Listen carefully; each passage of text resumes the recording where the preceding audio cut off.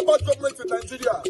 Nigeria what? The only media that have been consistent speaking against the bad government and for the purpose for reformers. Nigeria what? Yo!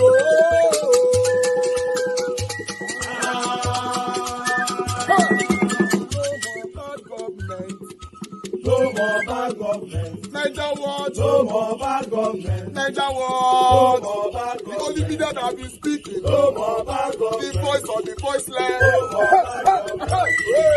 No more bad government.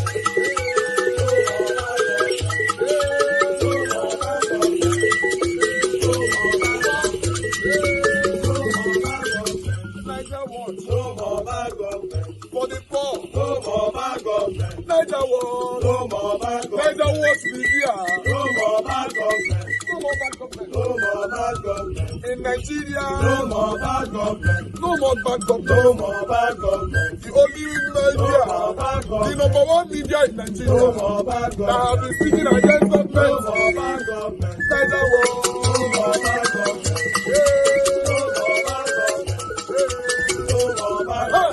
Niger what you? The voice of the voiceless. The voice of the voiceless.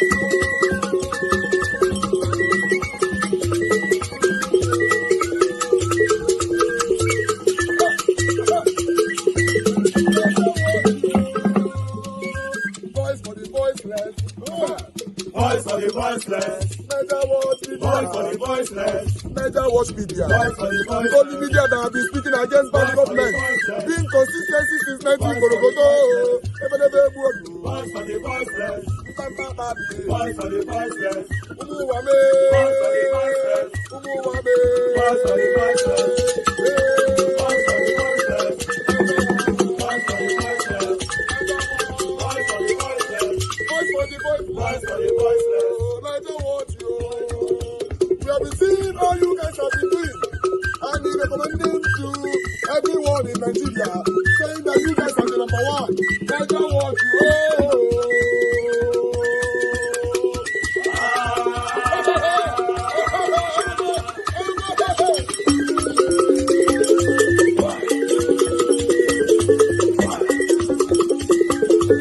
Don't offer bribe. And if it's taken from you, revert to us. Don't give.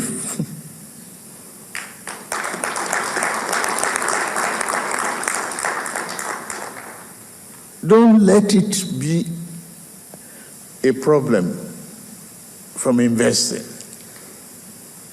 Nigeria is serious about the revolution and evolution in business promotion that we have. We are going to remove all obstacles. We have done so much within 9 months. And I'm assuring you, it's easy. Free in, free out. Bring your investment. Whenever you are ready to go, your money is free to go out. I give you that assurance.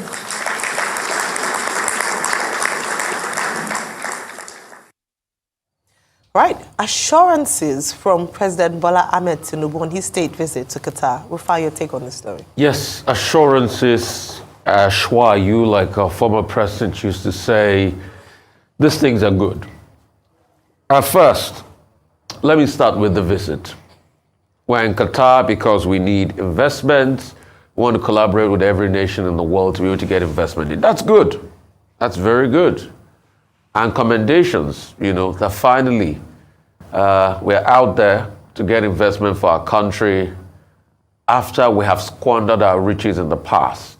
I'm not going to go into that tale of how we squandered our riches in the 70s in the past after the Yom Kippur War, when in the space of 73 to about 78, we made about $32 billion from crude oil that in 1970 we made only $200 million from.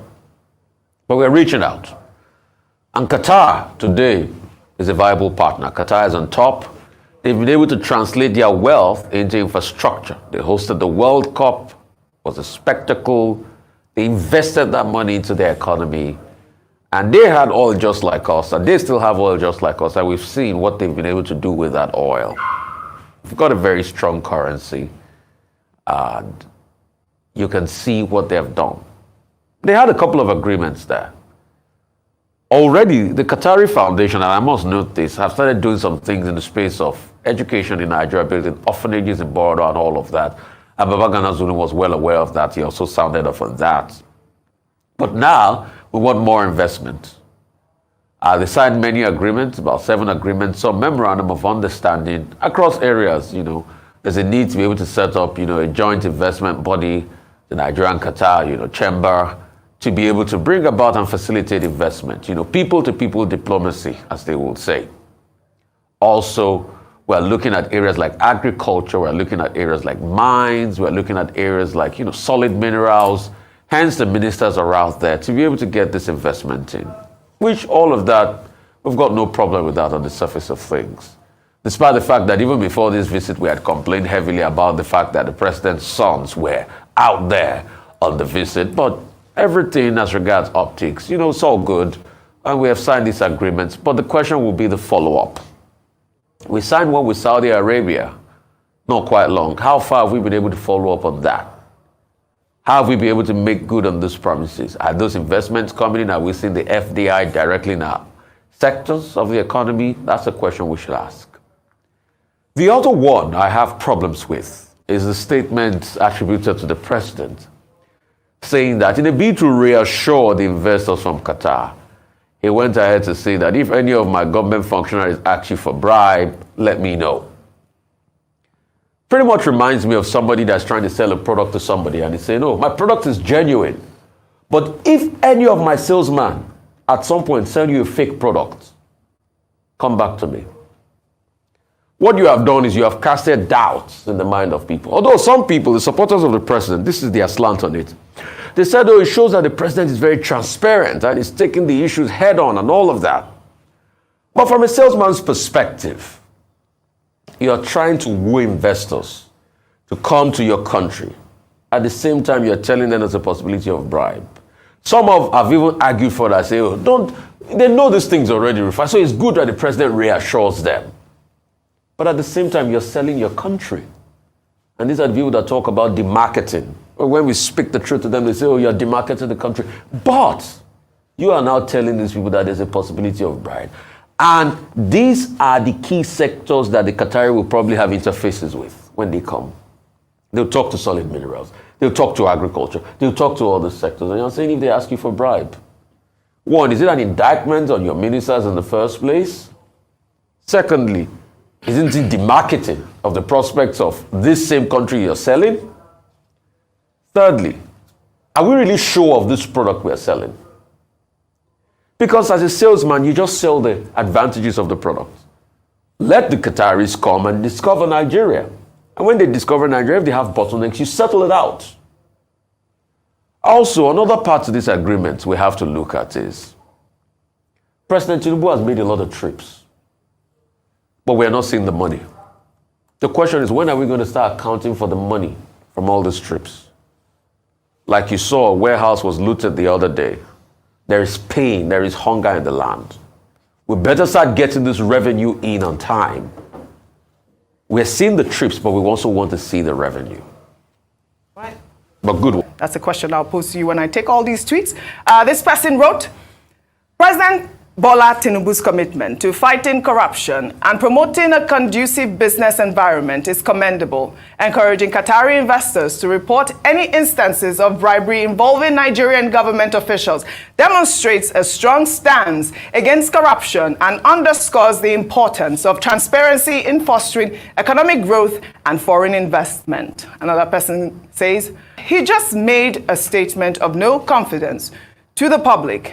No right-thinking investor will proceed after such a statement because the hallmark of productivity and prosperity in a country is leadership. Statements like this always sends the wrong signal.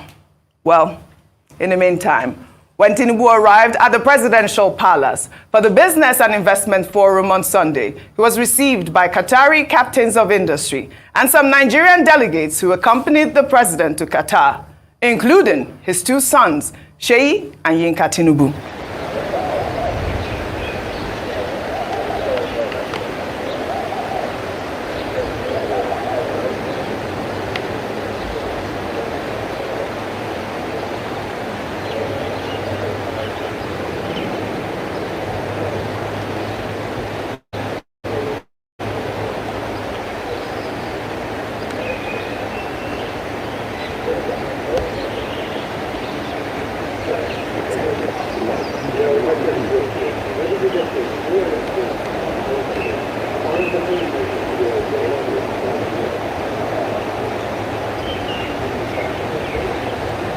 All right, we see Sheyi and Yinka Tinubu there. People are asking, what portfolio do they hold?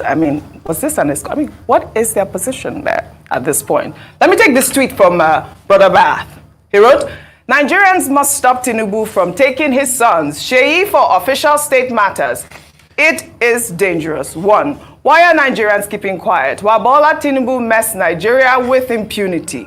Here is Sheyi Tinubu as part of presidential team to Qatar state visit. This is the same president's son that took the presidential jet for leisure to go watch polo game in Kano. 3. What laws of Nigeria allows a president to take his children as official delegates to state visits? 4. What kind of passport does Sheyi Tinubu hold presently?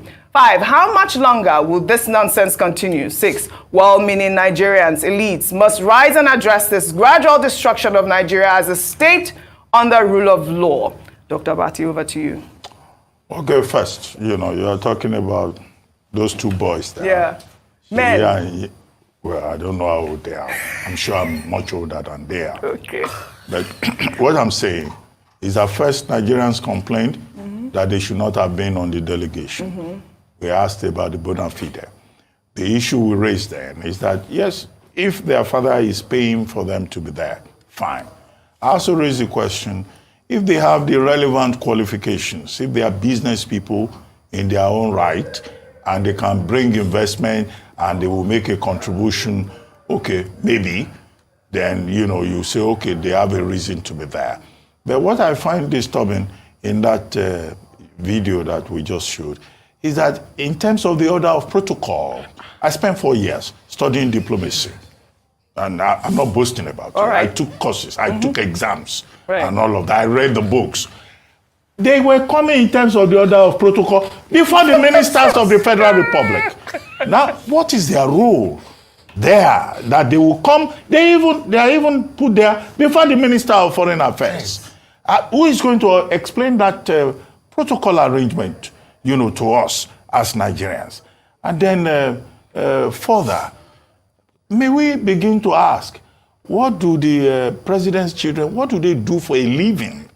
By the time I was their age, I don't know specifically how old they are, but from looking at them, by the time I was their age, I was doing something concrete.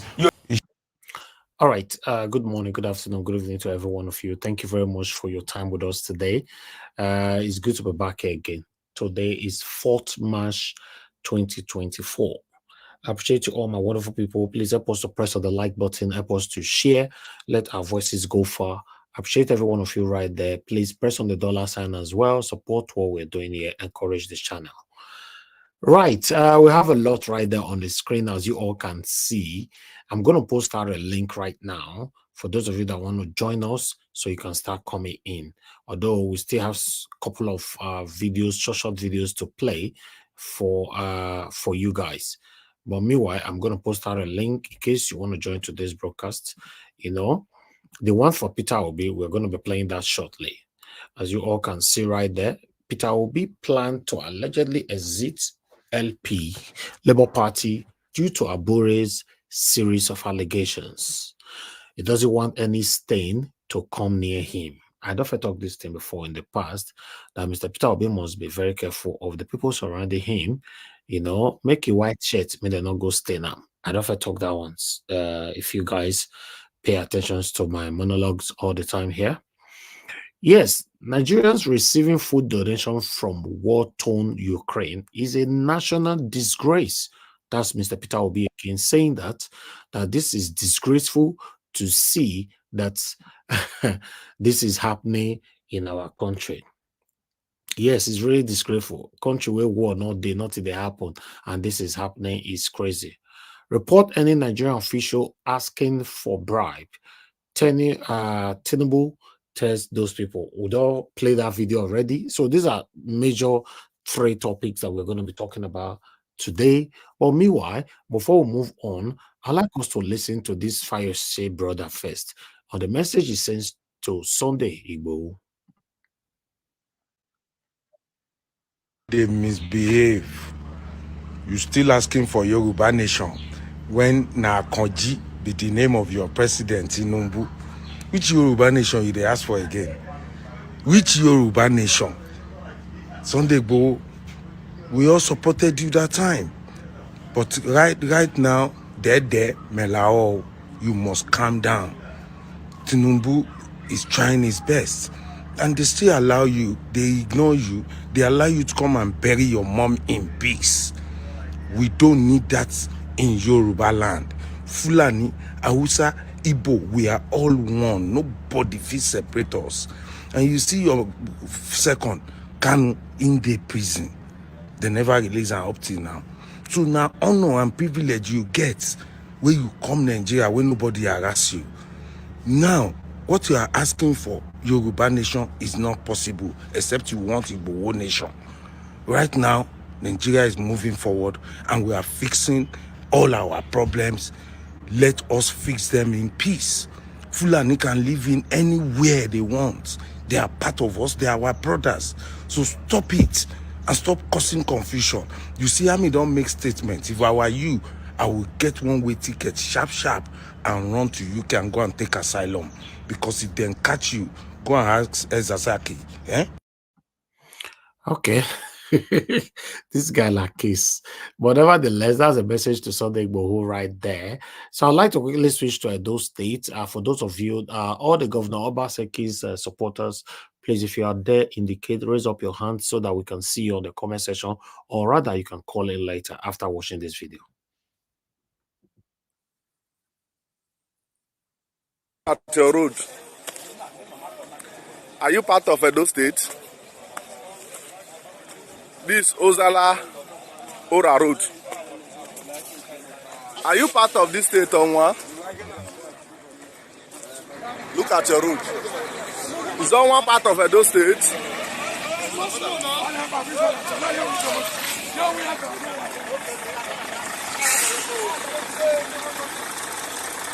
Is Onwa part of Edo State? Are we sure?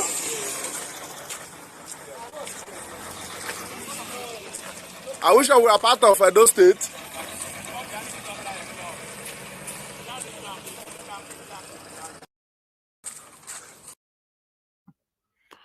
All right. That is very, very sad. Very, very, very sad. And Governor Obaseki have few months to leave office. You know, unfortunately, we might not see their, his satanic supporters today, because on things like this, they don't comment on it. It's only when you talk about the governor, some of them will say, why do you hate the governor and all that?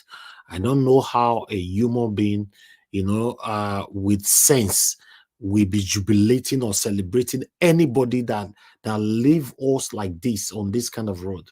So I don't understand. It's, let's just move on. Yes, a man cried out today after he went to buy some doors, which generated to about 2.something million naira or so. Within 2 hours, I think he went to get he went to look for a van or whatever, a truck that would take the doors. When he came back, then the person they bought the doors from were not telling him that the price have increased. So I'd like us to listen to this video here. The video is currently circulating everywhere.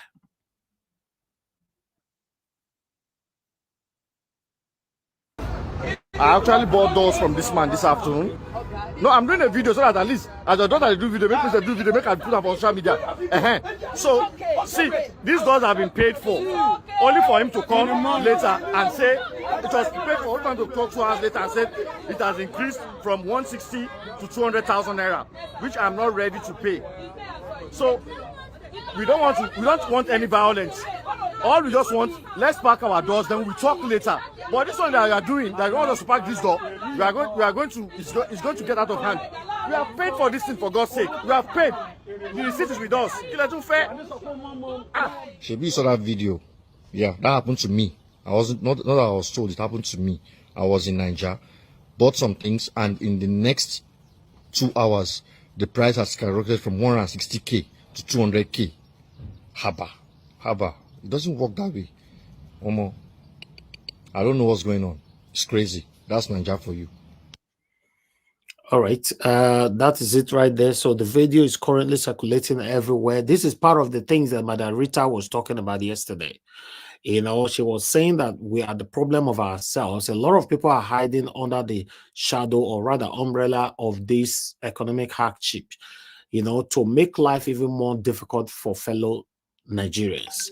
Yes, you cannot just say our price have increased just like that, you know, but nevertheless, we showcase this thing for you guys just to give you awareness of what is happening around us. I have Mr. Peter Obi's this allegation or situation that is going on, that Mr. Peter Obi is planning to exit Labour Party. Let's quickly listen to this one, my people. I appreciate you all. That the clandestine and alleged fraudulent activities of Julius Abure, the national chairman of the Labour Party, may force its presidential candidate in the 2023 general elections, Peter Obi, out of the party. This is coming on the heels of a mind-boggling expose on the illegal financial dealings of the embattled chairman and other alleged criminal activities, which led to his recent arrest by the police. Several sources within the party have revealed that Obi is uncomfortable with details of the illicit financial dealings against Abure and has decided to distance himself from the national chairman. According to our sources, Obi does not want Abure's fraudulent financial dealings to rub off negatively on his image and may be considering quitting the party. Other sources say that rather than quit the party, Obi should ensure Abure's removal from office by the National Working Committee of the party. The situation is disturbing. The allegations against Abure are quite embarrassing to Obi and many who believed they were building an alternative platform for credible Nigerians. It was gathered that Peter Obi, the Labour Party presidential candidate in the 2023 presidential election, was furious that while working to create a new national political image for the Labour Party, Abure was working in the opposite direction. The Labour Party, which had been in the cooler since its formation, came to national reckoning when Obi abandoned the People's Democratic Party, PDP, to contest the 2023 presidential election on its table. The party's profile has since risen and is now being seen as the official opposition party to the ruling All Progressives Congress, APC. However, the allegation that Abure had traded the party's chances in the last general election is now forcing Obi and many others to have a rethink. Abure, who was recently released after he was arrested by a combined team of operatives from the Department of State Services, DSS, and the police, has been interrogated on alleged attempted murder and molestation of Anslem Aragbe, the youth leader in the splinter group led by Lamidia Papa. Abure is also alleged to be meeting with other party leaders and governorship candidates in the Edo governorship election scheduled for September 21 to strike deals that will make him compromise LP's chances. I'm saying this against the backdrop that there are also accusations that I'm aligning with the governor to bring a weak candidate, an unpopular candidate. There are allegations that we have been bribed in order to shortchange the party, and so on and so forth. It will also be recalled that Abure had been accused of forging signatures and replacing candidates without the due consent of those involved. He was accused of theft and misappropriation of party funds by the party's national treasurer, Oluchi Okpara. who also released details of properties that Abure allegedly acquired with the party's funds. Appointment of reputable external auditors to evaluate and report on the party's financial activities have been vehemently rejected by Barrister Julius Abure. He has clearly breached public trust and serially flouts our party's constitution. I must also address National Chairman's attempt to cover up his financial malfeasance through the fabrication of audit reports and the coercion of party officials, including myself, into compliance. His action not only undermined the integrity of our party, but also betrayed the trust of the Nigerian people who look up to us for principled leadership and ethical governance. According to the National Treasurer, the properties include 1. 4-bed semi-detached duplex, in-house 49 Road 2, Federal Housing Authority, Guzape, Abuja. He bought in August 2022 at the cost of 180 million naira from a company called ENL Consortium. 2.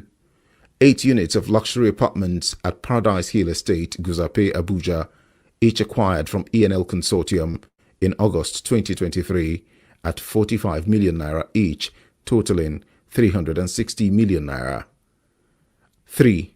A parcel of land measuring 1,524 square meters located at Road 2, Federal Housing Authority, Guzape, Abuja. He bought in August 2023. 4.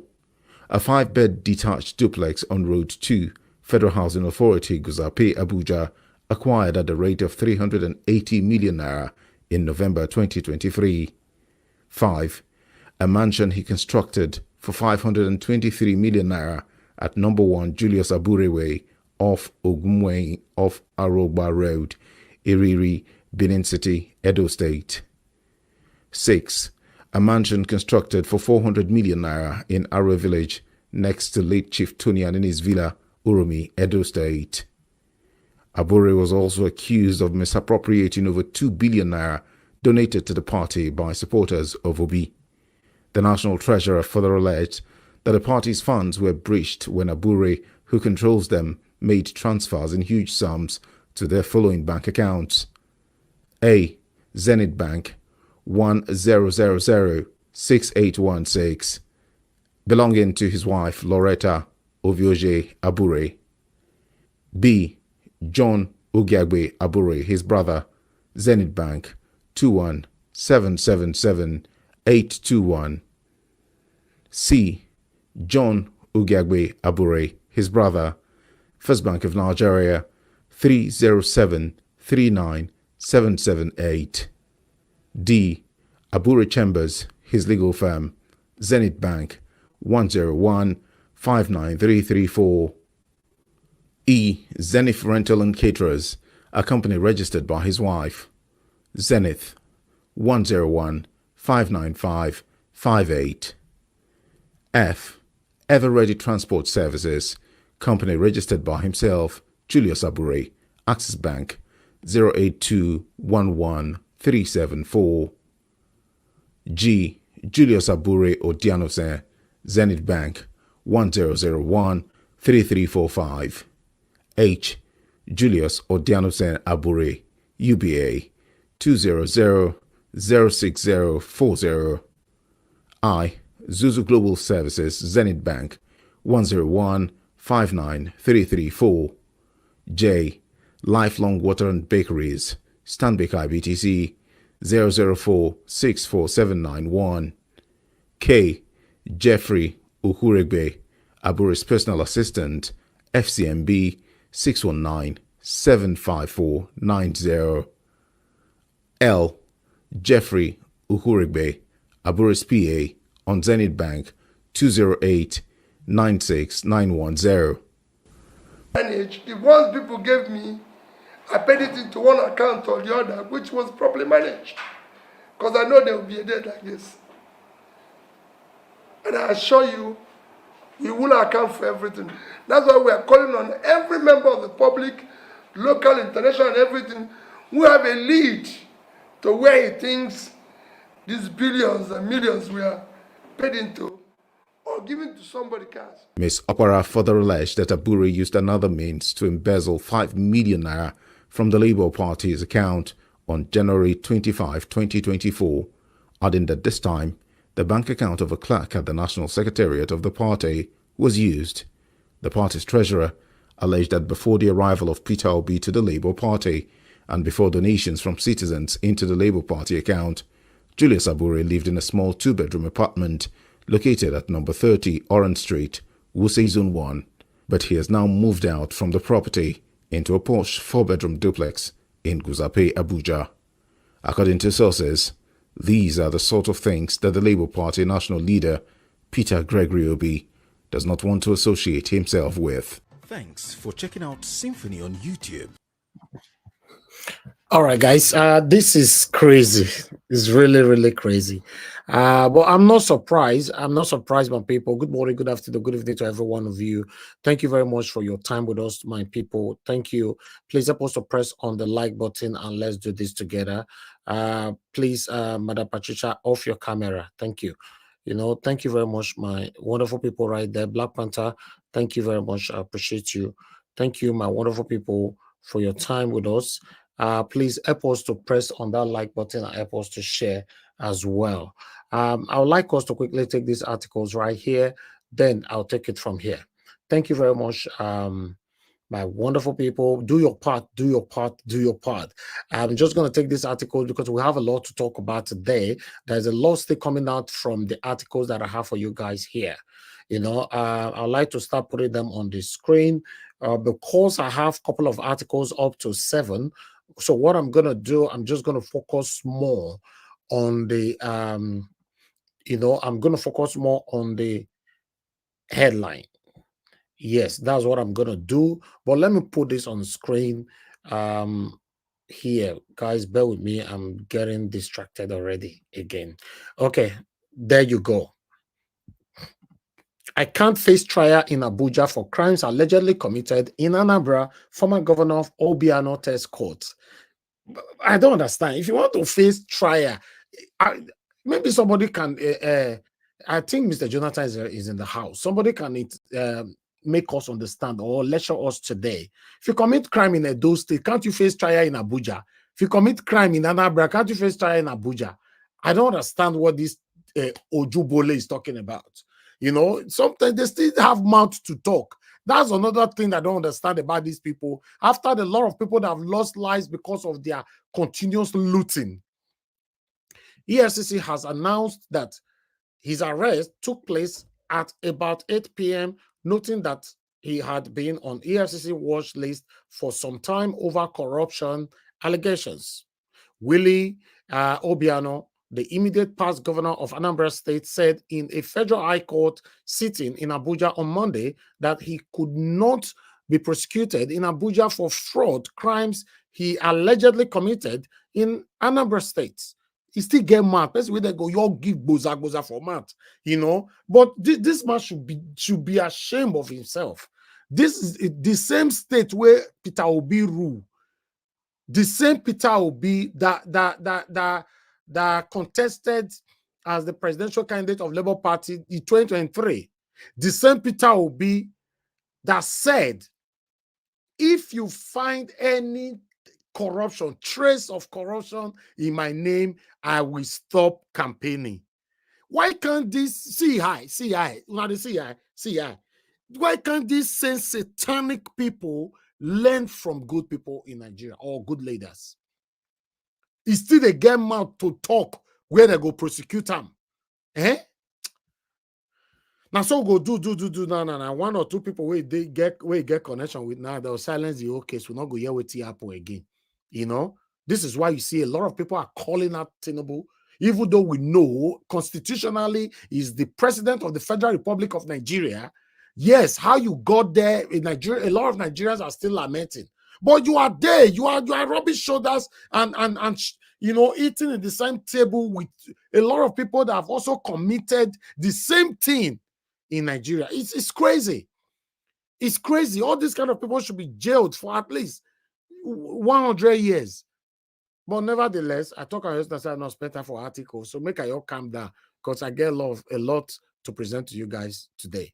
Thank you very much for your time with us, my people. I appreciate you all. Please just understand with us. Sometimes you see some things that is happening in our country. It's very, very painful. We coming out every day here, spend 5-6 hours, and at the end of the day, we go back home. It just looks like we are talking. We are just talking. Nothing is happening. Which kind of country be this one? But meanwhile, let me take another one. As you can see that right there, Nigerians shouldn't expect anything different from Tinubu after he vowed to continue from where Buhari policies or whatever, where it starts from. Adegboruwa, and I talk that one right there. So I'm just going to leave that one. I'm not going to take this. You can see all my sources there. So let us quickly move on, because when Peter Obi talk as well. So when it gets to Peter Obi, I will, as you all know, I like to take that. So please bear with me. Let me quickly put this on your screen as well. Okay. Nigerian police refund 250,000 naira extorted from traditional worshippers in Lagos after being found with Ifa calabash. Well, everything I use our problem for our culture. Me, I don't understand. And wait till we go come see later now, and I will come see say, they'll come carry this police, they'll come put camera for his face, they'll come they pull his shirt. What a country. I would like to take 1 or 2 paragraphs on this, my people. I bet just understand. The Nigerian police force has refunded the 250,000 naira personnel of the Lagos State Commissioner of Police Tactical Unit, Ijegu, extorted from some traditionalists for having Ifa calabash in their vehicle. So you see, how they tell you now all the time, say there is law in Nigeria. It's just that it's being selective. And if you have the awareness of the law, if you have knowledge of the law, in most cases, you can pursue it. So when you find yourself with this kind of intimidation from a police officer, all you just need is a trace. Don't argue with them. Don't shout with them. Make sure you get a trace and let them go and go your way. Once you are free to leave that scenario, then you can pursue it with a trace. Yes, but a lot of people in Nigeria believe there's no law just because of how this satanic set of people that have been governing Nigeria since Nigeria was created, have been doing. So because it's selective, but not in everybody. If you have proof, enough proper proof, yes, this can work. Yes, I know. So now go talk now, say, yes, we deposited so many proof for presidential election, they not still give us.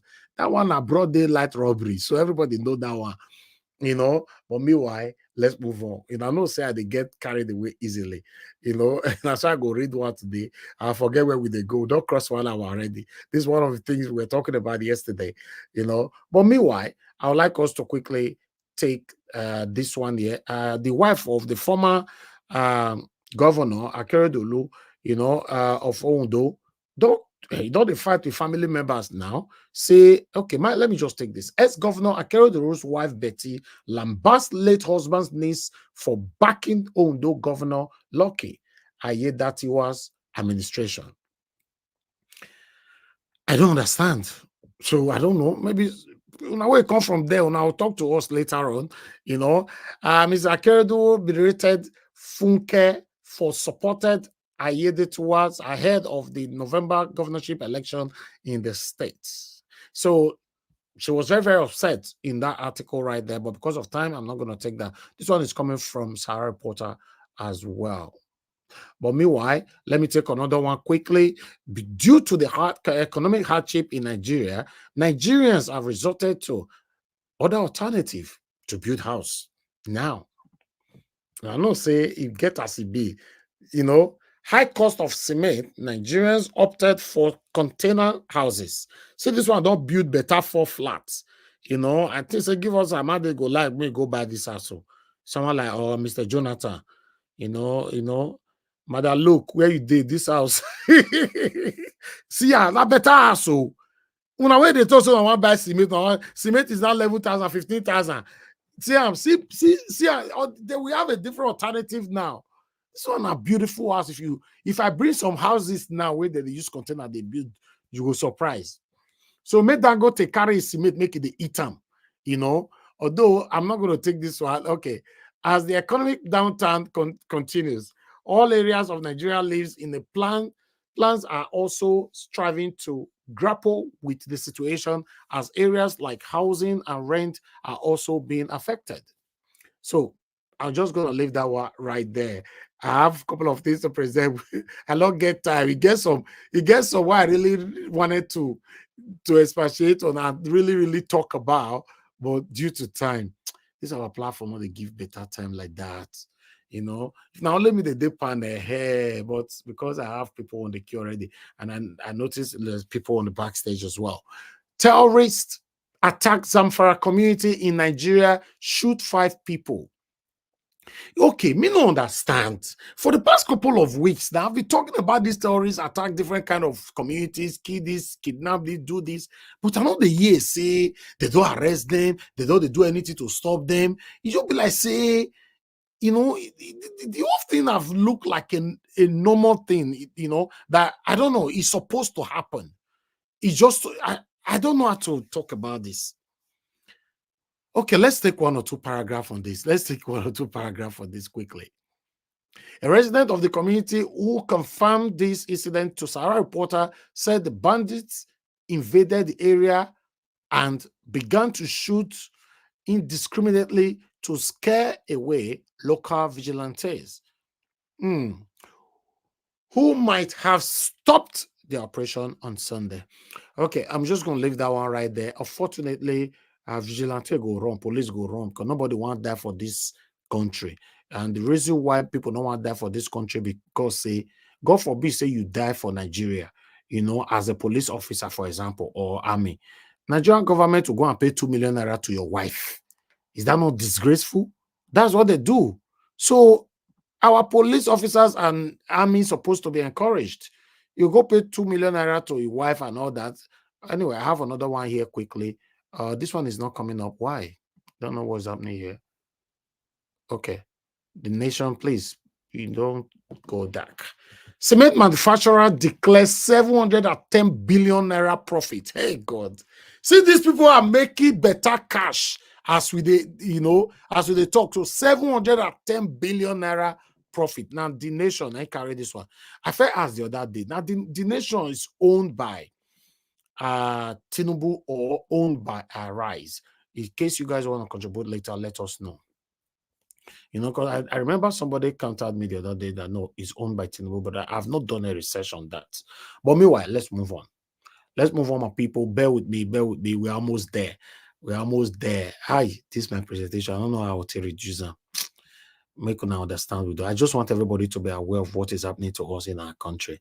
Okay, FCT warehouse looting, not hunger, criminal act. So minister don't talk now, say not be hungry, make people go loot food. He's saying a criminal act. Now minister and I talk this one so I'd like to also take 1 or 2 paragraphs from here. The Minister of State for the Federal Capital Territory, FCT, Maria Mahmoud, has condemned the looting incident that occurred on Sunday at a warehouse in Gwagwa Tasha, describing it as a criminal act that goes beyond more hunger. So I'm just going to leave that one right there. I don't get any comment I will give for this one, but let's move on. I have only 2 to go. Yay! So some of that I deliberately keep it. I'll be over for the last so that I can expatiate more on that. Please bear with us. I have only 2 to go. Let me put this on your screen. Guys, make gonna help us press on the like. Now I know if I go check that like today, I go be 120. Currently, we have about 600 people watching us the last time I checked, but I'll check it again. But meanwhile, receiving grains from Ukraine shows Nigeria has serious economic crisis.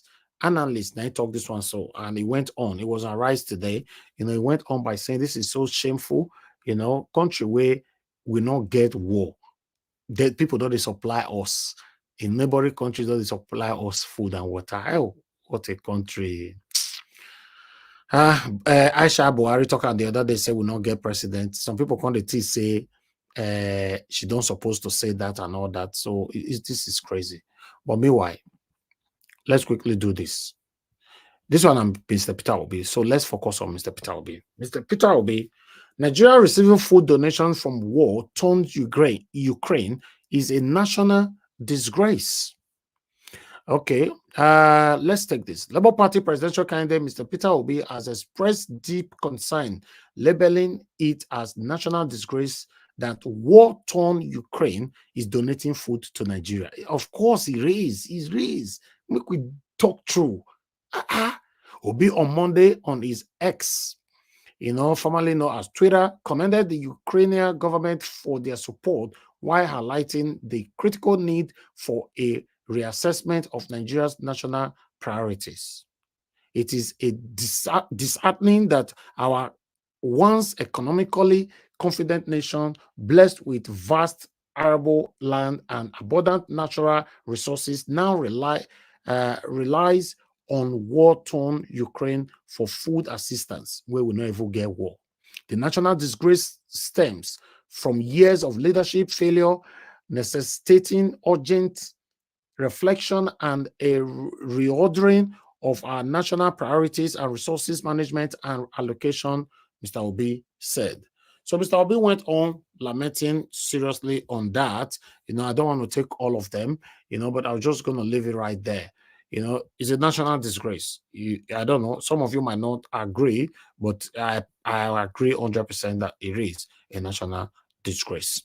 But nevertheless, my people, I appreciate every one of you. I would like us to move on right now.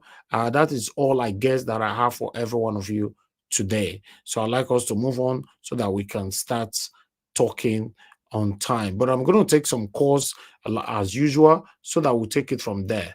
Please, guys, help us to press on that like. Let me check on this like. Let me check on the like. Because now they cheat me for this like every day for a year. Now they cheat me, not be small. Let me quickly.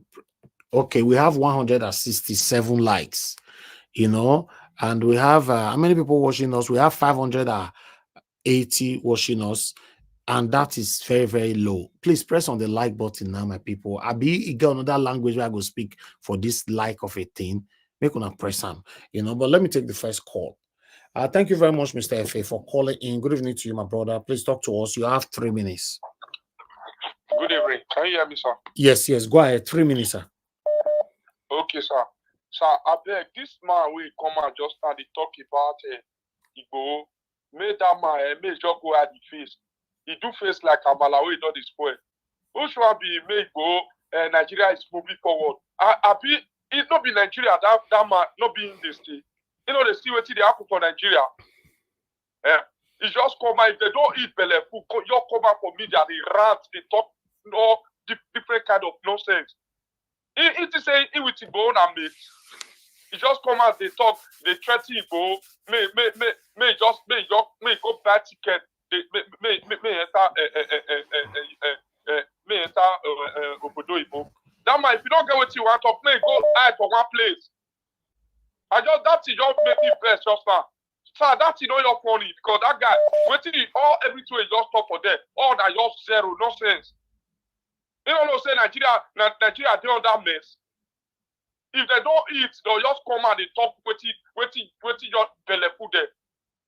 If you don't get what you want to make hide for one place. Okay, now that one cost the end for that. Let me go straight to this Zapara issue. Okay, the chief of army staff will come out that day. You know, see waiting the apple for different part of Nigeria for not that part of Nigeria. You know, see he come out the 30 Igbo.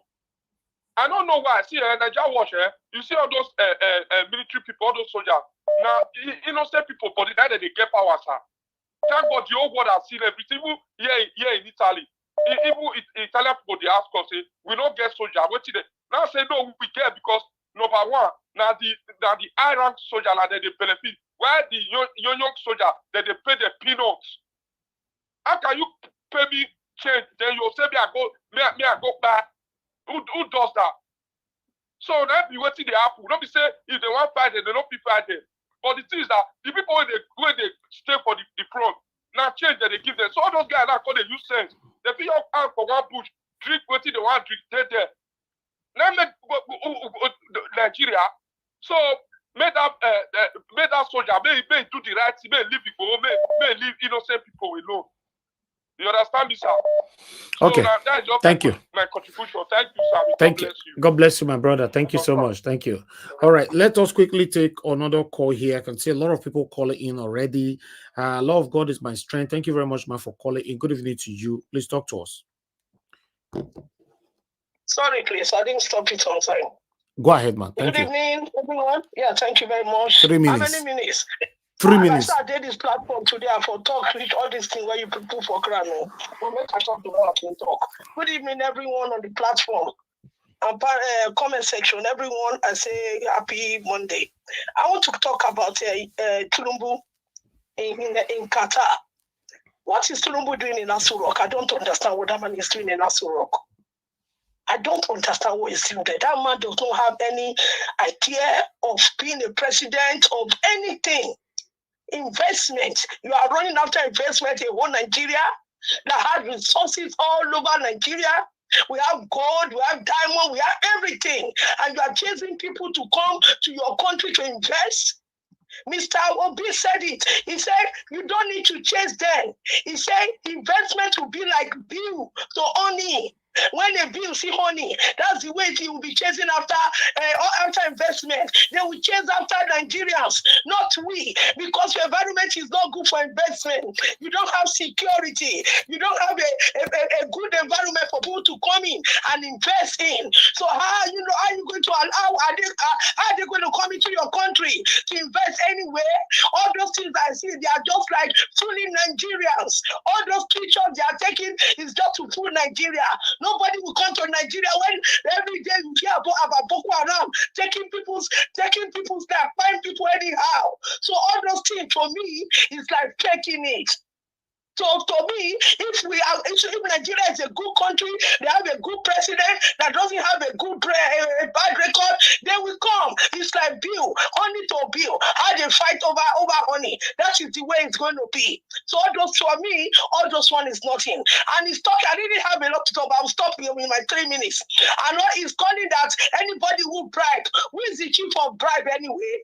Tinubu is the one who will teach everybody how to bribe. Because during the election, you bribe everybody. It's like calling kettle calling pot that black. You are black, you are a bribe man. You can bribe anybody out of their hole. So all those things you are talking, you should be ashamed of yourself. Mr. President Tinubu, that you call yourself. You have nothing to say. And also I want to quickly talk about Kesima, Shetima. Talking about the killing in Kasena, I assure you, we have assure you since Buhari time. Until now, we have been hearing assure you, Yakubu tell us assure you, he could not do anything. So we are tired, they should leave their show to themselves. Thank you. Well, thank you very much, man. Thank you very much. Thank you. I assure you. But the love of God is my strength. Why you laugh, finish me? I assure you. Kai, anyway, guys, I appreciate you all. I'd like to quickly pick another call right here. Good morning, good afternoon, good evening to you. Your name and where you're calling us from. Okay, I missed that. Hello, can you hear me? Okay, let me just move on to the panel. Thank you very much, my people. Let me call on the first person on the panel today. Is Toon. Toon, thank you very much for joining us today. Bless say, by my calendar, it don't reach 7 years now. We Toon don't come to this platform. Toon, where you did since? I better explain to us. Good evening to you, sir. Nigerian matter just when you listen, man, you're depressed. So I'm just trying to preserve my mental health. Sometimes. I understand. It's crazy, man. We don't have anything good that we can talk about that will make us at least smile. There's none in our country. You know the one that surprised me, and that was one of the reasons. He started talking about a president told us that everybody was on his case the last time he was going. He promised no more elaborate foreign trips. Now he just stood up from somewhere that you're going to go and look for somebody that will come and invest in your country. Is it? I mean, it doesn't make sense. Okay, you went with all the big. Now you went with your two sons.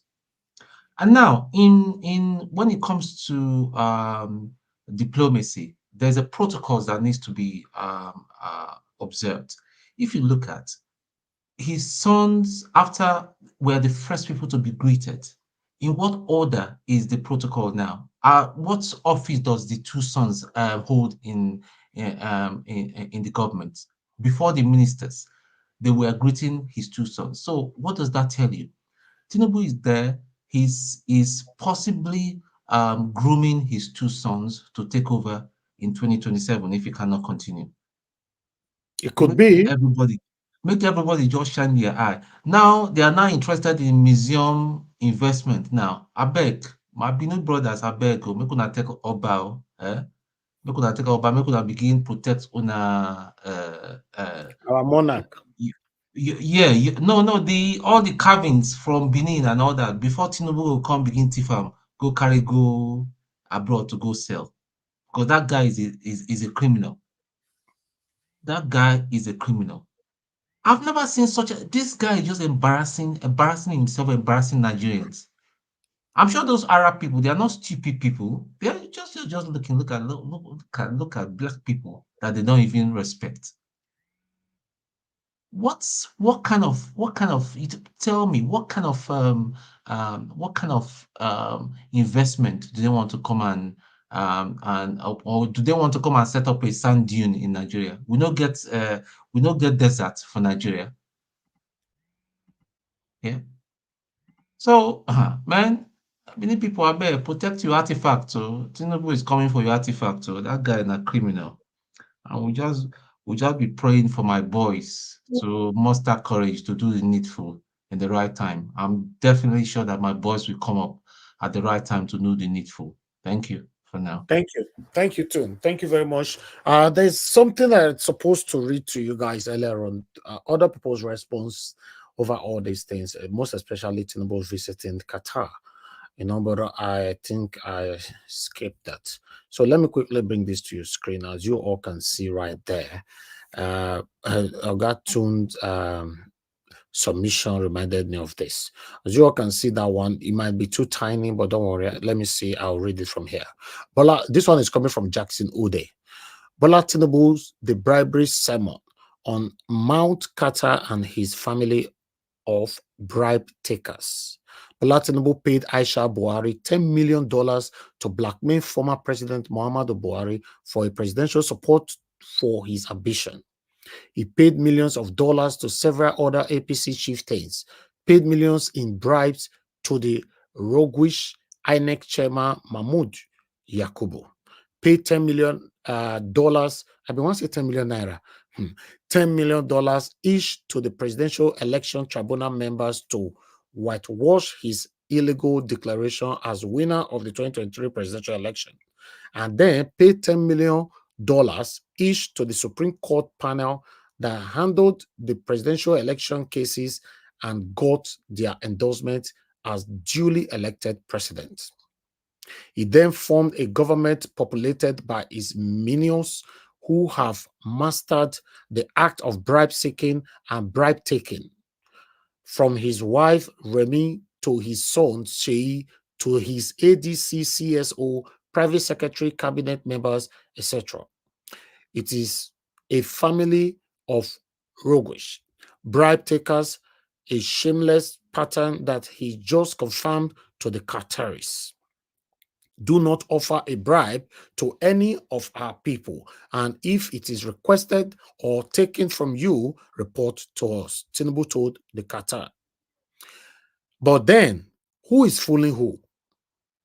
The Qataris know Tinubu. His criminal files are already in the hands of all U.S. allies. They have seen the content. They know Bola Tinubu's completely.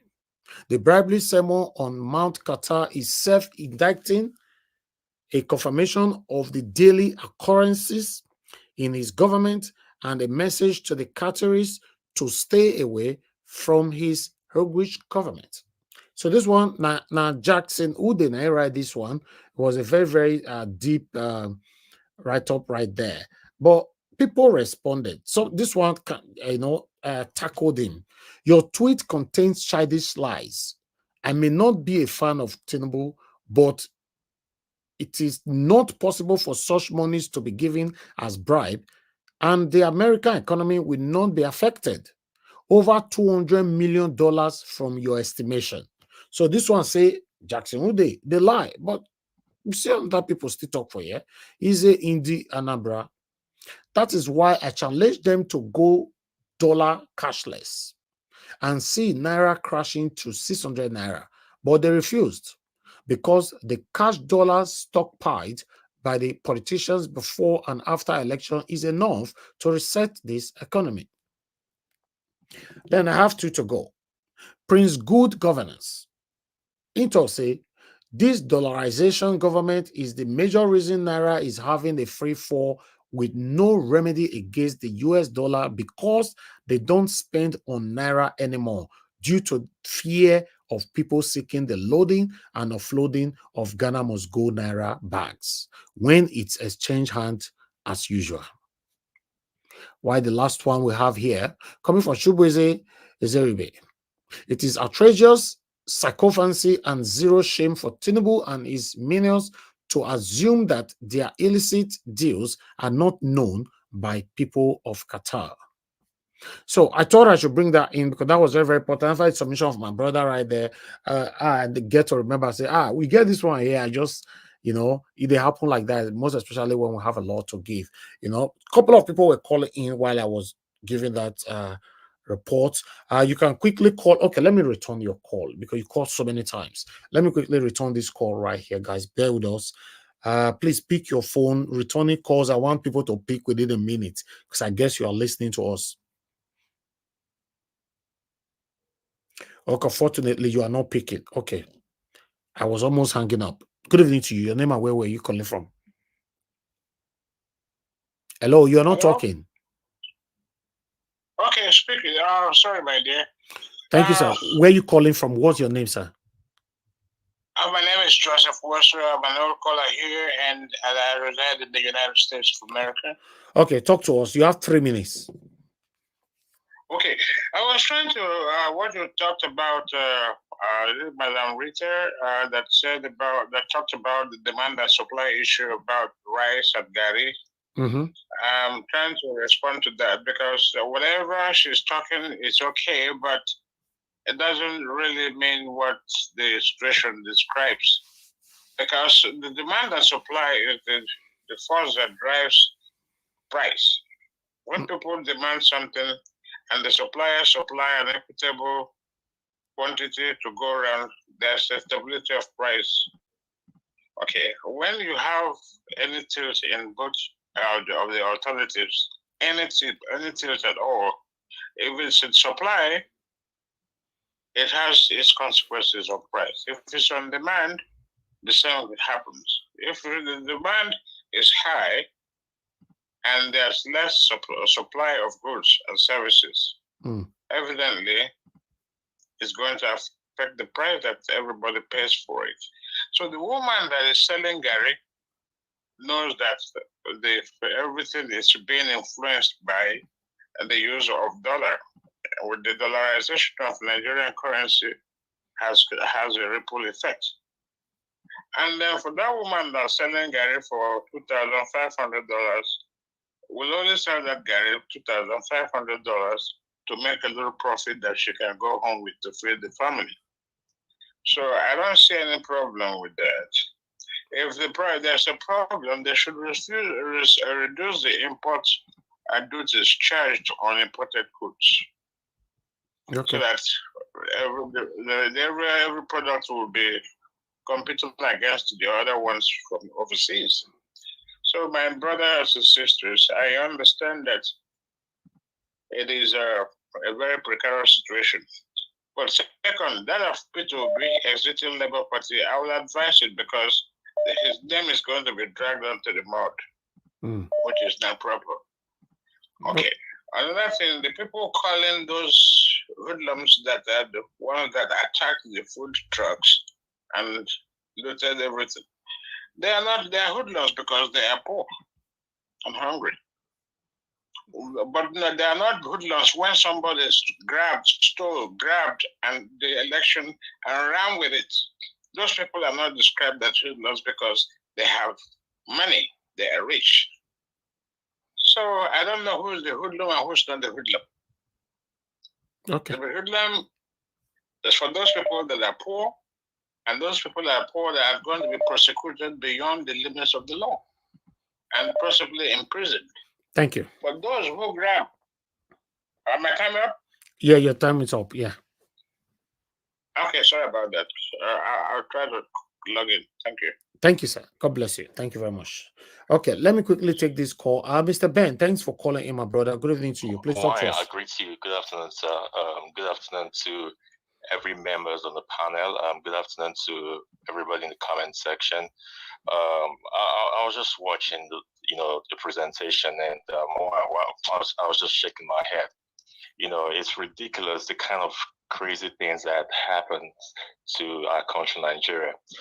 First of all, I'll go with the Abure allegations. Now, look at all of those allegations for a national chairman of a party that's fielded someone like Peter Gregory. See, I can tell you that man, I think he sabotaged Peter Obi's presidency. I'm very sure that man accepted bribe from Tinubu. I'm very, very sure. Because there's a sabotage somewhere. Because look at all of those accounts, look at all of this money, look at all of these allegations. For one person, a national chairman of a party, it is so ridiculous. Well, if the man knows what is right, he should just step down and answer to all of those allegations. Obi should just exit Labour Party. I've been saying this. Obi should leave that party, either start a new party and start campaigning from now till 2027, or swallow his pride and join PDP. To be honest with you, that's what I did, because it is Obi or nobody else. If Obi goes to PDP and he goes with Obi Dati, or he was able to come into agreement with the leadership of that party, and they agree that his decision stands, then I will support PDP. But this Labour Party, they've embarrassed every obedience worldwide with all of these allegations every single day. Not only Abure did the party, why? Not only Abure did here. Why is his name always mentioned every single time? It is absolutely ridiculous. Secondly, I'll go to Nigeria receiving food donation from Ukraine. This is a country in war. Nigeria, we are touted to be, in quotes, the giant of Africa, where they collect food donations from a country where they fight war. Oh my God, will punish all of these politicians. We don't put Nigeria into this situation what we did, with corruption, with nepotism, with sabotage. Every single time, it's like these people are from a different planets. I don't understand the kind of people that are occupying leadership position in that country, constantly impoverishing the people. I God will punish those people. And for Tinubu, let me finish real quick. And for Tinubu taking his sons to Qatar, talking about corruption and all that. Who is the father of corruption? Is it not him? How do you expect the father of corruption to fight corruption? See, God will punish all these people. Thank you very much. Mr. Bed of Vest this evening. Kai, Nigeria matter, they frustrate us seriously. Mananena, thanks for calling in, man. Good evening to you. Please talk to us. 3 minutes. Thank you so much. Thank you so much for the service. Not protocol observer. I know I don't have a lot of time. First of all, I want to address the issue of issue that in fact, the allegations is one too many. So, and also having said, because I don't have a lot of time, let me just quickly go coming to the issue of Obi. Alexis, the last guy that was talking about Obi leaving Labour Party. I don't support Obi leaving Labour Party. If Obi can cleanse Labour Party, clean the party. In fact, the last thing I would ever want Obi to do is to get into alliance with either PDP or APC is even out of the question. He doesn't need to go back to PDP. Obi can cleanse Labour Party and make Labour Party what Labour Party ought to be. The allegation against against Abure is one too many. That man at this point is so sad that for somebody who associated himself with a man like P2B, even if it's for 2, 3, 4, 5, 6 months, and you still are able to get yourself involved in things like this, it is very, very sad. Because I believe that, for somebody who is sensible, that has a little bit of conscience, with Obi's relationship, I mean, it should give him a little bit of conscience to think about what he's supposed to do or what he or not supposed to do. But it's so sad that having associated with P2B, that this man can find himself in some of this mess. I know some of them were done before Obi joined them, but from the moment Obi joined, I mean, somebody should have everything. It shows that it's still allegedly, everything is still, but the allegation is one too many. It is just one too many. That's just what I have to say. Thank you. Then coming to the issue of Tinubu and his family, children. Does that really surprise anybody? First of all, it does not surprise me because what's his name? Tinubu has been gloating and people have been so deceived about this fact that he built Lagos. At the end of the day, what did he do for Lagos? This man literally turned Lagos to his personal business. So people should know that when he came into, he stole the mandate that he wants to turn Nigeria to his personal property. So having his children there, shaking hands and presenting them in order of protocol be above the ministers. In fact, it shows that both the ministers and everybody, in fact, shame on all of them that they will sit and allow such a thing to happen. It is such a very big shame that we are experiencing something like that. And again, people be saying that it's very disgraceful. In fact, if there's a word greater than disgraceful, that's what it is. That in Nigeria, a country that is not fighting, I don't even anybody have sat down to analyze the kind of devastation that Ukraine has gone through since this crazy man Putin invaded them. And that country can bring food to a country like Nigeria. In fact, if there's a word that is greater than shame, disgrace, that's what Nigeria should be facing at this point. Honestly, it is very, very it's very disheartening. In fact, I don't even know the word to use. Word greater than disheartening and disgrace. That is where Nigeria should be at this point. That a war-torn country is giving us. That is how our case was now. In fact, I will end there because I know I don't have a lot of time. If I have opportunity to come to the panel, I'll try to do so. But in fact, most of the things that I presented today is really very sad. When I was looking at Tinubu going to Qatar to beg, look at small Qatar. I don't know how many people that look at small Qatar that Nigeria is going to. Tinubu is literally like begging them. And for him to say, if anybody got to bringing up that bribery thing, he's just trying to make these people think that he's sensible. Look, those people that are seated there, those are Arab men seated there looking at this man, they know who he is. He's wasting his time. No matter how much they beg, they know that this is crime waiting to happen. You know that he's crime personified. It's just like a thief coming to you, shake and say, beg, no fear, no come to steal. He's already telling you I'm a thief. A thief come to your house, you want shake your hand, say, Elvis, no fear me, no fear. I don't be still, I can't steal this time around. But if any of my boys harass you, let me know. No, this is the kind of words the criminals use on people. That is who this man is now. He's telling these people, Father beg, Nigeria issue is so disgraceful. Thank you so much, Mr. Elvis. God bless you. Thank you, man. Thank you very much. Thank you. Yes, I agree with you, Madam Nena. To be honest, country that is not fighting war, Ukraine, that have passed through a lot already, donating food for us is degrading, is really degrading. It's scandalous, it's shocking, it's detestable. We can't continue like this.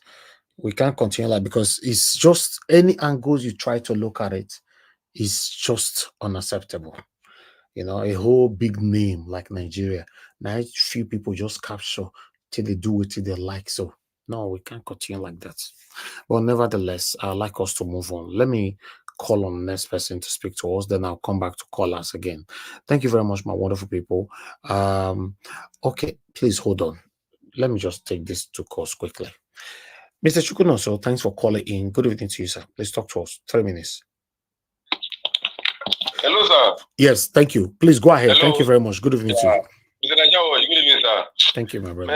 My brother, God will bless you for your passion because I was just reasoning within myself that those of you in diaspora that still has this passion, really, I don't know what is motivating you because we that are in Nigeria, we are even fed up. So, but I just want to quickly talk about this Ukraine issue. You see, when Ukraine was saying that they want to they need some Nigerians that want to volunteer.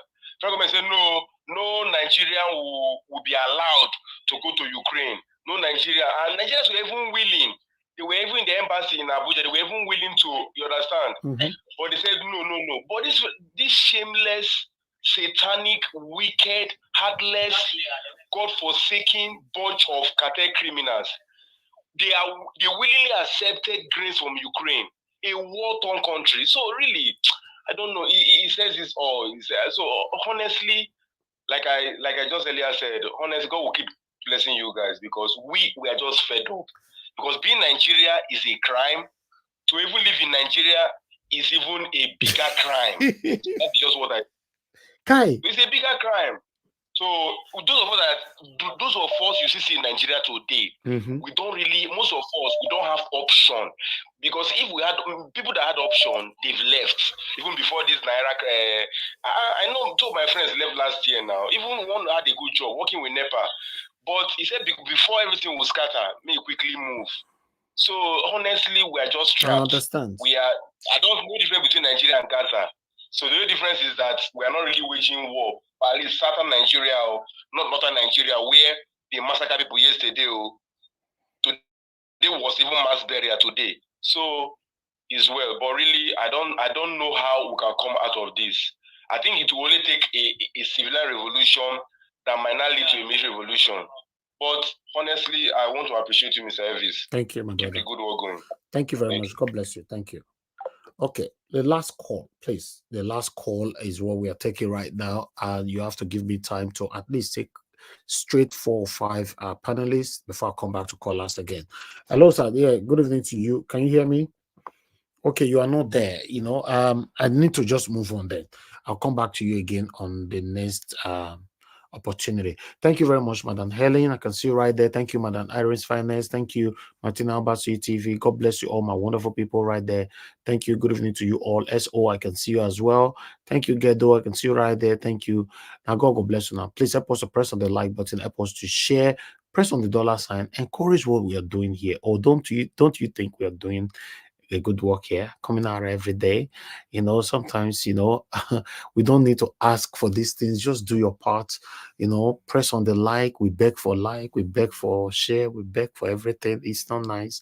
I spend so much time here with my wonderful panelists every day. Don't you think our voices needs to go far? Even as of this moment now, our like is still staggering because we have 822 people watching us now across Nigeria. We have about 600 watching us there, and our likes is 226. It's still not. I give thanks, and I'm very, very grateful to those of you that have pressed on that like. But where are the other people watching us? And that's why I don't know. Press on that like, my people. God bless you. Oh, Madam Patricia, please, I'd like you to talk to us. Good evening to you, man. You have 8 minutes. Good evening, Mr. Elvis. And good evening, everyone. I didn't even know that I was the second person on the panel. Yeah, you are. Okay, it's good to be here again. Thank you so much. Good evening, Mommy Diaspora, and of course to all the people on the comment section. Thank you. Press the like and share button, very important, and of course subscribe to this channel and support Mr. Elvis with coffee money. It's important. The laborer is worthy of his wages, so he's here day and night making sure that we all are carried along. So let's share him up by supporting with financial help, as a form of appreciation for all that he does. So it is well. Ukraine is presently, looking at this, they have 37 million plus population, and Nigeria is how many million? We say 220, but I know Nigeria is more than that. I know that Nigeria is more than 220 million, because the last time the census was done, I think that was 73, and even at that time, either 73 or 74 or something like that, Even at that time, it's not everybody that even waited for them to come and do their census. Some people said, what's the government giving them? Why would they stay home? You know, so they came, they went to house to house actually. So they counted based on the information that every house gave them. So I know it's more than that. Okay, here is Ukraine with a 39, let's say 37, let's say even 38, okay, million people. As a population, having population of 38 million, Nigeria is having over 220 million. How many percentage is that? So for it's like 30, it's less than, what will I say? How many? 6. It's 15, 17, 18%. That's what it is. If you look at it like that. 30, if we say, okay, put it even 40, okay, then we can say it's 20%, or even still less, because we are looking at 220 million. So if we say it's 200 million and it's 40, then it's 20%.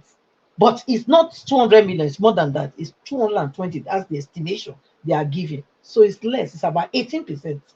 So looking at it from this angle, and then on top of that, this is a wall wrecked or war torn country sending you grain. I mean, look, this is the lowest that I've ever seen Nigeria. This is the lowest of sorry, what is this? No, please. Who is this now? Sorry about that. So this is the lowest I've ever seen Nigeria become, and it's so disheartening to know that a beautiful country, a country that is endowed with so much blessings, so much good, can become a beggar. This I mean, I think it's the begging mentality that is really bringing Nigeria down, because these so-called ruiners, I don't call them leaders anymore, like Jonathan said, or God Jonathan said, they have this begging mentality, because otherwise, what would make anybody collect grain from Ukraine that everybody in Europe is trying to support? They are all supporting them. Is it Ukraine that will send you grain? I mean, do these people even read at all? They don't read. That's the problem. They don't read. If they read, then they will know who Zelensky is. They should have known. People that want you eliminated, you collecting grain from them. Look, Nigerians, you are the only ones I can talk to. These people, they don't care about you. You that is collecting free food. You that is collecting and running to go and collect free food. Know that this food could have been weaponized. I can't say more than that. It could have been weaponized. In a couple of years' time, maybe we'll start hearing of different diseases that we never heard of before in that country. Wait and see. It's better you go back to your forest and hunt and catch something and eat. Your forest, and summon courage and drive the bandit out. That's what you have to do. You can't wait for, they can't handicap you, imprison you, oppress you, both in and out. You have to take a decision. If you cannot fight the government, then go to the bush and fight the terrorists and let them leave your land so that you can start planting your things yourself. Do you understand?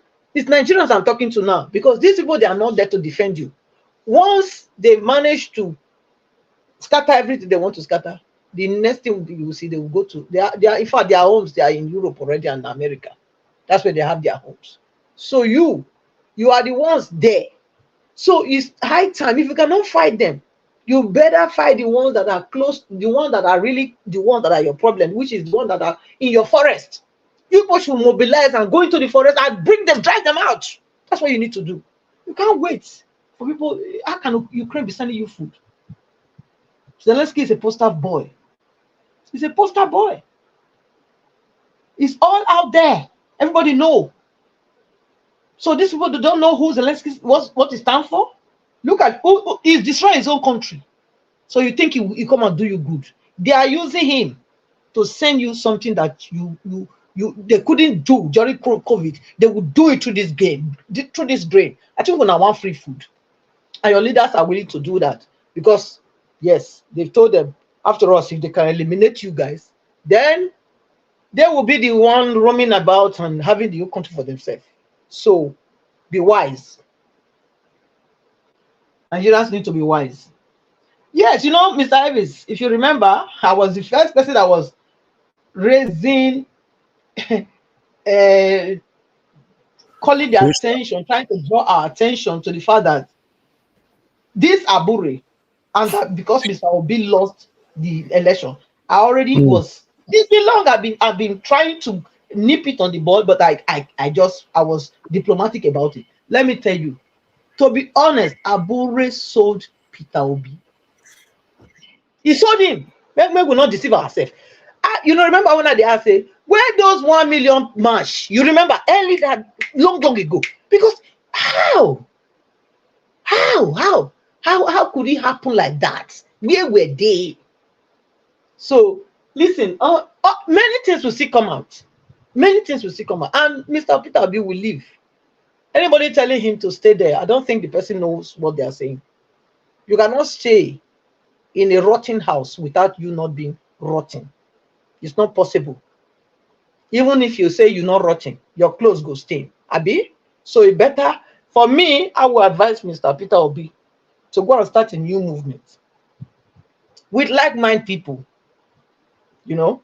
And like I said, anybody that wants to join that party will be thoroughly scrutinized.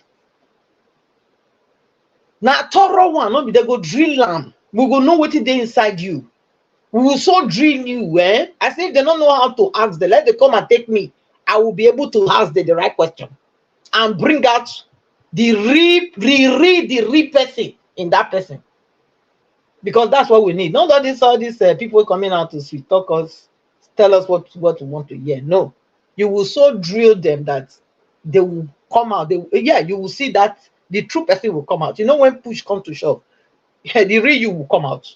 And you will really provoke them to that extent that they will be able to tell you exactly what they are going there to do. So I think the gong has already gone, and I will leave it there. Thank you, Mr. Evans, for the opportunity.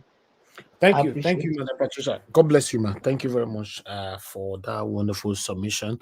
About Abure, I'm not going to say anything until my final submission today. I'll respond to that again, once again, you know. But I appreciate you all, my people. Thank you very much.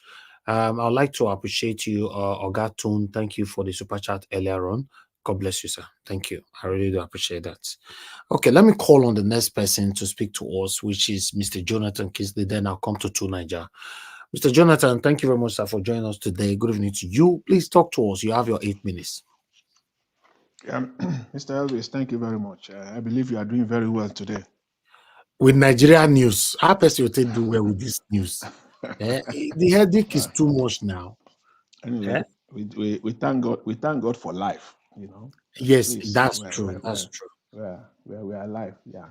Greetings to everyone. Thank you very much. Greetings to everyone, all the panelists, those on the comment section, and those that are listening. I welcome everyone. My greetings to everyone. You see, today, Mr. Elvis, I must be honest, 8 minutes is not enough to digest and to speak on this. Let me just use the simple word: this rubbish that they display. Okay, more the drive and the corner. See, I will summarize it. I will start by summarizing it just to put it in perspective.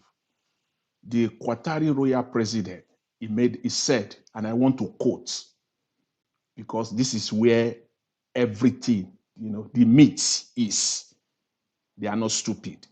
The Qatari president said, and I quote, "Everywhere in the world, Nigerians are known for their brilliance and hard work.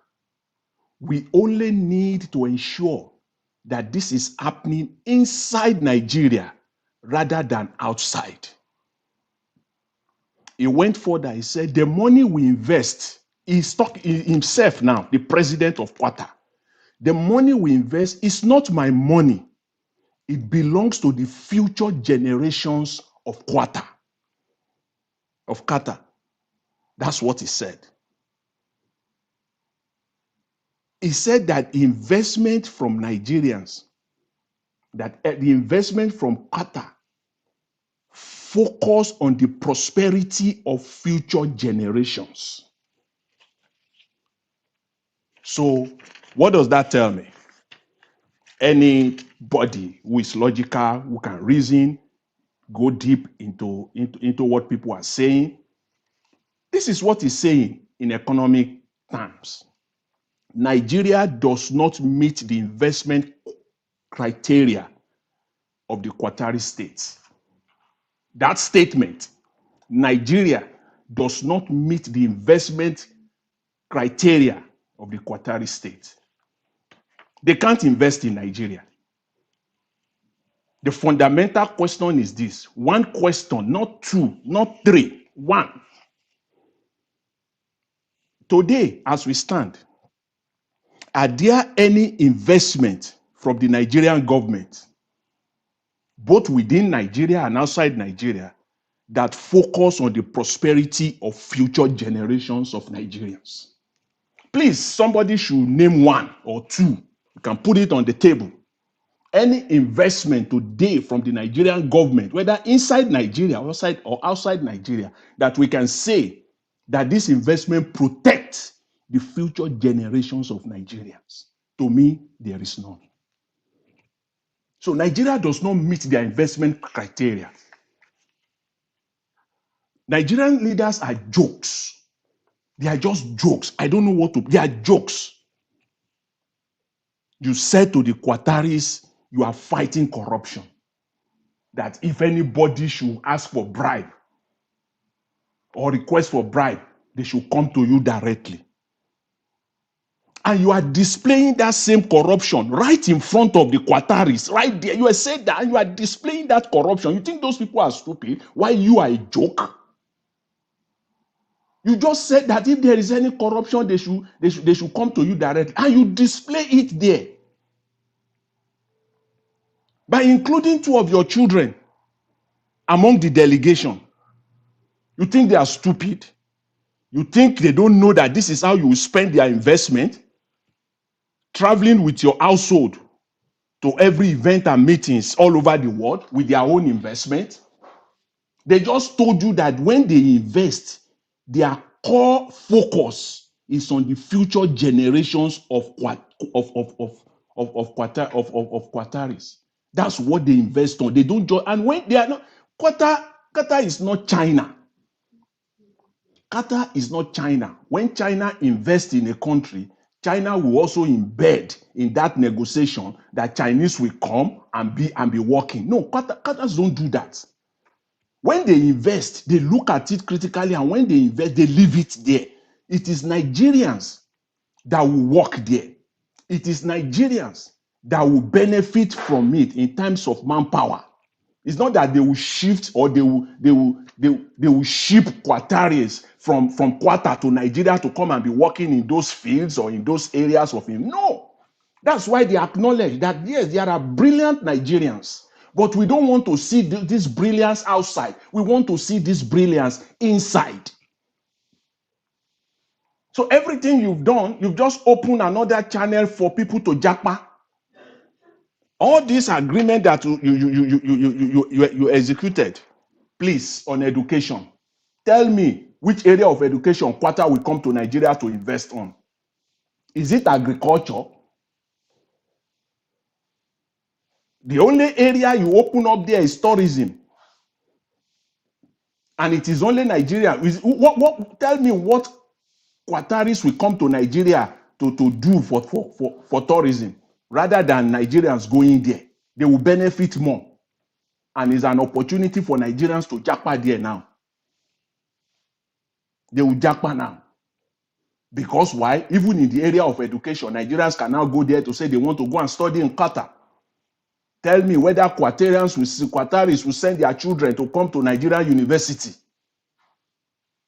The shit old institutions who call university, the mushroom institutions who call university in 21st century, 2024, you call those ones universities? Give me a break. They send their children, they pay up front.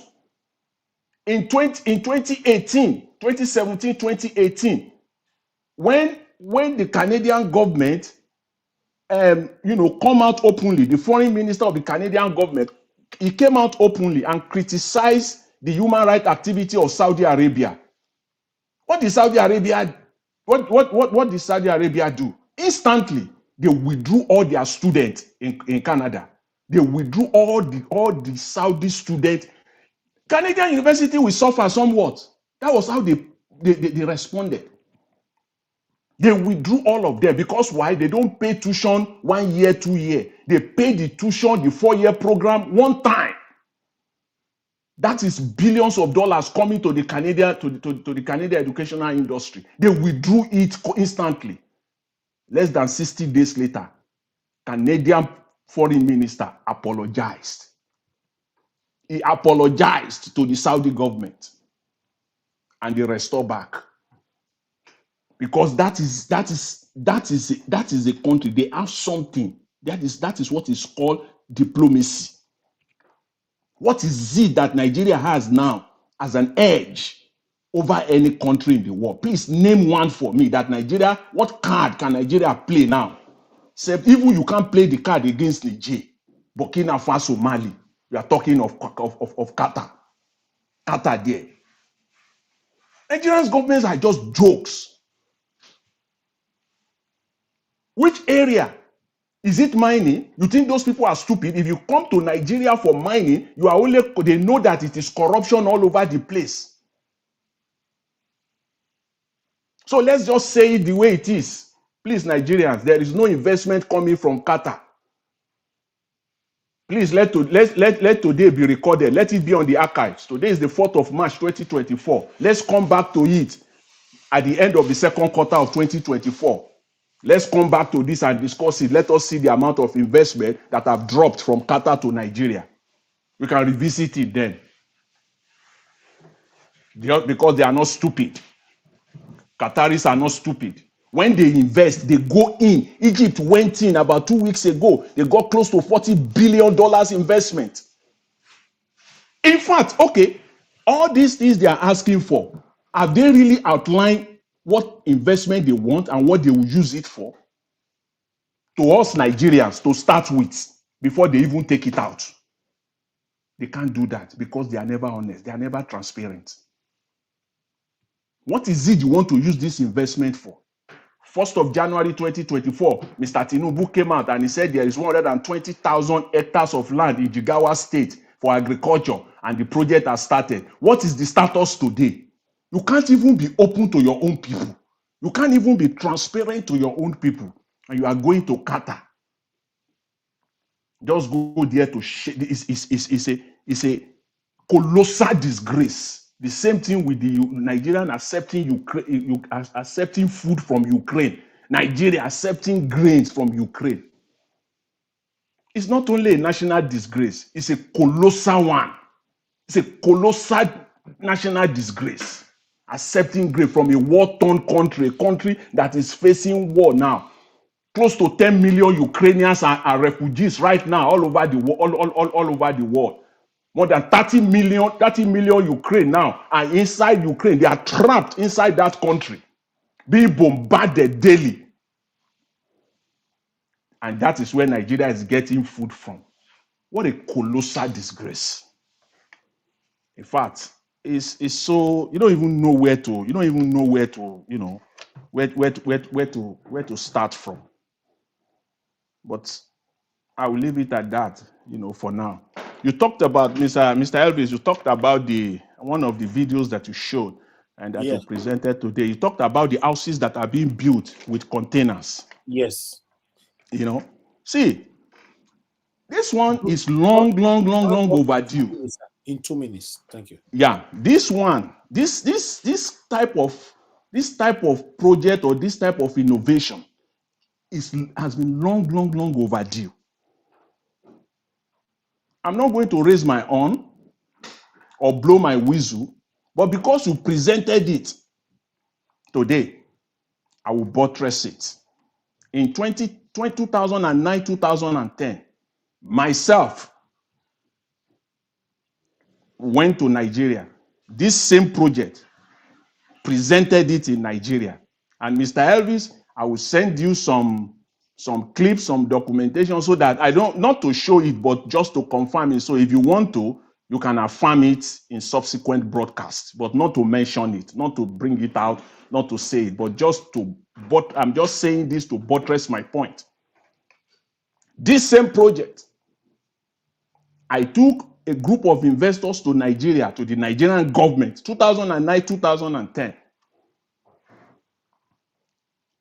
And we are directed to Cross River State. Imoke was the governor. I will send you the documentation, the signing of the agreement that myself, with my investment team, we had with the state, with Nigeria, and with the state, with Cross River State. And and the corruption that killed the project in Nigeria. That's what we're talking about. In 2009, 2010. This is what they use in South Korea. They build houses, they use these panels, these container panels, they use it to build houses. Sustainable, and environmentally friendly, and cheaper too. So if it is this, hardship,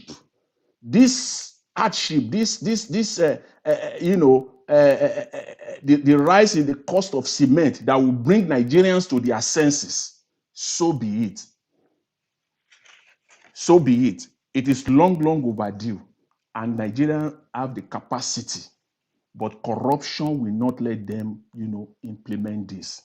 The housing problem is a massive one. We don't even have to go there in Nigeria. That's why you have slums all over the place.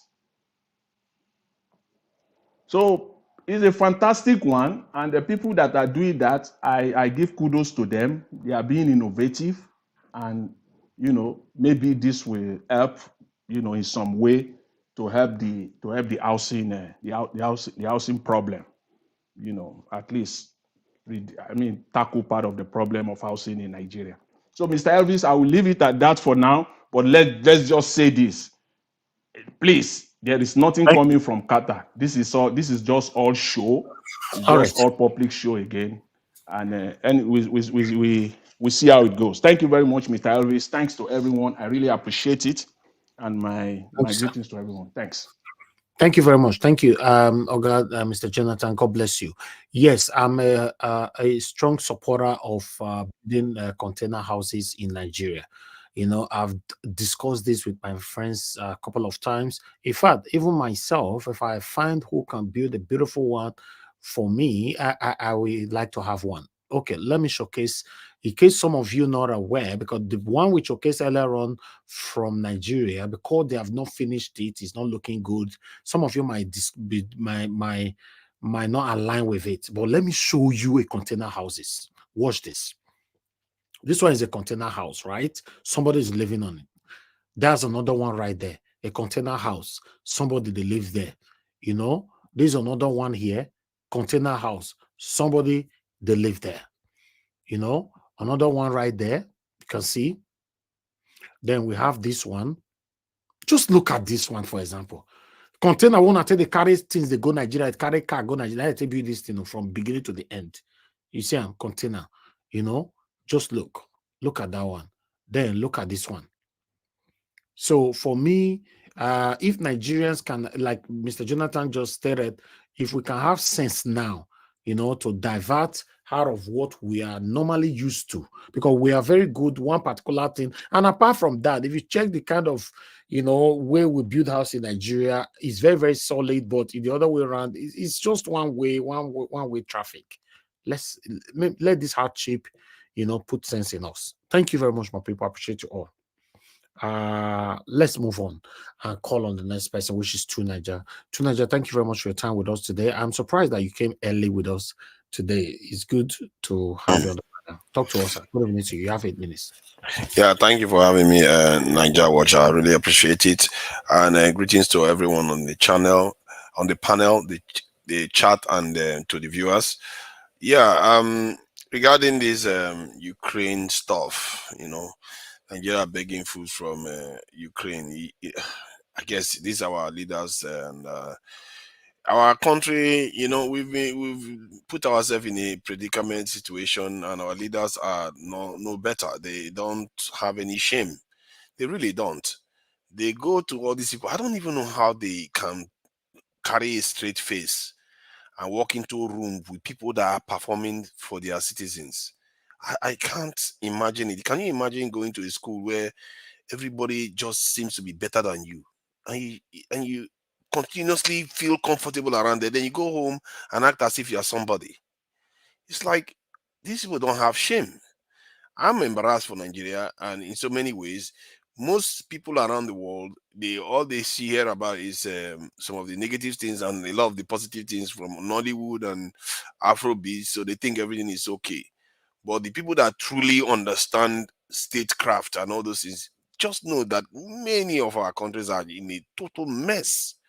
It's like the way they run it is it's just horrible. They can't. How can you in a country like Nigeria with all the gifts that we have, we can't even produce food that we can eat. Till today, here in the UK, you don't see Nigerian farms and Nigerian yam in the UK. The other day, I asked somebody that was selling yam in the UK. I said, "Why is it that we don't have Nigerian yam?" He said, "Don't ask me. Ask people in Nigeria." It's like I can't for the life of me understand why Nigerian yams are not. We say we don't have export. We grow yam. We can even mass produce yam if we wanted to, but for some reason, everything in Nigeria manages not to work. I've always said it. This is economic sabotage from the government down.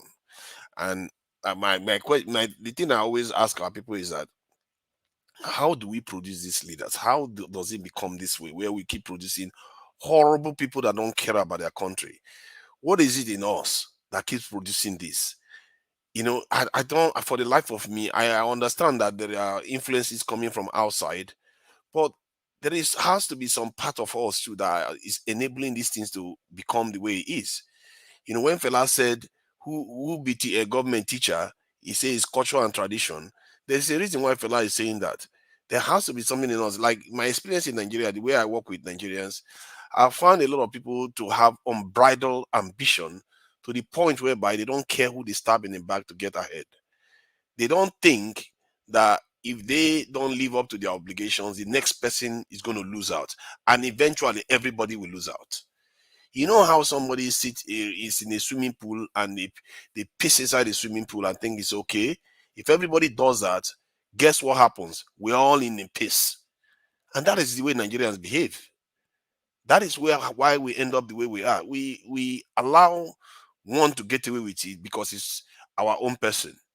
We allow the next person to get away with it because it's our own person. And before you know it, everybody is in a whole mess. That's how we got ourselves into this mess. There are countries that are on. This one is at war. There are countries that are under sanction for 40 years that are performing way better than Nigeria. They've been under sanction for 40 years. There are countries that have more than 20 times less population than us. They on every matrix are still doing way better than us, and they were in a bad position just the same time as in the 60s when Nigeria was lending people money. It tells you that from 1960 to today, we have basically run our country to the ground. It didn't start today. The process started a long time ago. We have focused on all the wrong things. We mentally have decapitated ourselves and felt like we have to love other people's stuff. That's why that Qatari leader was saying something about Nigerians doing well overseas. Because when we go overseas, we want to serve. It's like we are bred to serve other people. How did we manage to lose that we are our own people? And I believe that to an extent, some of our people are beginning to understand that, but the vast majority don't get that yet. The vast majority, their mind is still on, the only thing their mind is on right now is the Jakpa thing. That's where the majority that are capable, their mind is on, because all they see is people that have Jakpa, they want to Jakpa too. They want to go and repeat the same thing. And nobody is telling anybody that, telling Nigerians, go and develop your own country. It's Oyibo people that are telling us now. How disgraceful is this, where other people are the ones telling us that use your own citizens from overseas to develop your country. While our own leader the other day was saying that, if they go, let them go, we'll train more. And if they need more, we'll supply them more people. And there were people there clapping for him. How did we get ourselves to this point? You have to, I've said this before, and I'll keep repeating it. We have to convince, do you even have to convince your leaders to use your locally manufactured goods? Why should we have to convince our leaders to discourage unnecessary imports into the country? Where we keep importing rubbish that doesn't help us develop. Things that we can make in Nigeria, why do you import them? Anything that can be manufactured in Nigeria, if I was him, right, if I was the leader in Nigeria, ban imports. Or if you want to import it, increase the tariff. If some people like foreign toothpicks so much, let them pay 3 times for what is worth. At least Nigeria will get the money to use it to give to the farmers or the people that are manufacture it as subsidies. Because it's very, very, you can see the solution right there, but they won't take it. And guess what? Maybe watch 5 months, 3 months from now, they will start talking about some of the things I just said just now. I was talking about why are they not discouraging people from using dollars before? They didn't do it until Naira has gotten to almost this is 2,000 Naira. I think it's 2,000 Naira per pounds now. It's gone to that point. Or now they are going to bureau the change. They are telling Binance is ripping us right. Where were you? You knew that. They knew that before now, and they didn't do it. So just hold on. Yeah, they knew that before now. They didn't do what they were supposed to do until it's too late. It's economic sabotage. And the other day, I was having a conversation with somebody that was defending this administration to an extent. And I said, you know full well these people that you love, you are very comfortable coming here to talk as if the problem, they are trying to fix it. Because and he condemns them. And the fact that somebody that claims to love Tinubu is condemning the government for the way they are running the economy tells you one thing. What they are trying to cover is the scam that they've just done on us.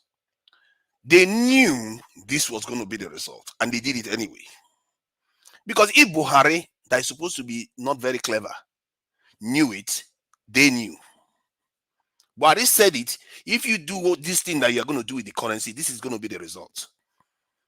How does Buhari know it and Tinubu doesn't know it? And Tinubu has been in politics for how many decades? They know. These people are there sabotaging us repeatedly. They won't let us rest.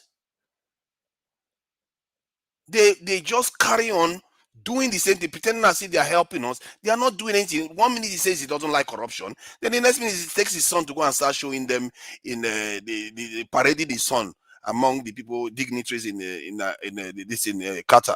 These people don't respect the state. They don't respect their office. They don't respect us. They really don't. I sometimes I try my best to give these people a bit of benefit of the doubt that they are trying to do the right thing. But every time you look at what they are doing, they are betraying their people repeatedly. They keep saying, I've said it before, from this is Obasanjo till date, all the presidents were asking for patience. For patience for 24 years, all the presidents asked for patience. They are playing us. They tell us, oh, we are going to make change. This is going to get better. They will do one thing better and do one thing worse. They will just keep dancing the same dance, pretending as if we don't know what is going on. Iran, under sanction, generates 70 gigawatts of electricity. A country that is under sanction, 70 gigawatts of electricity. That's what Iran can generate. This country has been under sanction for 40 years. 40 years straight. Nigeria, we are still struggling with 11, 12. And out of those, we are managed to use 5 or 6 if we are lucky. This is how useless our leadership has become. And we have to also own it that our culture has become terrible. The other day, I learned a new language where something they call Yahoo Plus. That people do Yahoo to the point where by the time doing ritual killing to make money. How did we get to this point where the decay in the culture is just leading us to that is like our lack of performance is becoming astounding. Like it's becoming something that will make record someday in the future. They will write about the way Nigerians have managed to wreck their country. We are not even at war, really, technically. We are at peace, we are not under sanction. How did we manage to run a country down so much? A country that has oil. So in other words, you have money that is coming all the time that you don't have to beg anybody for. But we still manage to wreck it anyway. We are processing everything overseas and bringing it. It's like you can't make it up. If we go on to prosper tomorrow, these periods are going to be examined like crazy. Like, how did a people get to this point? How did we allow this to happen? And we like to pride ourselves that we have old traditions that we lock onto. We respect the elders and all the rest. But look at the decay. And there are churches everywhere. There is no morality yet. What is personally, it's almost a mystery. So let me just say a few things quickly regarding 1 minute. Yeah, please. Yeah. No problem. So so our own culture of individualism has led us to this point, and I believe that we ourselves, seriously, anybody that is listening to me, you have to ask yourself serious question. Everybody, and we have to start asking questions. Not agree to anything anybody tells you without make them make you understand. Don't just accept it for what it is. Question everything until they convince you that they're going to do the right thing. And you too should be ready to adhere to rules. It may not favor you, adhere to it, because the greater good is what matters. If we don't do that, you can complain all you want to. We are going to be doing this for a very long time.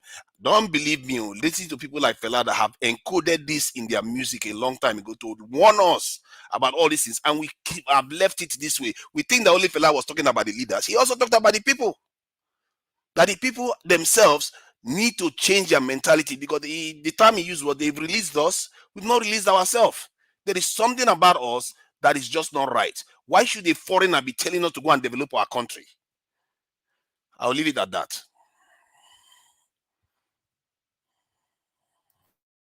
All right. Ogatu Naija, thank you very much for your submission. Let's give us Amade talk to us. Thank you very much, my brother. Give us Amade. Good evening to you. It's good to have you on the show. Please talk to us. You have 8 minutes. Thank you very much, Mr. Elvis. Hopefully you can hear me clearly. Yes, very clear. You know, this are your car today now. I don't know where you did. No worry. Talk to us. Thank you very much for the time. Appreciate the time, and to the panelists, greetings to everyone. Well, not much to say. I mean, there was a caller earlier talking about every news you hear from Nigeria. Just today is sad, tomorrow is sad. It's just getting worse and worse and worse, and nothing is changing. But greetings to the panelists and the comment section and everyone. Greetings to everyone. Well, on Peter Obi's situation with Labour Party, I'm not sure how true that news may be. I'm not sure yet, but if there's anything Peter Obi can do now is to sanitize Labour Party. Because one thing is, you cannot, if you leave Labour Party now, which other party you'll be going to? Yeah, sorry about that. Yeah, Peter Obi will be crazy to abandon Labour Party. He should take over that party. Thank you. Sorry about that. Well, I think for me, just for him, he has a manpower, he has a technical know-how. Abure is not bigger than the party.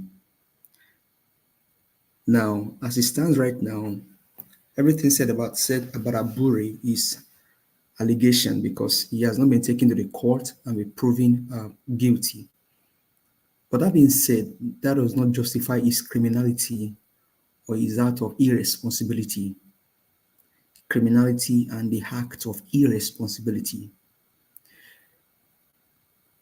And this is the reason why everything needs to be done urgently to ensure that Abure does not destroy the image that is left for the party.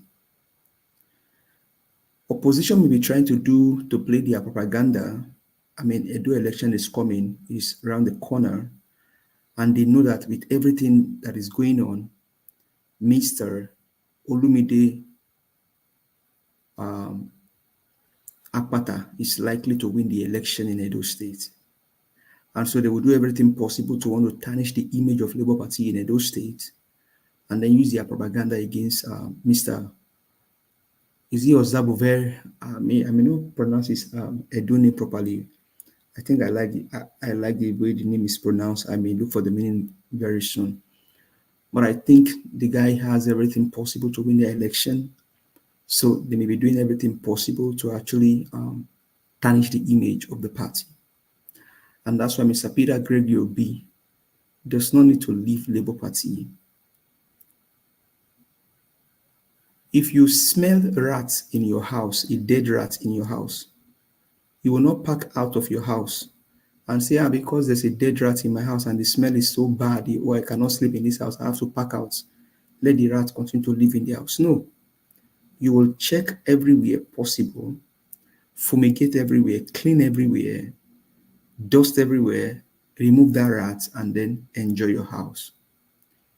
As it sits right now, Mr. Peter Gregory Obi is considered as the leader of Labour Party because he is a presidential candidate. So what he needs to do now, like he promised, the forensic audit of whatever they got during the campaign, that should be done. But also, Abure must be brought to book. And if found culpable, should be removed with immediate effect. So, Mr. Peter Gregory Obi, should you be listening tonight, you do not have to leave Labour Party because already we now have obedient people that are already picking up membership card in Labour Party. So for how long will you continue to move from one party to another? If you cannot put this one right, that has given you limelight in the past election, then what are we doing? What are we doing? That means if there's no more party to join again, are you going to go to APC or PDP, back to PDP? So Mr. Peter Gregory Obi, Labour Party need to be cleansed of all the shenanigans and the nonsense they are doing. And the reason why you have to clean Labour Party is because another thing is Labour Party represents the vast majority of the labor union in Nigeria. And so the people depend on you, they count on your integrity and your responsibility, your responsible sense of humanity. Please, sir, clean and cleanse Labour Party. Obedient are already joining you on that platform. I was in a space yesterday that ended this morning, both Nigerian time and American time. That space was basically for the Edo election. And you could see the energy that people are bringing into that into this space because of the love they have for Akpata. So, Mr. Peter, you do not have to leave Labour Party, should in case that allegation is true. Nigeria receiving donation from Ukraine. Well, what can we say? When you have irresponsible people in power, this is what it turns to. And I said something here yesterday. When the looting of trailers and warehouses is done and the grain given to Nigerians by Ukraine is exhausted, what will Nigerian loot or live on? Honestly, I cannot wait for that time to come when Nigerians will begin to unleash their hunger on these politicians. Because when Nigerians don't have food to eat anymore, they don't have anything to live on anymore, then, maybe then, they now understand. They know the road to Aso Rock or the road to the house of their representatives. Because I do not understand why Ukraine is in war and they are still giving grain to Nigeria. What a sad situation. This is what these people have turned Nigerians into. They've turned Nigerians into beggar. The last time I checked, like we spoke here yesterday about cassava. This is called again Yoruba land. You can plant cassava anywhere in Nigeria. You can plant. The vast production of gari is in Ogun State. The vast production of gari. That's why you have gari jebu. But today, Nigeria is importing gari. And I said this some weeks ago too, that Nigeria is now importing gari. You see, China and other parts of the world, they take our lack of responsibility, they turn it into production, and they now bring those things back to us to come and buy. Imagine you, for example, this country that got our palm front, they went to their own country, refined that thing, and now they have non-cholesterol oil. But we, the likes of Mr. Ibu, passed on because Nigeria cannot refine its own oil. We cannot process it into different form of oil. Now today, Nigeria is depending on Ukraine for grain when we have a vast land in the north. And I keep asking Nigerians, is there anything that is happening today that Mr. Peter Gregory Obi did not address during his campaign? He said everything in his campaign. So for me, Nigerians arise. And the Qatar visit is a boogaboo. It started with France, investor. India, investor. Saudi Arabia, investor. Dubai, investor. Now Qatar, investor. What happened to the investor from France, Mr. Tinubu? What happened to the investors from India, Mr. Tinubu? What happened to the investors from Dubai, Mr. Tinubu?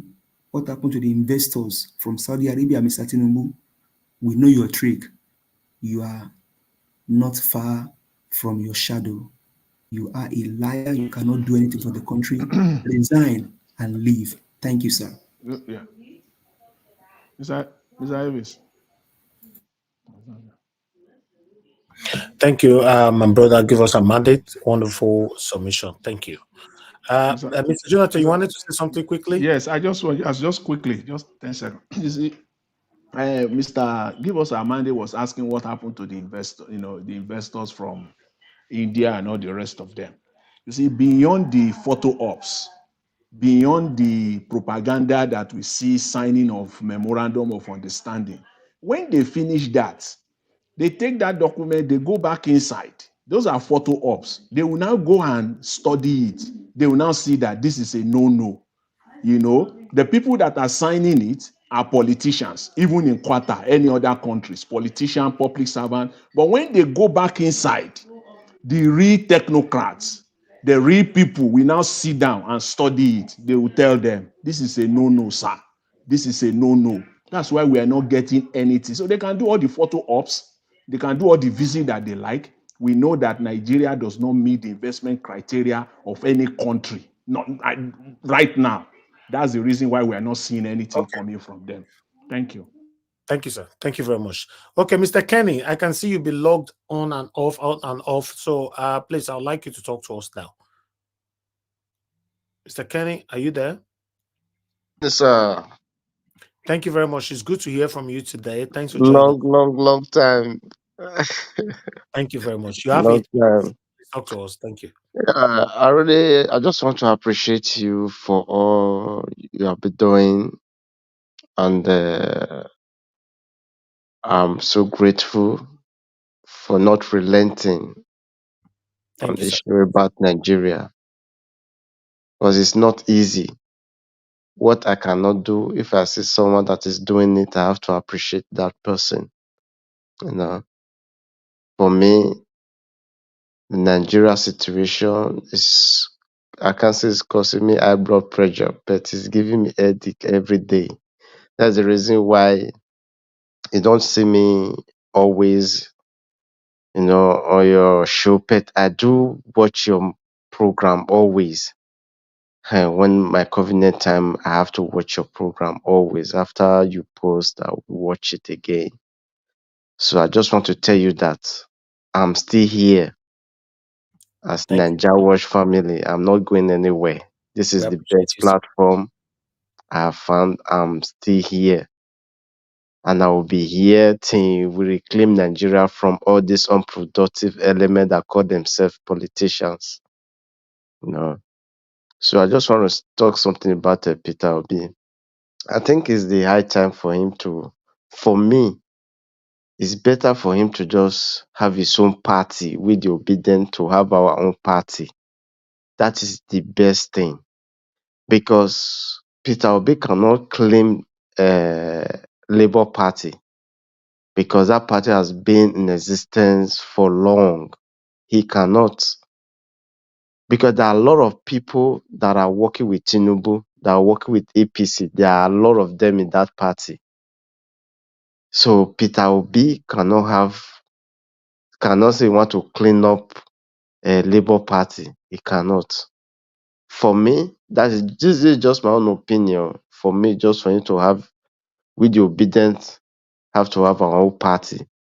Anybody that want to come in will be scrutinized thoroughly. Not that anybody can come from outside to do anything that is not our wish. We cannot accept it. No, so that is just my own opinion about that. So about Tinubu traveling here and there, all these things that's going on in Nigeria, it's everyday drama, everyday different things happening. But I believe that we will get back our country. This is just my belief because giving up is not an option. Anybody thinking of I'm tired of Nigeria, I don't want to talk about Nigeria. We don't have choice. This is a fight that we have to put on. Although that we're in diaspora, but we have our own work to do. So I'm still charging everybody. There are a lot of people I'm still talking to in Nigeria. Nobody should think of let's leave it for them. No, we are not going to leave anything for them because they are not productive. This is how they want to rule our future. No, so we are not going to leave anything for them. This fight is a fight that we all have to fight till the end. Nobody is giving up. This is not all about Peter Obi. This is about our own future. So nobody should think of anything that we are tired. So 2023, they ring the election, so everybody have to stay back. Nobody is staying back. Oh. Nobody is staying back. This is a fight. We are not going to leave it for all these nonsense people that call themselves politicians. Wike come out and say that I wish that day is 2027. He should be praying that Nigeria will exist till 2027. If he exists in 2027, well, I can't really say sharp, but God knows the best. And I believe that he will give us that strength, the wisdom to defeat these people because they are no more than our creator. They cannot destroy our life. They cannot rule over our parents, and they are their own children to rule over our own children, to rule over us. God forbid. It cannot happen. We know that Nigeria will set on the right path. Nigeria must be great again. This is my belief.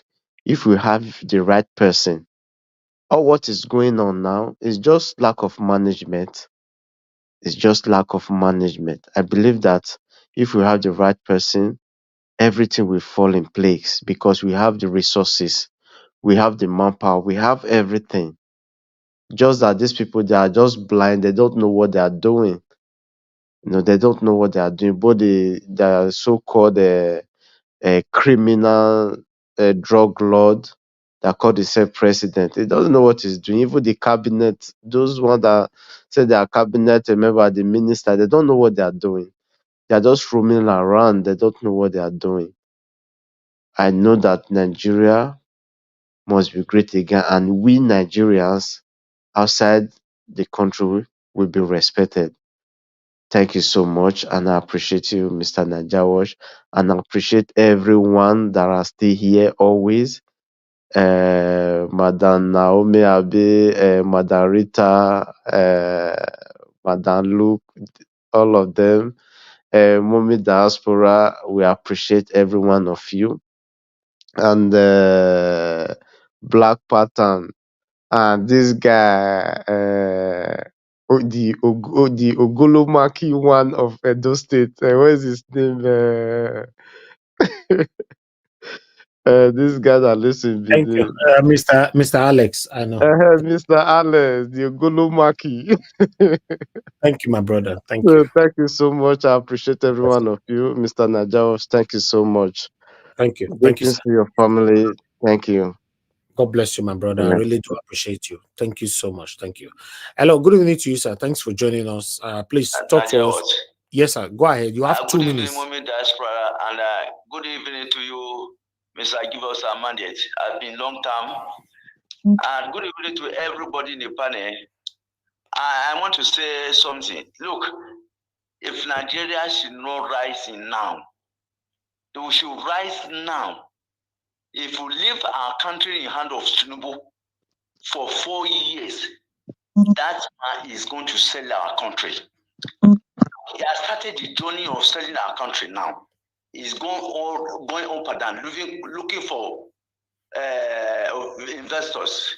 Look, he's not going for that. He's going for business. It's personal business for him and their children.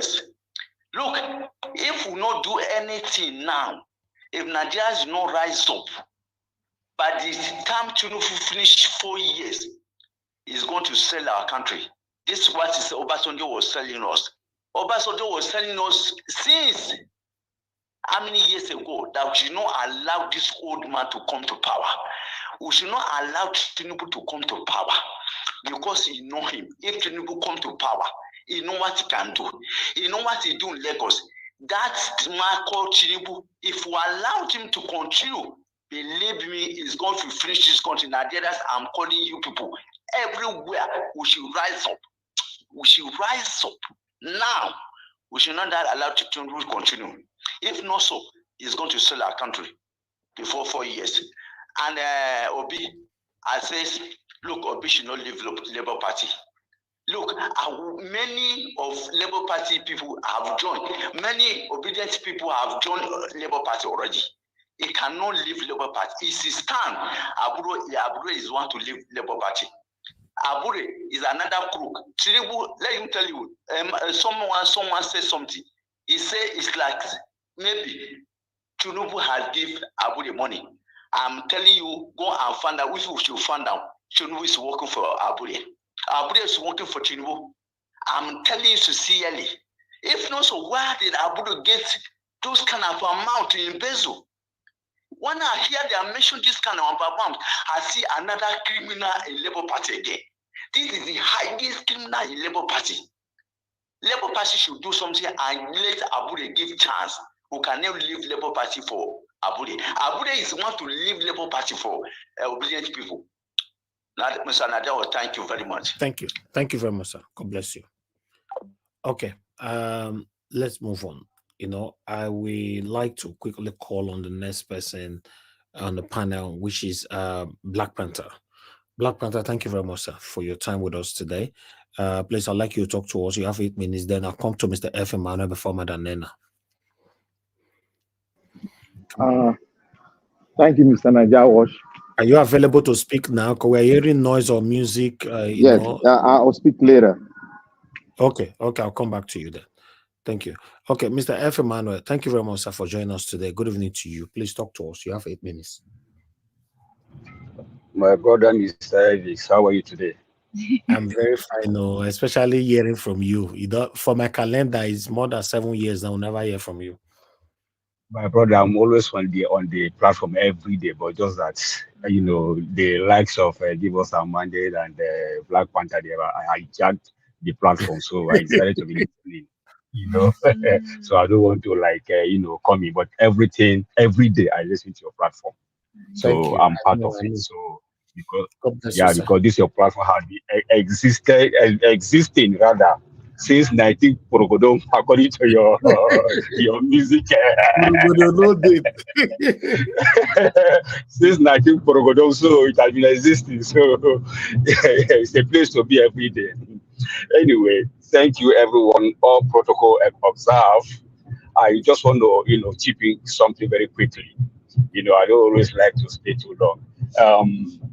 For Let me start from Peter Obi. Please, Mr. Peter Obi, if you can listen to me, please. I have one advice for you at this point in time, and the advice is don't leave Labour Party.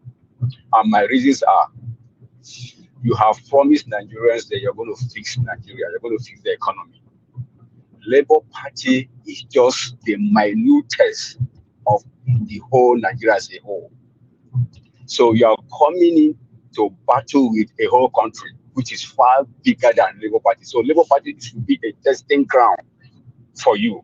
So if you are able to fix it, that means it's an opportunity. You're giving us a hope that you'll be able to fix Nigeria because you have a broader space to contend with. You have opposition to contend with. You have the Boko Haram. You have the kidnappers. You have the economy to fix. You have the religious people to fix. You have the ethnic differences. So many things to fix, and so many corrupt people in the system.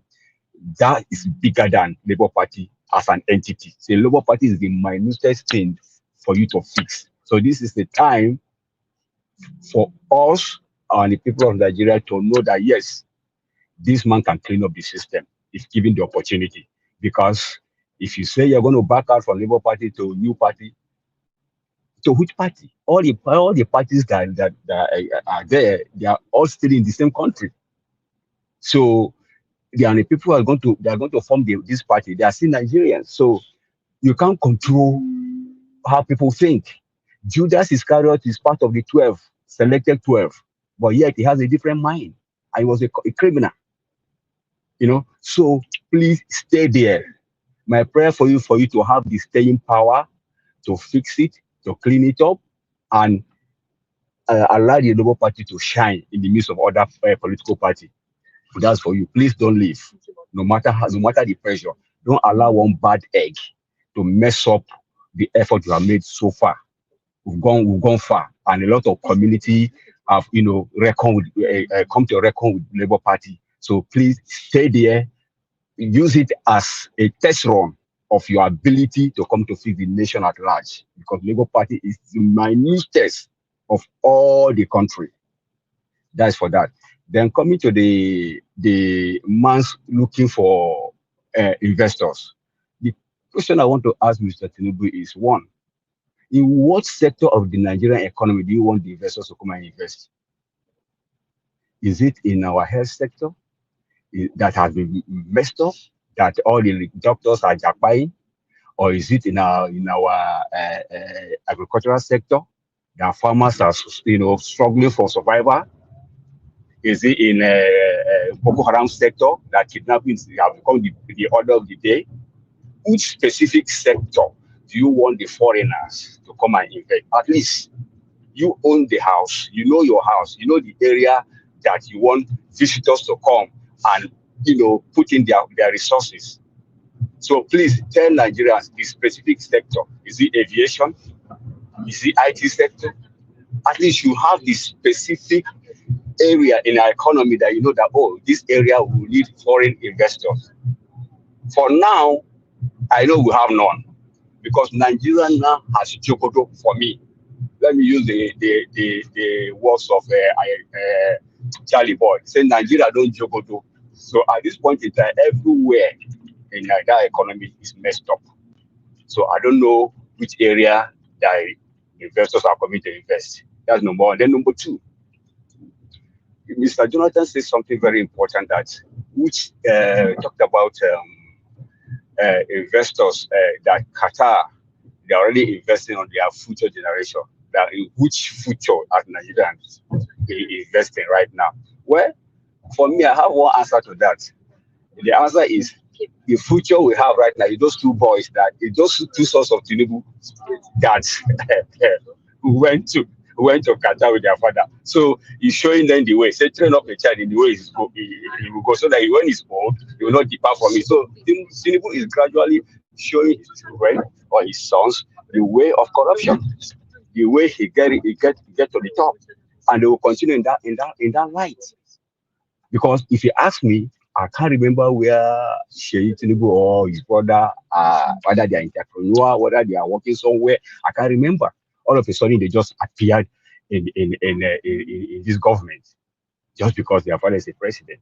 For me, that is the future investment of Tinubu. So he's training them up to continue where their father stopped.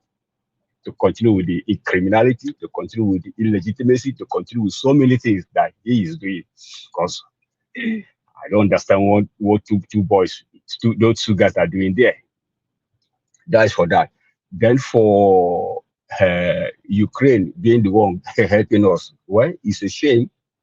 It's a shame. That's the only thing you get. If you cannot cover your shame, if you cannot cover your home, you cannot take care of your own. That's what you can. That's the only thing you get where you go seeking for foreign thing. We don't have shame anymore. There's no shame. So I don't know. Sincerely, I don't know even what to say there. What to say? It's just for us to just hide our face in shame because Qatar, they are Ukraine, they are in war for how long? And they are not helping us now to feed. God forbid.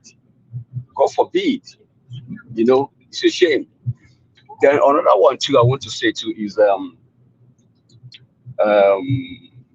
what is that word? I remember. Let me see if you can remind me. Okay. The issue of I can't remember this thing again. How is it just like okay, Mr. Ellis? I will think about it. Maybe in my next submission, maybe I will remember. Yeah. The hula baloo in Nigeria is too much. It's too much. Even if you try to remember, or you can't remember. So let me just stop here for now. The hula baloo is too much. So my brain is full of so many things at the same time. Thank you. So thank you, Mr. F. Right, thank you for the time. I appreciate your time with us today. Thank you, sir. God bless you. All right, let me take this call before I come to Madam Nena. I appreciate every one of you right there. Madam Nena, Madam Origin, thanks for joining us. Good evening to you, ma. Please talk to us. Hello, everyone. I'm here doing my civil duty for my country. Thank you, Mr. Niger Watch, for providing the platform, providing the candle, providing the space. I thank everyone, all our panelists. I greet everyone. I thank Madam Mama Desper. Thank you, ma, for giving us a son. Nigeria have sons, and you have one, and he is doing great. We appreciate you. Straight to the point. We are here as we have always done, keeping up the candlelight, educating ourselves. Too many lies, too many brainwashing, too many evil that we can't, it's unimaginable. Thank you, Mr. Jonathan. You said it correctly. Qatar investments, the fathers, the elders in Qatar, the investment is for their generation unborn. They look after their own. The elders in Nigeria, the politicians, the investment is for their stomach and for their greediness.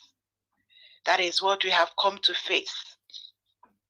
And they can't change. They are not changing. And as I always say, our elders, I don't know if they are ever going. You say that one, there's a man that called, I don't want to call his name because there are too many names with his name. The one that said they are wasted, crooked generation that are offering nothing to their children except to gaslight them. Including, I say right now, because this has to continue. We must continue to scream until either these elders come out clean, or they come out clean or fall off the cliff. I can't imagine how elders look at their children in the face and have presented to their children a role model that they don't know his name. They don't know where he came from. A man that forged his certificate. A man that was able to buy openly the whole judiciary. That bought everything as we are speaking. And elders, people that say they are intelligent in Nigeria, are still sitting there, scratching their head or doing what? All the ones that bring 10-point agenda. And they are telling us that Nigeria, is it this Nigeria that I'm looking at that they say they are going to fix? People, I keep, okay, let me just go so that I don't continue to be angry. So I go to Mr. Peter Obi, please, sir, leave Labour Party as fast as you can. If Labour Party is a house, it is infested. It is dangerous. It cannot keep what you have. Let's say, for example, in the military, they have, if they are going to strategize, they have a place, a safe place. They call it safe room.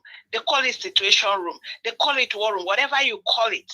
In that place where you can strategize and then launch out. Labour Party is not that place for you. It has Arabambi. It has Apapa. Now Abure 101. His own can has not even been opened because what we are looking at. So it is not a safe place for Mr. Peter Obi. If he can create his own, before I used to say, oh, fix it. I don't see what he can fix with that place. There are still ancient Arabambis there and Apapas, the ones that we have not seen. It is like any other political party that has been contaminated, infested with all manner of criminals. We have adults calling themselves politicians. All they have is, if you can steal, anyone that can steal, like, 3-year-olds or 2-year-olds, when they steal, they have candy all over their mouth. You say, did you steal? They say no. That is what we have all over as politicians. People that cannot give account of $1, $1 in front of them, they mop it. They steal, adults that steal like rats. And this is the people that we have committed 200 million lives in. It keeps me awake. And I think that is why I come here every day. And anybody that is awake, please stay awake. Let us keep fighting this. Let us keep speaking that there is evil in the land and it is not sustainable. Let me rest it there. One more thing. Yes, I tell this, please. For my diasporans, I beg you. You see, where we are, where I live, I don't get agitated about what is going on. I don't even, I feel so comfortable. I know the government will do something right. But where we came out from, our people are suffering because you can't trust a chicken in their hands. That is how dangerous the government that is overseeing the affairs of our people are. You can't trust a chicken in their hands. That chicken will either missing or be dead. I rest it there. Thank you all. Thank you very much, Madam Origin. God bless you. Thank you very much. All right. Yes, sir. I'm ready. No, I'll come back to you. Please, you have to hold on. After Madam Nena, I'll come to you. Thank you very much, sir. Madam Nena, please, thank you for your time with us. Talk to us. You have 8 minutes. Okay, Madam Nena is not available. So Blapata, just go ahead then. Thank you, sir. Okay. Thank you, Nigeria Watch, for giving me this opportunity once again. I want to say, may God bless you and may God strengthen you. I want to greet all the speakers who have been calm, and speaking and now seeing a lot of us are going, seeing a lot of things that are really derogative and really appalling to a great nation. And I want to thank you all. I want to thank the people, the audience out there that are glued to this station, that are watching, trying to educate themselves on what is really happening and trying to, learn so that they know how to forge ahead. And most of you that are tired in Nigeria, I believe, don't be tired. Don't be tired. It is always like that. Remember the days of Abacha. It was worse than this, where our children were taken off and we don't see them again, and we cannot even talk while we are in the day parlor, where we're in the kitchen or somewhere. We are somewhere buying things. We can't even speak about the government. If not, we'll be taken off the land. So I would like to say, you people should stand firm. It is your land. It is our land. We need to continue it. We need to continue to get it. And I want to say kudos to Nigeria. And I want to say also kudos to Mr. Jonathan, who spoke eloquently well. I want to say something here concerning Tinubu going with his entourage. I want to say something here that Tinubu has already said something that I don't know why I've taken myself off that planet of Nigerians that just listening to Nigerian executive or politicians, and you don't put that thing they stick, put it somewhere in your archive. So when it occurs again, you go to your archive and bring it out.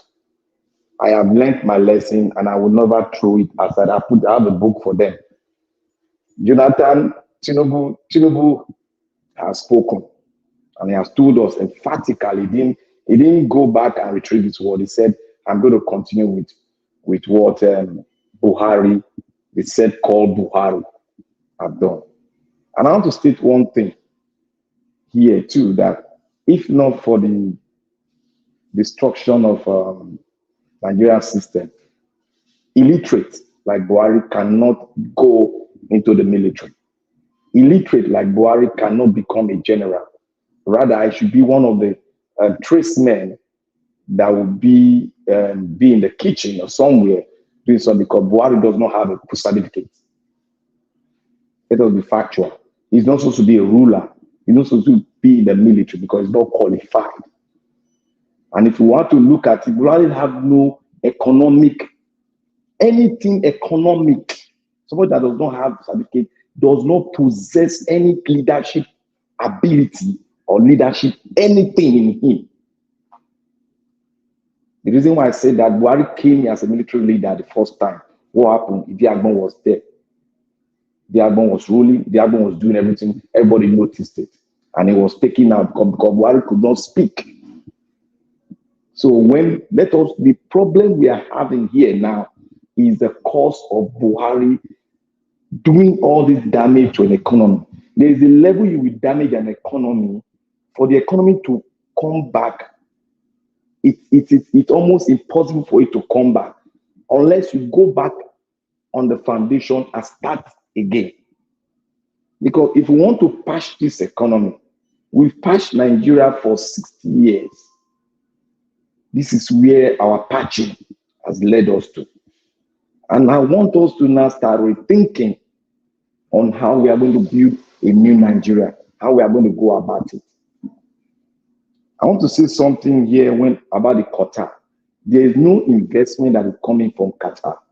It's just a media hype. If you look at your country, if you and I were a businessman, can you go to Nigeria and invest now? The answer is no. So how will a country that are bringing their billions of dollars come and invest in a place where our brothers, there's a genocide happening now in the north? There's a genocide happening in the north now. You all didn't know, but we all are focused on what is happening in other countries. But there's a genocide in your doorstep, perpetrated by one particular set of people. But we are not focusing on it. They've made us to focus on the economy. We've left the era of election. We are focusing on economy. The next day, they'll let us focus on the other thing. But the main point is, how do we get out of this quagmire? Because nothing can run on this platform. We should be very truthful to ourselves. It's no matter how somebody pay you to talk and come and talk in the press. We should be very factual, straight to the point. South Africa was having a problem, and it was accumulation of genocide and apartheid. We call it apartheid. But they were being shut down, dropped down. The economy they were doing, the economy was going to one-sided kind of people. One particular set of people were running the economy. So now what happened? The South Africa rose up and they fought and fought. But there's a time they were going down, they have to do what? They have to start talking outside their own atmosphere and talking to the external body for an assistant.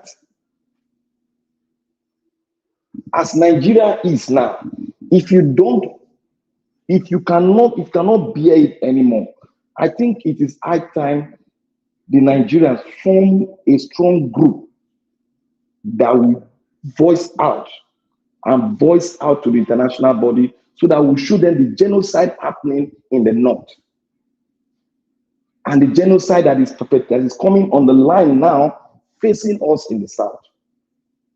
We should start looking at it. A nation cannot develop, no matter what economic terms you talk, no matter the diplomacy with other countries. A nation cannot develop where you have a genocide happening in one part of the country.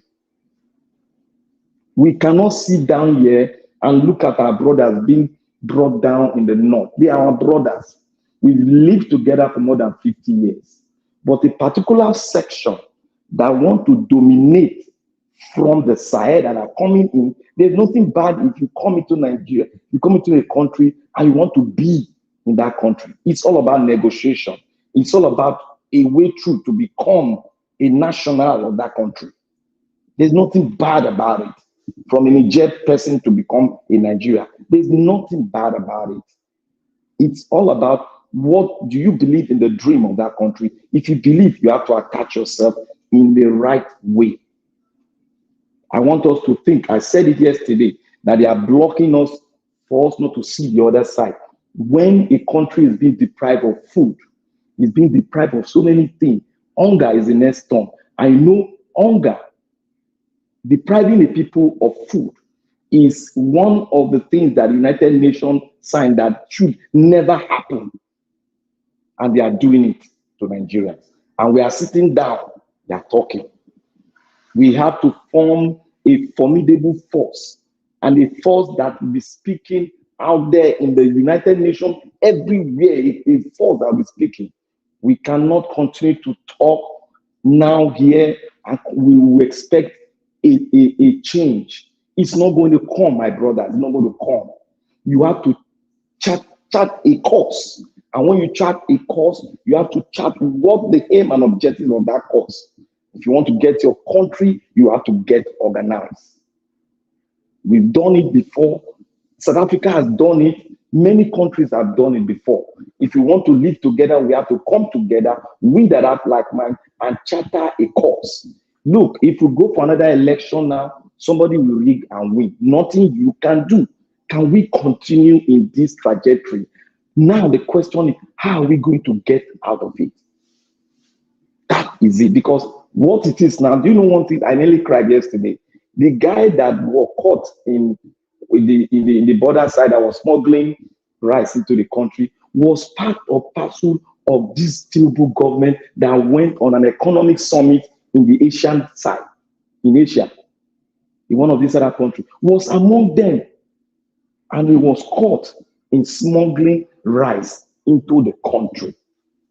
And he was making call. That is to tell you that those that are with this government, they are all illegal. They have one skeleton in their cupboard that they want to continue to sell and perpetrate in the government.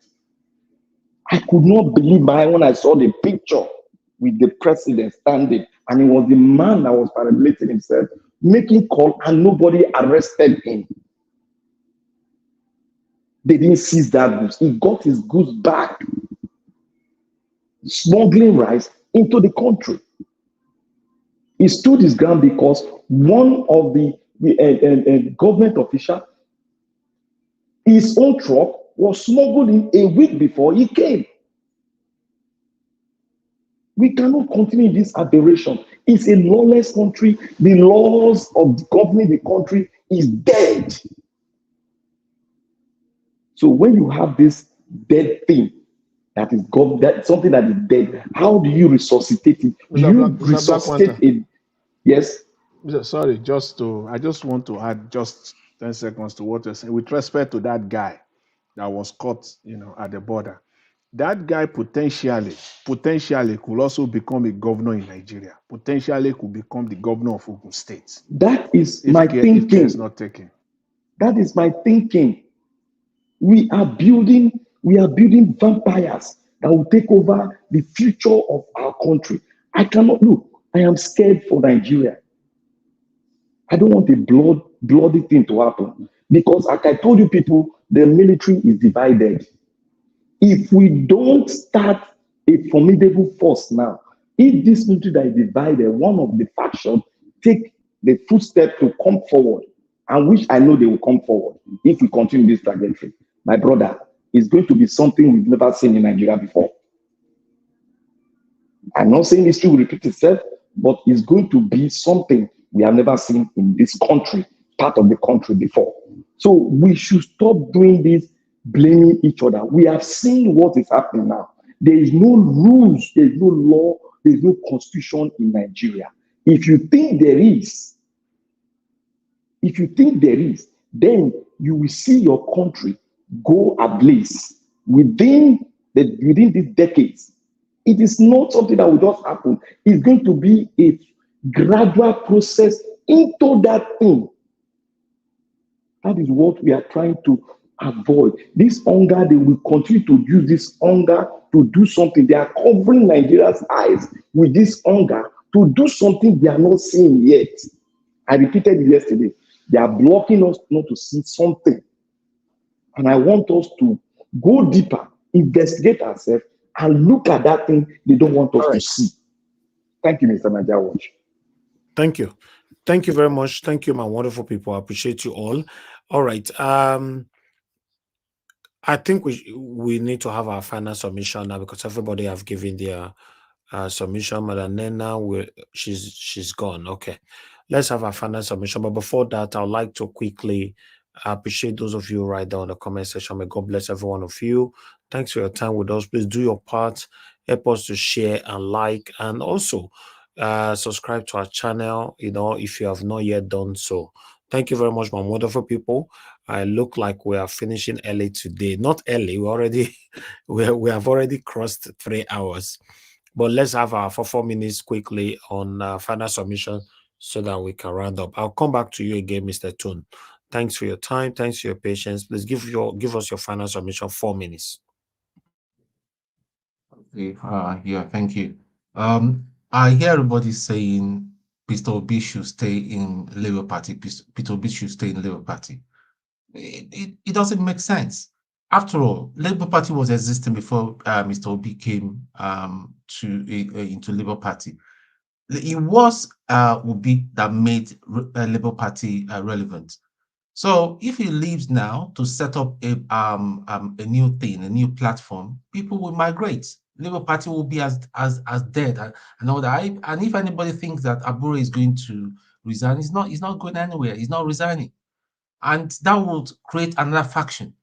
So the best thing for him, and I'm sure somebody did mention earlier, I'm sure there are other rotten elements that holds one kind of authority or the other within the Labour Party. So the best thing for him, if he still wants to be involved for 2027, he should just leave and start on a fresh platform. People will migrate to him. People are gravitating to the Labour Party, not because the name sounds socialist or posh and all that. It is because of the transparency of the person of Peter Obi. So I will say 100% he should just leave. He shouldn't even think about it and leave and start. At least before you come in and all that, they will have a structure that they will be able to that will enable them to screen dodgy people, you know, because Araban is still parading himself as a member of the Labour Party. The idiot, one man had him last night. They were all high-fiving themselves and without pushing out all sort of lies and wrong narratives. So, and as per this hunger, listen, if you've got anybody back in Nigeria, look after them. But for this hunger, I would say let it continue. It needs to reset some people's brain. All these people that are saying that Ibin power, you know, they will not learn, especially people from, I'm not being tribal this time and all that. A lot of Ogun State people do not understand. They do not learn. They are so tribal. They are still very, very tribal in other with any other part. If they should start eating now, they forget and they will say Tinubu is the best thing that ever happened to Nigeria. Look at the Air Peace that came that will start running from London at reduced price and all that. They wanted to hijack it. Somebody was saying, yeah, it was Tinubu. I said, look, there's something wrong with your head. Are the planes bought by APC or Tinubu? If Tinubu wants to float an airline, the kind of money he stole will just be a drop in the ocean for him to float an airline. All these are the infrastructures that needs to be in place before you start asking for investors. We don't have a national carrier. Is it not a shame for a company, a country as big as Nigeria? We don't even have a national carrier. Each time we want to go to Nigeria from our respective bases and all that, all these airlines will be ripping us off. So, if it is true that Mr. Peter Obi wants to leave, please, he should just leave. I think that's the best resolution because all these nya and all that with Abure and all these other people is just a distraction. We need to strategize for 2027. The impostor in Aso Rock must go. And by the way, when he comes back, we should be asking him, Shebi, you say you're the father of the nation. What did you buy for us? We should ask him, we should say Papa Oyoyo, as they used to say many years ago. What did you buy for us in Qatar? So it's the whole thing is just in a mess. And they will always find a way they will spin everything. Look at Binance. They're telling us that Binance is just because of Binance that the Nigerian economy, the exchange rate. I mean, all sort of ridiculous narratives are coming out from people. You know. Thank you. All right. Thank you very much, Ogatun. God bless you, sir. Thank you very much. All right. Mr. Jonathan, please give us your final submission, 4 minutes. Yeah, hello, Mr. Elvis. Thank you. Thank you. Thank you very much. Thanks to everyone. All the submissions so far. They are brilliant ones. I was just laughing when Mr. Toon was talking about, you know, the people of Ogun State, that they are so tribal, you know, and that when the funniest part of it was when he said, when they talk of candidacy now, they will say Mr. Tinubu is the best thing Nigeria has to offer. That's so interesting. I mean, I laughed when he said that statement, and it is true because there are so many sycophants out there, you know, that when you talk now, they will say Mr. Tinubu is the best that Nigeria has to offer. And when you hear statement like that, you just, you know, say nothing but just, you know, just cry for Nigeria. Just pity that country. You know, as a citizen, you will just cry for Nigeria. If at this time, at this stage, some people can still say that Mr. Tinubu is, even if you are an illiterate, even if you are a stark illiterate, even if you are that you don't even know anything, you can't. But the irony of it is that this kind of comments are coming from educated people. Educated people. Even the street women, the village women, they can even think. I give it to them. I've always been giving it to them. Those women, those Nigerians that are in the villages that they are not even educated. I give it to them. You know, they can think, they can reason, but for the fact that they have been they have been silenced, they have been crushed economically. You know, they have weaponized poverty against these people. If not for that, these are intelligent people. They even reason much better. They are more reasonable. They are more logical than these our so-called educated people that they are all over, all over the urban places in Nigeria. These are the people that they will be saying Tinubu is the best that Nigeria can offer for now, and it's just unfortunate. If not, that's why you see a governor. Just want to touch on that briefly. The former governor of Anambra State, saying that he can't be tried, in Abuja because he committed the crimes. You see, that's the baloney that they sell, when they are cornered.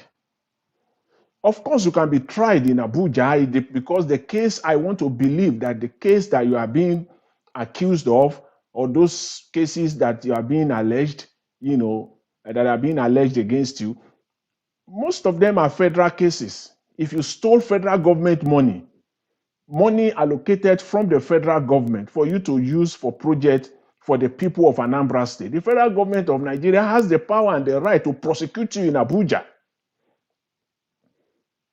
If it is money legislated by the National Assembly of Anambra State, the budget of Anambra State, approved by the National Assembly of Anambra State, if you misappropriate those kind of funds, then you can say that. But there are funds that we know came from the federal government directly, and until today it comes from the federal government to the state government. The federal government can come after you at any time.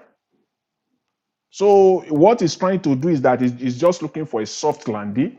He wants the environment, he knows that probably in Anambra State, he will still have a way, or the wherewithal, kind of, to buy his way out. If this trial is done, no matter how, he will still have some, no matter how, till today, he will still have some kind of headway with the Attorney General of Anambra State, because he was the past governor. So it's not that they imported the Attorney General right now from the Attorney General of Anambra State is an Anambra State citizen. So he believes he will still have some headway. So that's just the issue there, So I think he should just keep quiet, and if he's found guilty, he should just face the wrath of the law. But I bet, I don't know we can get that, in Nigeria of today. We can't get justice. So most likely it's just a case. It's going to, at the end of the day, nothing will happen to him, like the other ones that we've seen in the past. So, Mr. Elvis, let me leave it. Let me leave it at at that for now. As I always say, if there's any other opportunity, maybe I'll still be able to add one or two things. Mr. Elvis, thank you. Mr. Jonathan, please go and sleep. Thank you very much. Thank God to sleep. Thank you, sir. Anyway, I have a caller here. Thank you very much, sir, for calling back. I'll give you 1 minute. 1 minute. Don't confuse us. Mr. Sunaja, please don't confuse us here. Mr. Obi should not leave Labour Party. Please don't say Obi should leave Labour Party. Don't confuse us here. You are saying Arabambi is another fashion, another thing. You are confusing us. Please. But that's his opinion. Mr. Naja, you are confusing us. Okay, thank you, sir. Thank you, sir. Thank you, sir. All right, let me pick another call quickly as well. Mr. F, you are calling back again. You have only 1 minute. Go ahead, 1 minute. Good evening, sir. Okay. I beg. Those people always say Labour Peter Obi should leave Labour Party. Me, the thing is just something that if you just easy like that.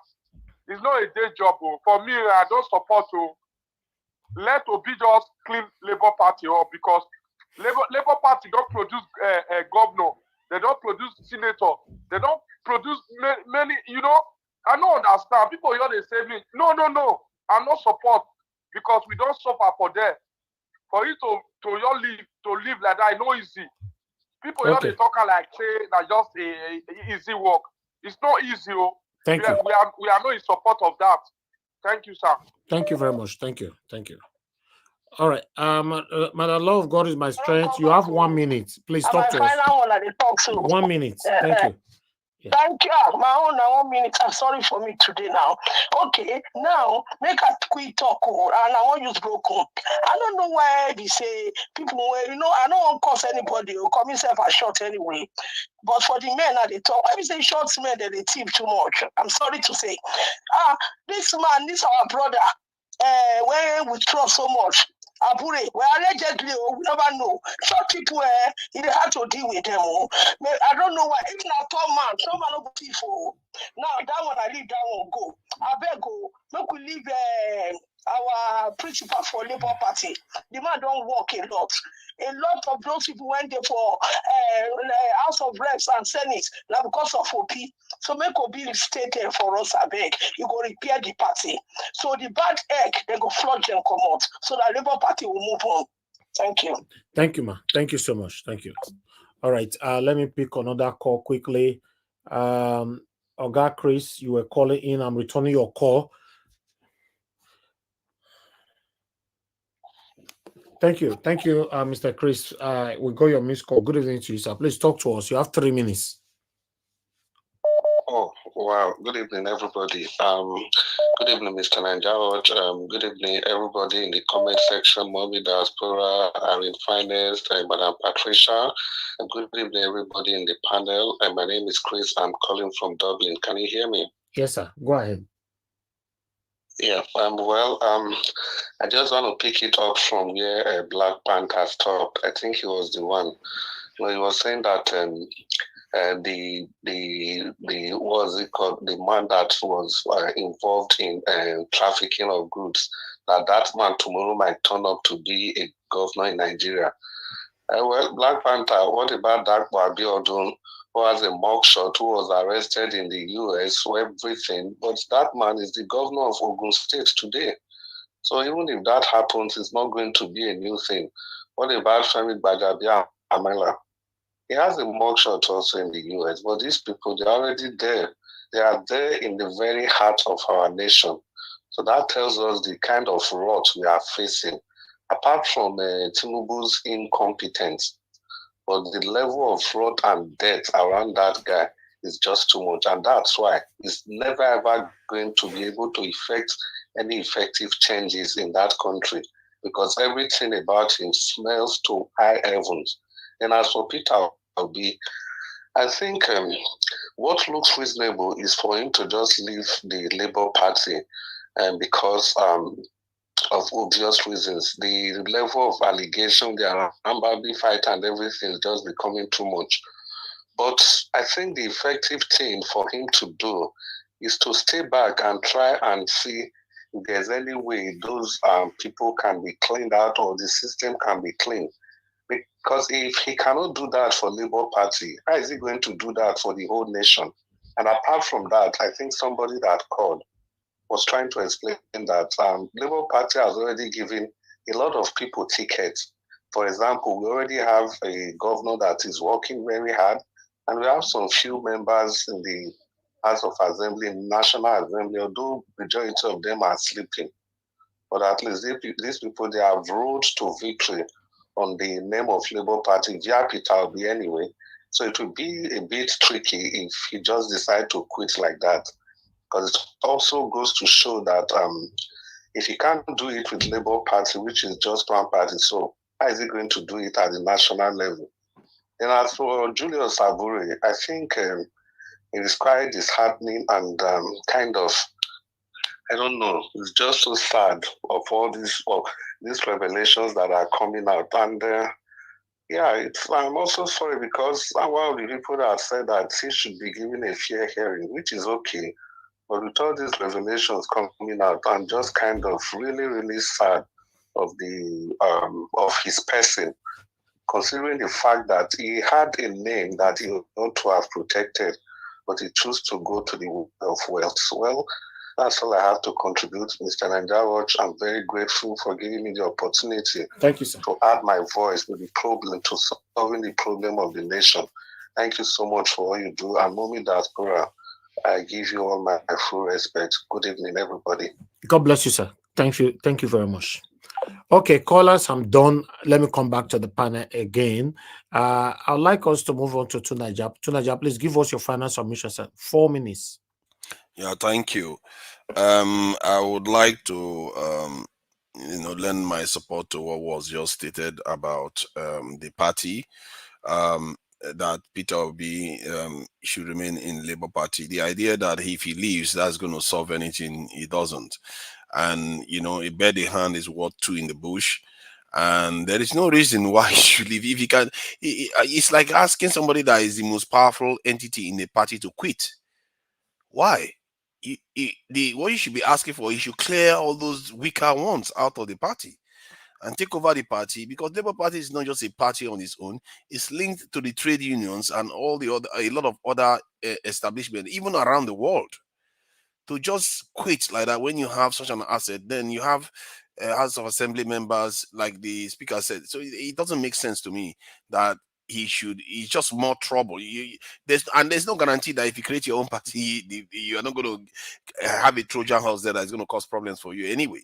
Some people do change, and people can be bribed and they turn and do bad things in Nigeria.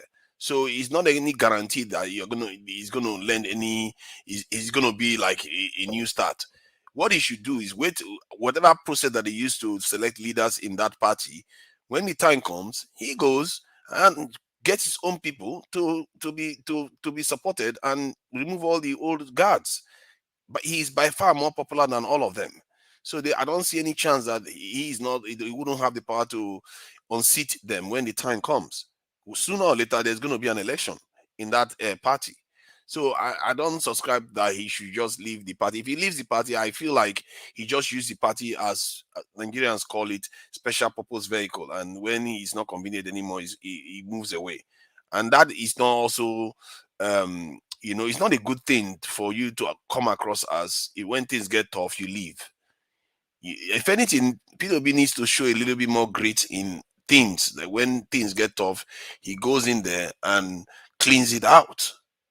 It should be part of his credentials when he's going forth again to introduce himself to the people. So from that point of view, so be it that way.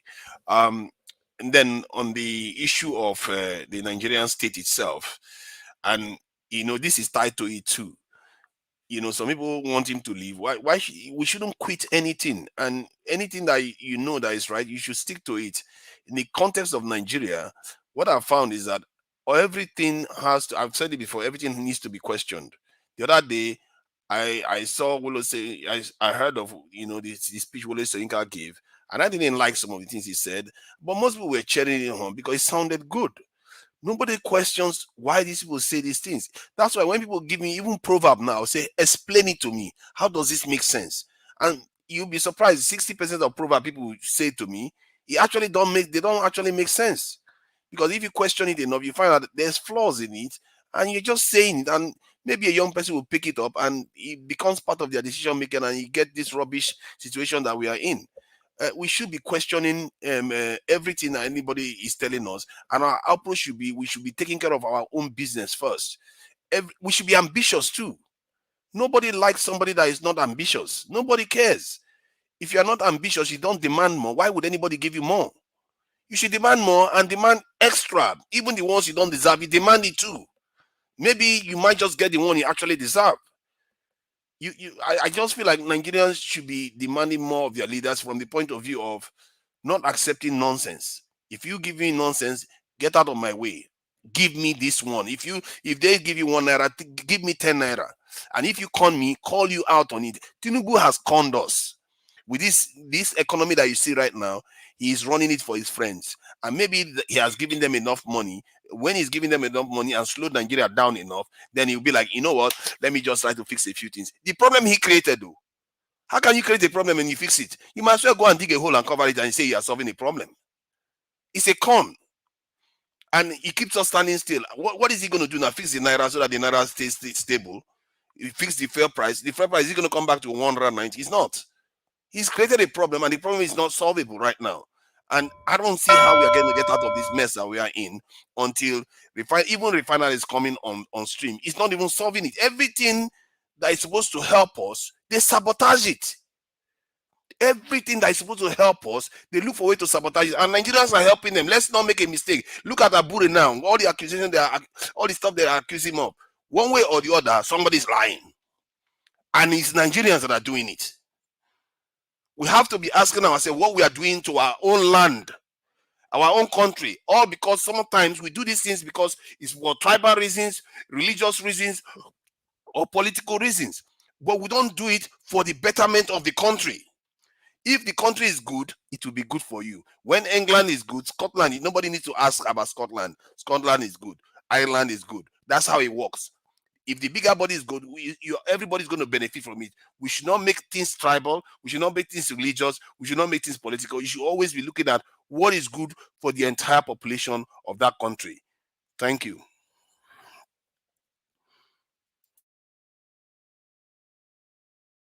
All right, Tunaja, thank you very much, sir, for your time with us today. I appreciate your submission. Thank you. Let me quickly move on to give us a mandate. Thank you very much, my brother. Please give us your final submission, 4 minutes. Thank you very much. Thank you for you. the time today. Appreciate it. Well, as it stands right now, the country actually is in a state where redemption is very, very difficult. Why? Because of the kind of hands that are actually in administration, in quotes. Mr. Chris, you mentioned Dapo Abiodun, you mentioned Bajabi Amila, but you didn't mention Tinubu himself. He himself is a criminal, so he's a drug. He has a drug case, false certificate. So when the head is rotting, what do you think of the body? Everything as it stands right now is rotting. Do Nigerians understand that now? Governors are just doing what they want to do without anybody holding them accountable. And that's why you can see in Kogi State, where they now have the office of the former governor, because of impunity, and nobody can hold them accountable. The case of Betta Edu, where is it today? Is Betta Edu still a minister? Is Tunji still a minister? Nigeria is in for a long, long ride. And how it gets better in the hands of these criminals, I don't know. Until Nigerians arise and take their country back, nothing gonna work. Because these guys are there for the grabs.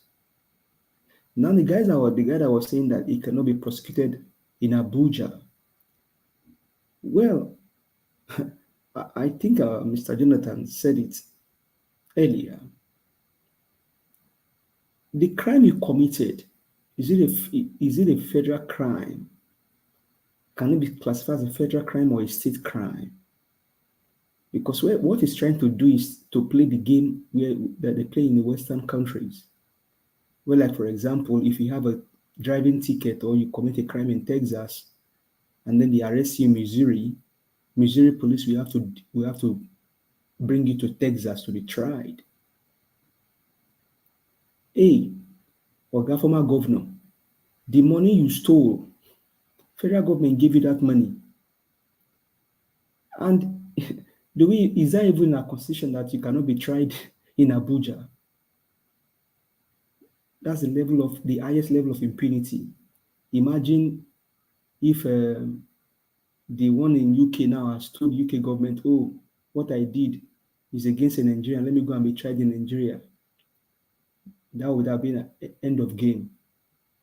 So Nigerians, rise, take your country back. You cannot continue like this. These guys are there to steal, to buy, and to destroy. You are the one that will save yourself from the hands of these people. They don't care about you. They care for themselves and their families. Mr. Elvis, thank you very much for today. I appreciate the time. Do have a blessed evening. Thank you. Thank you. Give us a mandate. God bless you, my brother. I appreciate you. Thank you. Okay. Let's see if Emmanuel is there. If you're there, sir, please, your final 4 minutes. Yeah, my brother Elvis, thank you again for the Thank opportunity you, sir. to speak. Yeah. In fact, let's think back a little because if you look at when Buhari was in power, it has been one I assure you to another I assure you for 8 years. We are practically living in a government of I assure you.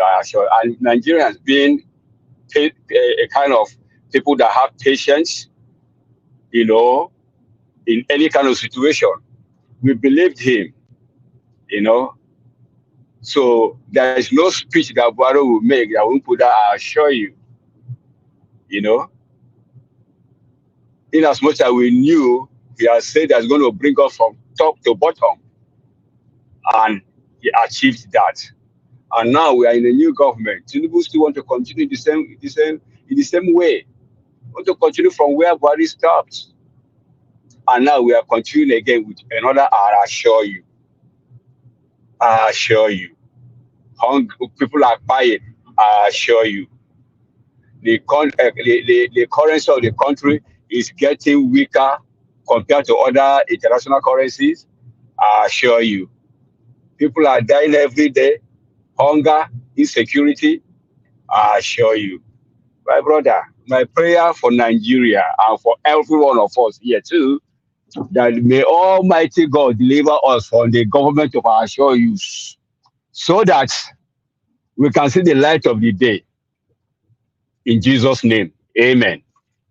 Then, for Obi again, I know it's still my opinion anyway. I know people have their opinion. If you ask me, Obi, stay there. You met Anambra State Governor. You've been the Anambra State Governor. You met Anambra State in a state of mess, in a state of corruption. But you stood there and you fixed things. That is why your name is everywhere today. You didn't leave Anambra the way you met it. So you be the change in the midst of corruption, in the midst of mess. So that will be a testament that you'll be able to fix the nation at large. So please, they say winners never quit. Please don't quit, lest you make yourself a political harlot, jumping from one party to another party. That shouldn't be associated with your kind of person. We know that you're a man of integrity. Let your integrity speak for you. A rolling stone gathers no must. Please stay there, fix the mess, use the NWC, National Working Committee, and people that need to be get out of the way should get out of the way. You know, so it's not all about you at this time around. It's all about fixing the Labour Party, and the Labour Party is just the minutest fraction of the whole Nigeria economy. So this is going to, speak for you at large. If you fix it, I guarantee you, it's going to speak for you. That's what we call mock exam. Take it as a mock exam for you before the main exam. So please stay put there, do all you need to do, and make sure that Labour Party, is restored to dignity. That's for that. Mr. Naija Watch, this is for you. Because if we say we are going to keep talking Nigerian problem, it will not end till thy kingdom come. Please and please keep up the good work. We are behind you. We will keep, running around you. Make sure that you are supported in any way we can, because this is the only way we can, help this platform. Because in this platform, I know you are having your own attack in different ways, but you didn't quit to say, attack is too much. Oh, therefore, let me shut down the media because of enemy. No, but you stayed, So the same thing I expected Obi to do. Don't chicken out because of one person's misdeed or error or corruption here and there. No, Jesus stayed and he made sure he fulfilled destiny. He didn't quit because Judas sold him, or because everybody is doing anyhow among his disciples. No, he stayed there. He was even asked other disciples, will you also leave? When the other people were leaving, will you also leave? So, Peter, stay. Thank you. Biko. Yeah, thank you, sir. God bless you. Thank you very much, Oga F. Emmanuel. It's good to have you on the panel today. May God bless you, sir. Thank you very much. Mr. Elvis. All right. Yes, sir. Mr. Elvis, you see, please thank you for just Quickly, sir. allowing me. Quickly. Somebody's on Thank the you. phone. Yeah, you see, this word I assured and assurance, has been bastardized to the point where whenever you hear that word coming from the mouth of a Nigerian politician or public figure, you just discount it right away. You just stay away. My advice is they should just stay away from that word I assurance. Whenever you hear that word, just know that the next thing that will follow is a bunch of lies that will follow it. Please, I will advise that stay away from that word, assurance. Please I assure you. stay away from that as much as you can. Find another word. I assure is all lie. When you hear that word, please run as fast as your legs can take you. Oga Thank Elvis you. like to use that word. I assure you. Oh, not be me. Oh, God forbid. Mr. Jonathan. Thank you. Sorry, a second. The fear of assure is the beginning of wisdom for us. Be patient with me is the one all of them have said. We have to watch out for that. They are liars. Yeah, they have started that now. Yes, you Be are right. patient with me. Be patient. Yeah. Be patient with us. Be patient with us. Obasanjo in his very first speech, be patient with us. The next one, Yaradua, be patient. Jonathan, be patient. If you search it online, you will see them. They're all asking for patience. It's crazy. They just play us as fools constantly. I'm just fed up of this kind of leaders, really. It's all exhausting. Right. Thank you very much. Let me go to Black Panther. Please give us your final submission. 4 minutes, sir. Okay, you are not there. Let's move on. Omashola, thank you very much for joining us. I'll give you 5 minutes. You are there. Okay. Okay. Black Panther, let me come back to you. Let me talk Black Panther. Don't hold on. Okay, I know you have a lot. Omashola, you have 5 minutes. If my man, no problem. IHS forever.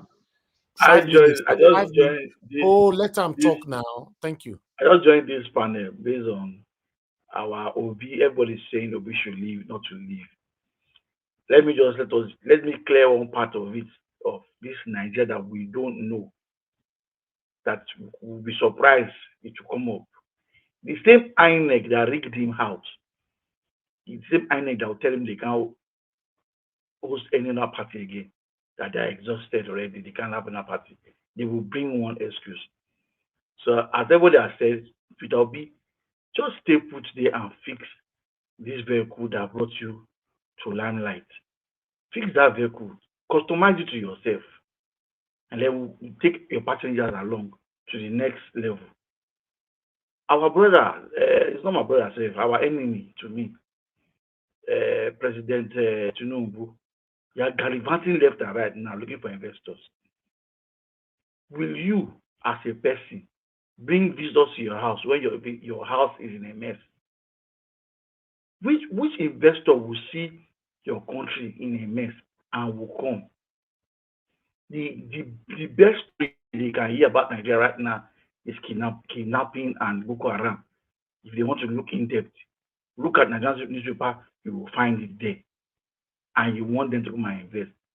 An average Nigerian in the diaspora has not invested his money in the country. They are calling in a foreigner to come and invest. Why are you just fooling everybody? If you say you want to just go on tourism, tell us you're going on tourism with your children and stop using Nigeria to lie. Because you're going to come back now to Nigeria with nothing. And then you call the media and lie. What we did not see. Because if you are saying something sensible there, we would have seen it on video. But you will come to Nigeria and call the media to come and perpetrate rubbish. It's a pity. Nigerians, if you want to wait for 4 years, that is if Nigeria still exists, that you still have people that can vote, that you still have people that can stand up and collect their voters card.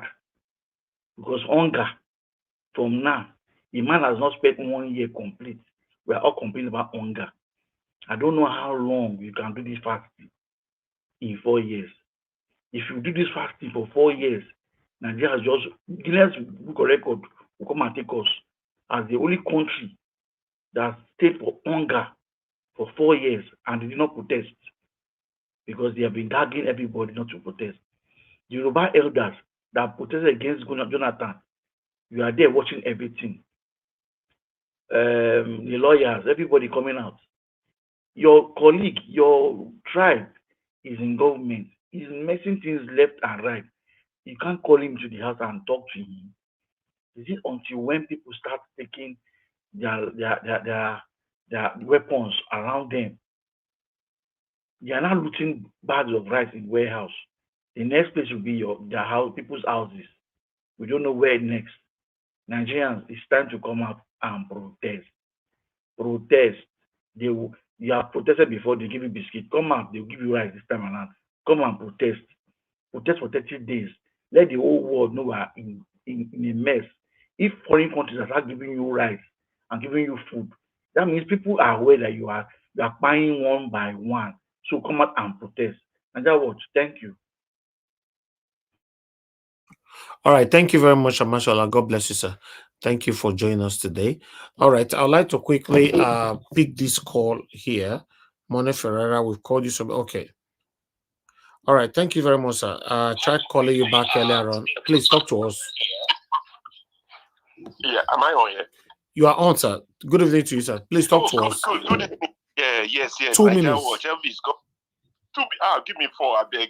Okay, go ahead, sir. Go ahead. Okay. Yeah. The reason I'm calling is that I want to say, first of all, we need to thank God that we are talking every day. It looks like we are beginning to change people like two Niger to our side little by little. The submission today was impressive. And also on OP, I have said it long time ago. All the older Nigerians, the older people still thinking Obi should stay with Labour Party and change Labour Party. Obi's focus is not Labour Party. Labour Party is just a tool. Obi should leave Labour Party, start a movement, form a new organization, redefine the objective, which is we cannot continue like this. Recruit and mobilize, set term of engagement. Before you engage in Nigerian political scene, set the term. Then, after that, how we should all find ways. You should find ways before you engage the system. We all know Nigeria is totally gone, totally corrupt. All these people stay in Labour Party, change over. But all these people, I keep recognizing these people as our leaders, are making big mistakes. We talk to them. They should do this. We can preach from here till tomorrow. Nothing is going to change until those of us react to how we engage them. And reacting to how we engage them is different. If a government is not doing what we are doing, what we can do is many. As long as we have numbers, population, we can boycott, we can demonstrate. Everything doesn't have to be violent. We can hold picnic. We can do so many things to frustrate people and keep government out of office. This is the type of movement Obi should lead, not all this engaging in political thing. As long as you're playing in the game, it means you agree with the rules. And Nigeria, the way the rules are now, the rules does not make sense, because it has to be broken down to tiny pieces. Let me just stop there. Thank you very much, Mr. Elvis, for giving me a chance to talk on your something. And good that we are convincing people every day. We are talking. We're talking. We have to keep talking until we have more people, until our number become critical. Thank you very much. I appreciate you, and God bless you. But let me greet Mommy Diaspora. She's doing a great job, and I'm always listening in the background all the time. Thank you, sir. God bless you, sir. Thank you very much. Yes, sir. Okay, Black Panther, please, your 4 minutes, sir. Talk to us. Oh, thank you, Mr. Najawash. I want to greet Mommy. Mommy, I greet you. The Nigeria issue, you don't get leg. You don't long past 10 feet. I just want to greet you. Thank you for your steadfastness. Thank you for your consistency, and may God continue to bless you. Bless you greater and greater in Jesus' mighty name. I want to say something here. Ferreira just got into my talk, what I was trying to bring out, but I was trying to be very, very, very, trying to use such a way so that the wise men will understand what I'm talking about. And he had just flow into what I was discussing the first time. You see, we need to forget the political party now. Political parties are not going to get us anywhere if we want to get our country back. We need to forget it, and we need to have what they call pressure group that have to pressure the government to bring the status quo down. We need to have it. We need to have a pressure group. We cannot continue to strive in this trajectory, and they will bombard you with election, and they will bring another tribal, because we have a lot of people that are falling in love with tribal sentiment. I'm not saying you should not be a little bit, have a sort of consciousness of your tribe anyway. You cannot be tribal blind, but we have to look holistically the country that we are. Do we have a country? We have been speaking it, and I want to thank God, because more of us are diving in now, seeing the dirtiness and seeing what we have been seeing. We've seen it long time ago, but we are beginning to see the decay. The decay is getting clearer every day, and I know those that are falling into the hands of the bigots will try to pull out, because it's going to affect everyone. So never think. I bought about two bags of rice, and I'm still buying, because I have to buy for everyone at home. I have to buy. I bought it 73,000 naira, and I have 3 to go. That's worth 5 bags. So if you see the kind of amount that I've spent, is well over getting to have 1 million now. So how can we continue in this kind of life? A life for beg and eat, beg to eat, give to eat. I think we all have to wake up. And I want to thank Nigeria Watch. We should rethink and try to see how we are going to form this pressure group. And I pray Obi, because Obi is a symbol. Obi is not in a hurry to get it. We won't get it by political means. We can only get it by pressure group. And that is it. May God bless the people that are fighting for good governance. And then to Nigeria, I pray you continue to see it the way we are seeing it. We are not standing on the premises of tribe. Neither we are standing on the premises of hate.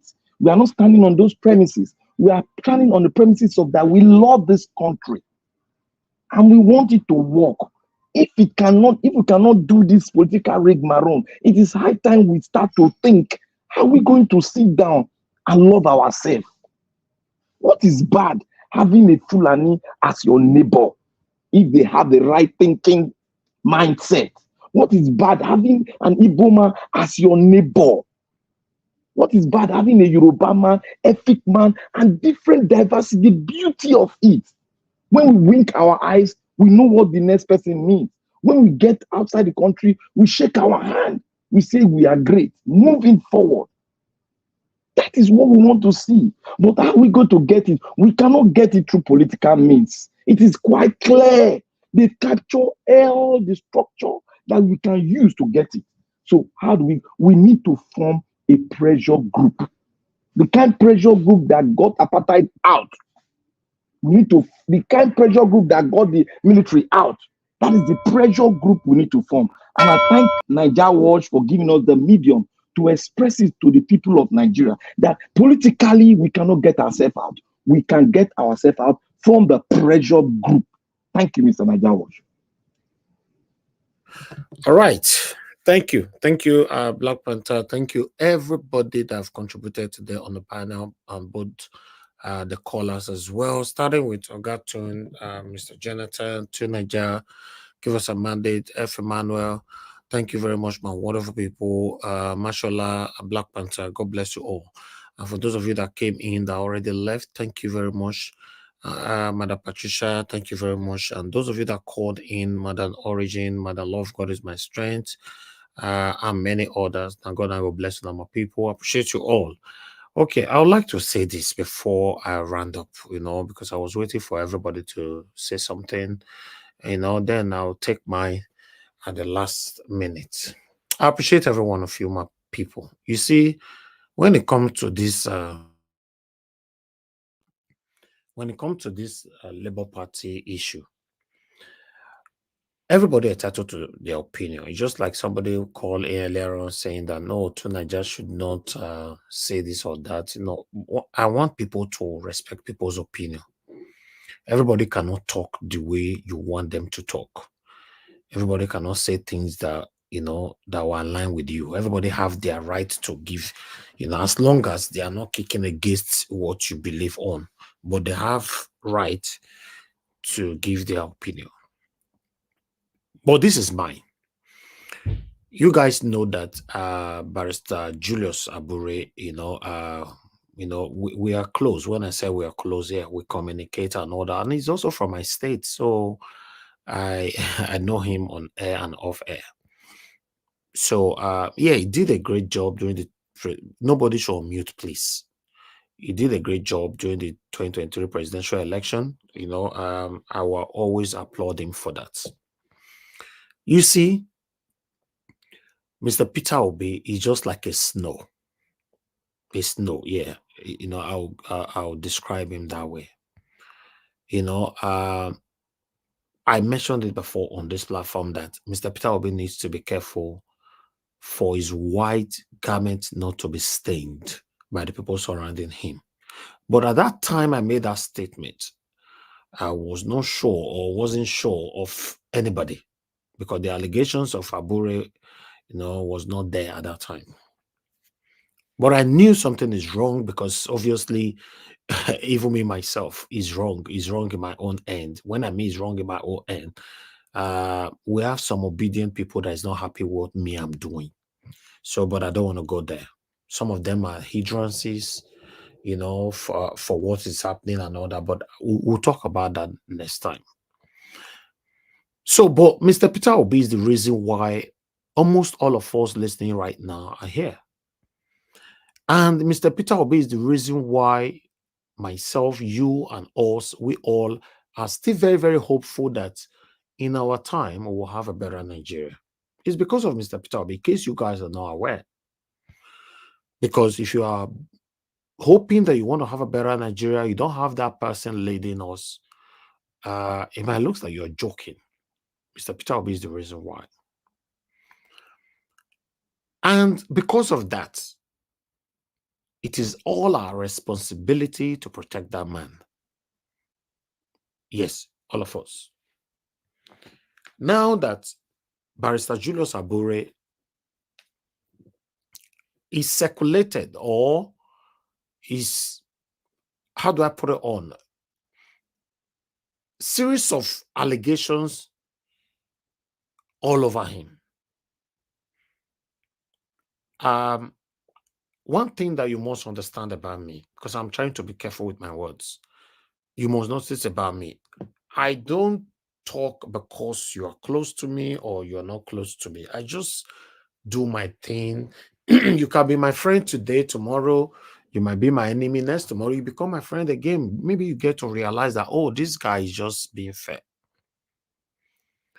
But listen, guys, both here on air and off air, I've told Barrister Julius Abure to resign. But unfortunately, the sad part of this whole thing is that why is it that it is difficult to resign in Nigeria? It's like telling them to resign. It's like you want to take food out of their mouths. It's like you want to take their life.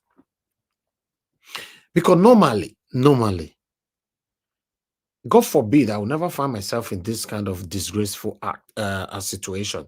But only one of it. Me, I don't resign. I don't run. I will publicly give a speech, let people know, I apologize for this. You know, I didn't do it, or it happened by mistake or whatever, but I need to resign. Just move on. Listen, guys, one thing that you don't understand about life is this. You think if you do this, people will talk, or if you don't do this, people will talk. Guess what? People will always talk about you. Just have that in mind. In fact, people are talking about me right now as I'm giving this speech. There are some satanic people behind me right now talking about me right now. Right these seconds. So you should always think about those people behind you talking these things. You are not interested. So make your decision and stand by it. It's all about you. But you leaving it to continue to pile up. 1 allegation, 2 allegation, 3 allegation, 4, 5, 6, 7, 8, 9, 10, up to 15 allegations is disgraceful. Yeah, it's disgraceful. This is not nice. We're not even sure how to defend you anymore, because you cannot expect someone like me to be defending something that got everything to do with criminality. Yeah, I don't want you to defend me when you, God forbid, you find me with criminality. Don't defend me, please. In fact, I've mentioned it so many times on this platform. If you find me doing the wrong thing, call me out, please. If you're my friend, advise me privately first. If I'm not here, then advise me on air. Because everybody needs feedback. Everybody needs advice, except you are satanic. There's something you are gaining from that, whatever that is keeping you there. So for me, 2 things involved here. Peter Obi allegedly planning to exit Labour Party. We are not sure yet if this is 100% true or not, but remember, in every rumor, there's an element of truth. Yes. You know, saying so we fed the year and small before we come here and say boza. It don't happen, no. Yeah, it's always like that. But these 2 things involved. Peter Obi, if maybe Abure resigned, I would have asked Peter Obi to stay in Labour Party, because we've built the party. We've produced governor, ministers, as a minister, House of Rep and senators, you know, hopefully who know what is going to happen in Edo State as well. So, you know, nobody want to labor in vain. But now that Abure, for him to resign, is even planning to suspend Mr. Peter Obi. For me, if Peter Obi think, because I know all of them are listening to us right now, the only platform that all of them, every evening, they use their tea, their rice, their pounded yam, or whatever to watch us every evening. Yes, they are listening. Not everybody contributes, but they are listening. Mr. Peter Obi, my advice to you is that if you know you don't have the power to clean Labour Party to become like snow like you are, then that's it. Because the Labour Party look like a party that is already gone. Yes.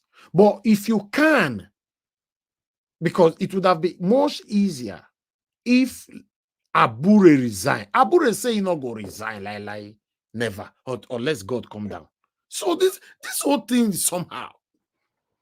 So if you cannot, if Abure is not resigning and you don't have the power to do that, because I don't know how the power works right there on, you know, in political parties. If you cannot, then that's it. Start all over again. It doesn't matter. It's just like a woman that is enduring her husband beating every day. I know if I leave him now, I don't know where I go. If I'll find another man again, or I love him, or whatever, one day the man will kill you. Yes. If a man beats you once, and you say, oh, it no matter, he begged me the other day, he saying that he will continue to beat you. So the same thing is happening right now. A thief is a thief.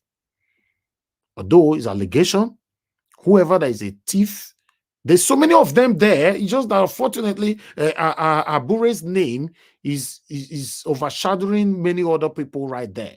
If they do proper investigation into this thing, you're going to be surprised that there's a lot of them right there in Labour Party that is doing this thing together.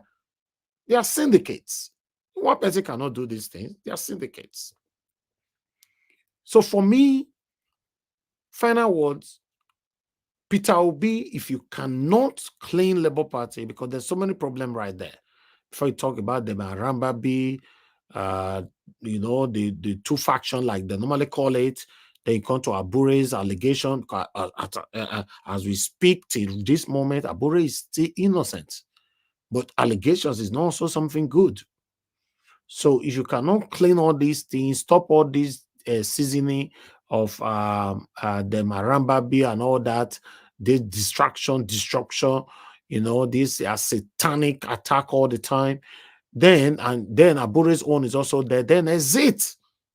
And let's start all over again. You will get there. That's what I believe. That's me though.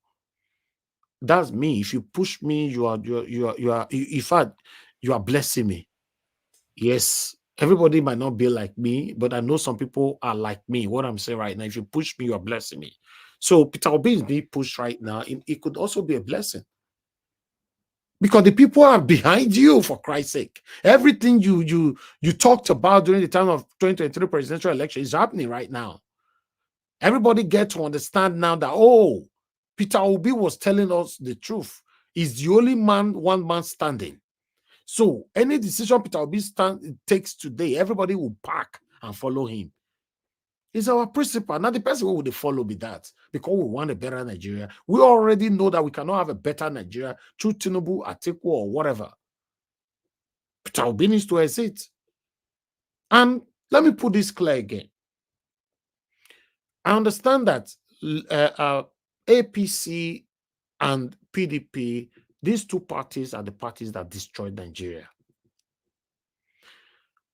It's been, how do I put it on? It's very unfortunate that there is no good leader there. All of them are corrupt. For example, I'm only saying, well, not eat me raw later on. I'm only saying, for example, Peter Obi exits Labour Party today and go back to PDP. Now, Peter Obi have made so much name. Everybody will move with him. Some of you that will say, oh, they are the same. He moved from PDP to Labour. Now he's moved from this to this thing. Listen, when you want to survive, until you survive, you have to keep pushing. As long as you don't have any bad name to your name. Because if you guys want Peter Obi to start a new party, on that might be a long journey. It might work. I'm not saying, don't get me wrong, but it might be a long journey. But nevertheless, whatever he wants to do, we will be behind him. But this allegation of a thing, because information already reached me, even privately, because I have people I talk to, that Mr. Peter Obi is not even picking Barrister Abure's cause anymore. I don't supposed to be saying all this. Mr. Peter Obi is already very upset that, because Peter Obi, in case you don't know, Peter Obi loved Abure before. Should I say love or like? Yeah, it could be love, yeah. Peter Obi really, because he was so proud of Abure. You can see that from his body, his enthusiasm, the way they relate. Yes, he just like the guy. He was so proud of Abure. So it looks like Mr. Peter Obi is currently sick. When I mean sick, not sick of disappointment. That, why, and why? Then, so I just thought I should put that there. For me, I can't support anything to do with criminality. All my life. I'm not saying some life, all my life, anything to do with criminality, I'm not part of it. Since I was born, I'm not part of it. And I've lost friends because of that. When you are too straightforward, you always lose friends.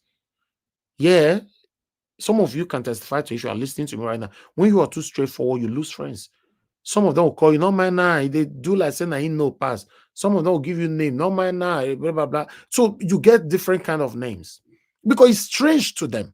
The same way, Peter Obi is strange to people right now. In fact, me meeting Peter Obi in this 2023 presidential election have given me even more reason to live a better life by God's grace in the rest of my life. Because that is the only way you can find organic happiness in your entire life. I'm not saying Peter Obi is perfect, don't get me wrong, because some of our enemies must always have a way to go. But one thing you must understand is the only man standing amongst all of them that came out in 2023 for the race of presidency. Can I just say something? I think your argument, the advice you gave, if he could not clean the party, he should exit. I think it's a sound advice, but it is premising that he cannot clean the party. And that could call into question his ability to, I think it was Chris that made that assertion on the call, that his ability to clean the country. If you cannot clean a party that you have so much support in, how do you deal with a country that has No. That one is totally different to Nigeria, because we have a Abure is the national chairman. Are you aware that he have the right to suspend Mr. Peter Obi? Are you aware of that? From the party? Yes. But not expel him for doing nothing. Yeah, but he have the right. He was already planning that allegedly. So even if he did it, there's going to be an election Sunday and he will be removed. So it's different from ruling a country. As a president, is totally different. So don't do comparison with both of them at all. No, I mean the Labour Party itself. Don't they have an election to select leaders? When that time comes, P2B supporters will wipe out all these people that didn't support him. Okay, on that, I don't know how, I mentioned it earlier on. I don't know how political parties work. I don't know. That's why I use the word, if you can clean the party, stick with the party. But if you don't have power to clean the party, exit the party. So that's all I can say, because I don't know how political parties work. I like that qualification. You cannot. Mr. Najawash. Yes, sir. I think and there's some aspect where Tunaja made a statement that he made one statement before this last one. I think that statement is a little bit, I find something there that will be my use, because there's one thing about Nigerian politics. You cannot, it's like the Bible said, we cannot do without the poor around us. We cannot do without the corrupt around us. So now, how do we build 70% or 75% not corrupt around us, so that we can have a formidable wall to push back? Now, Mr. Peter Obi has to look, because he just came into the party just how many years ago. He has to look at the party holistically and look at how he can use the party mechanism to go into that election and have a good chairman that have a like mind with him. Okay. Yes, Thank you. I believe. Just let me add this, Mr. Elvis, if you permit me. I believe that the Labour Party election, that is the working committee, their leadership, I believe is coming up later this year, and that will be an opportunity for them and for Mr. Peter Obi also to have his input on who will emerge, because these are the people. When you talk of corruption, it is the internal structure of the party, from the chairman to the deputy chairman, the 3 deputy chairmen or whatever, the treasury secretary and all of them, publicity. These are the people that have the capacity to perpetrate corruption. All right. And it will be a fantastic opportunity for him to participate in it. I mean, in the emergence of these people. Okay. Now, the situation is, I can see Mr. Pansat is asking questions, where did I get the citation that he can expel Mr. Peter Obi? For me, I don't know. You remember the last time we read the report? You can't expel him, actually. I used to think so. No, I didn't use the word expel anyway. Suspend. It's the same thing anyway. Yeah, they can suspend, but they can't expel him. He can't expel you. So I use the word suspend. But the reason why I mentioned that is that, you remember we reported it here that Abure planning to suspend Mr. Peter Obi because he went on a national TV to talk about the allegation that this Okmara of that lady, on Abure. So yeah, that's why I'm only responding to that. Oh yeah, it looks like Abure have the power to suspend Mr. Peter Obi, but I don't know how political party works. But I'm only saying, I will repeat this again: if Mr. Peter Obi have the power to clean the party, and let's move on with the party. But no, you mean Mr. Najawash? Yes, sir. You are right. You are right. He can suspend Peter Obi on a ground. If you open the book, that's why sometimes we say you have to look at the constitution and the book. He has the right and the power to suspend Peter Obi on a ground that is inscribed in the constitution. So if you go that part, it will create a sort of distraction on Peter Obi, and we all know how Peter Obi is. Peter Obi will just walk out. Okay, now, why should he walk out though? I don't know why he should stick out to potential criminal. In order to, let me just add this, in order to suspend. Yeah, okay. Hold on 1 minute. Mr. Alex, thank you for calling in. Please quickly pass. I don't pick all this time, but because yes, it's you. Thank you. Go ahead. Thank Talk you, to us. Mr. Najawa. So yeah, I'm on a trip, so I couldn't join you guys. First of all, I want to say thank you for the great work you're doing. Thank you to the panelists. Let me be honest with you, Mr. Najawa. As we speak, Labour Party Edo State, as we speak right now, is the most corrupt party in Nigeria right now. Especially Edo State branch is very corrupt. It's very corrupt. Allegedly, it's very corrupt. It's a mess. Imagine when Atiku was coming to contest, Buhari was leaving. Fulani man were crying. You see where the fraud started from. They brought Akbata, a Benin man.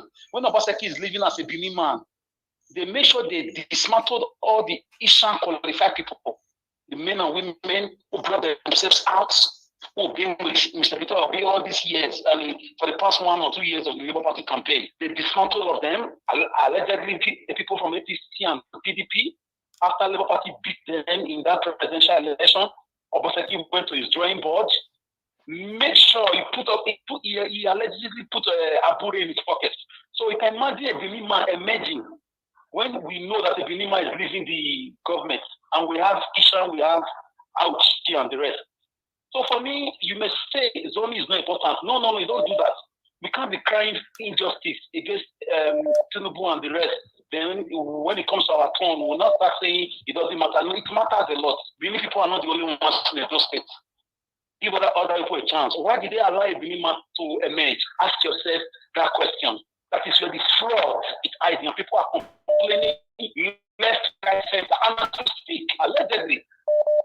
Some of the Labour Party Senate and House of Rep, they came into the camp pretty soon because they said they paid. Allegedly, they paid Abure. They paid him. He cannot talk to them. He cannot tell them what to do. There's a big problem in their meetings. Peter Obi can only say much. He has his own battles to fight. He wants to become our president. So he cannot go and be preparing those things. For me, Peter Obi should, if he knows Abure will not resign out of shamelessness, he should go to a smaller party. There is a court party, there is a Senate party, there are other parties.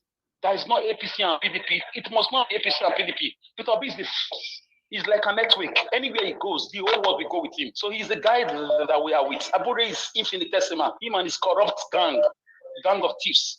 They should go. So thank you, Mr. Najawa. I'll join you guys tomorrow. Thank you for the good work. Thank you, my brother. I appreciate you. Thank you so much. Okay, Madam Rita is also calling in. This is late, so I don't pick calls this time, eh? Okay, Madam Rita, please talk to us. Good evening to you, ma. Quickly. Yeah, good evening, Mr. Elvis. I just heard my brother, Mr. Alex, speak. I want to disagree with him. This is my opinion. I don't think Abure would have the audacity to suspend Peter Obi. I don't think so. Do you know why? Because if he suspends Peter Obi, he knows that is the burial of the Labour Party. So I don't think they would just suspend him. You know, when you're in a leadership position, you just don't take drastic decisions without thinking through. So I don't believe, I might be wrong, I don't believe that Abure would have the audacity to suspend someone like Peter Obi, because right now, Peter Obi is the only shining light in Labour Party. Peter Obi right now is the one that's even bringing out, in fact, is the one who brought out the Labour Party in Nigeria today. So I don't even think so. Now, going back to what Mr. Alex was saying, sometimes, at this point, many of us, I believe, understand politics, and some people are still learning. In order for a political party to bring a candidate out, there are certain factors in which they look at. And one of those factors is you need to bring out a sellable candidate. You need to bring out a sellable candidate. Now, coming back to Edo State, we talk about, Mr. Alex was talking about, the Labour Party is corrupt, because they decided to bring a Benin man. Hello. I'm not even under the umbrella of whether it's a Bini, Isha, Ora, or whoever becomes governor right now. But however, looking at the periscope of Labour Party, if you look at all the other candidates who were under the Labour Party, the primaries, it is only the guy they picked right now, this Akpata guy, that was the sellable person. That is the fact. Now, in APC, they did their rule as usual. You understand? APC is even shaking right now because they believe the candidate that they pick is not even sellable. So it's not even about tribe right now. It's just because the entities behind the person that the APC picked is what people are looking at. But that person is even overrated because that person cannot even win their unit. So many people are looking at people by past antecedents and thinking that they are still relevant today. Now, looking at the PDP now, I don't even want to go there because this is not the discussion. But going back to what Mr. Alex said, It's easy for anybody to say what they want to say now because of what's happening with Abure, to say it's the most corrupt party right now. Mr. Alex, without due respect to you, sir, I think that is very wrong for you to even say. How can you say Labour Party is the most corrupt now when we have had over 30 years, PDP and APC? Labour Party is just learning right now.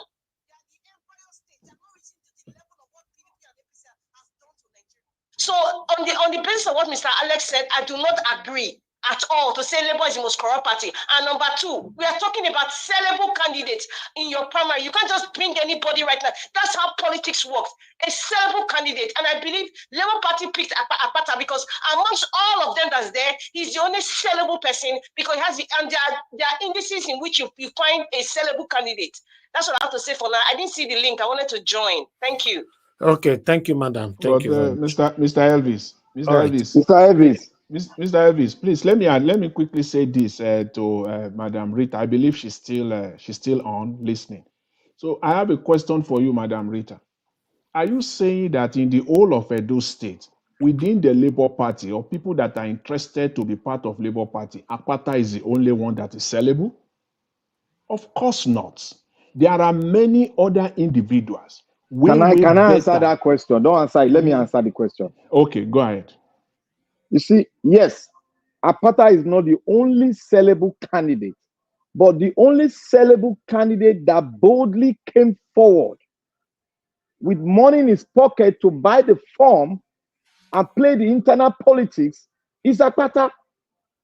And I said it before, I said we should not use South Northwest in this dimension we are going now because they are playing a game, APC and PDP, they are playing a game, and if we follow their way, we are going to lose. You will end up bringing somebody from the South that is not sellable, and you will end up blaming yourself. Why didn't you bring this one that was sellable? We don't want to be going rigmarole round. The dimension has changed already. We are seeing it. They played it in PDP. They played it in APC. APC is having problem. PDP is having problem because they are not bringing a sellable candidate themselves. They want to push it with corruption and rigging. Can't we see it? That's what Madam Rita is saying. Okay, Madam Rita, we can see you on the backstage. Madam Rita just came in, voila. My speech, now my final speech, I say make I have in peace just now. In peace. My final speech make we close in peace. You can't have that, Mr. Una they give una own, I not jump for una own. I give my own, I can't jump. Mr. Elvis, you don't enter one chance today, you must stay. You don't understand. You should have agreed with us now that P2B should remain. Then all this trouble. Exactly. I know that. I know. I would have just say thank you, everybody. Good night. Maybe I know they give a final speech anymore. To be honest, because if I give final speech, if I want to talk something, if I want to talk, Mr. Raja was, you know, I've not talked since, so you have to give me 16 minutes.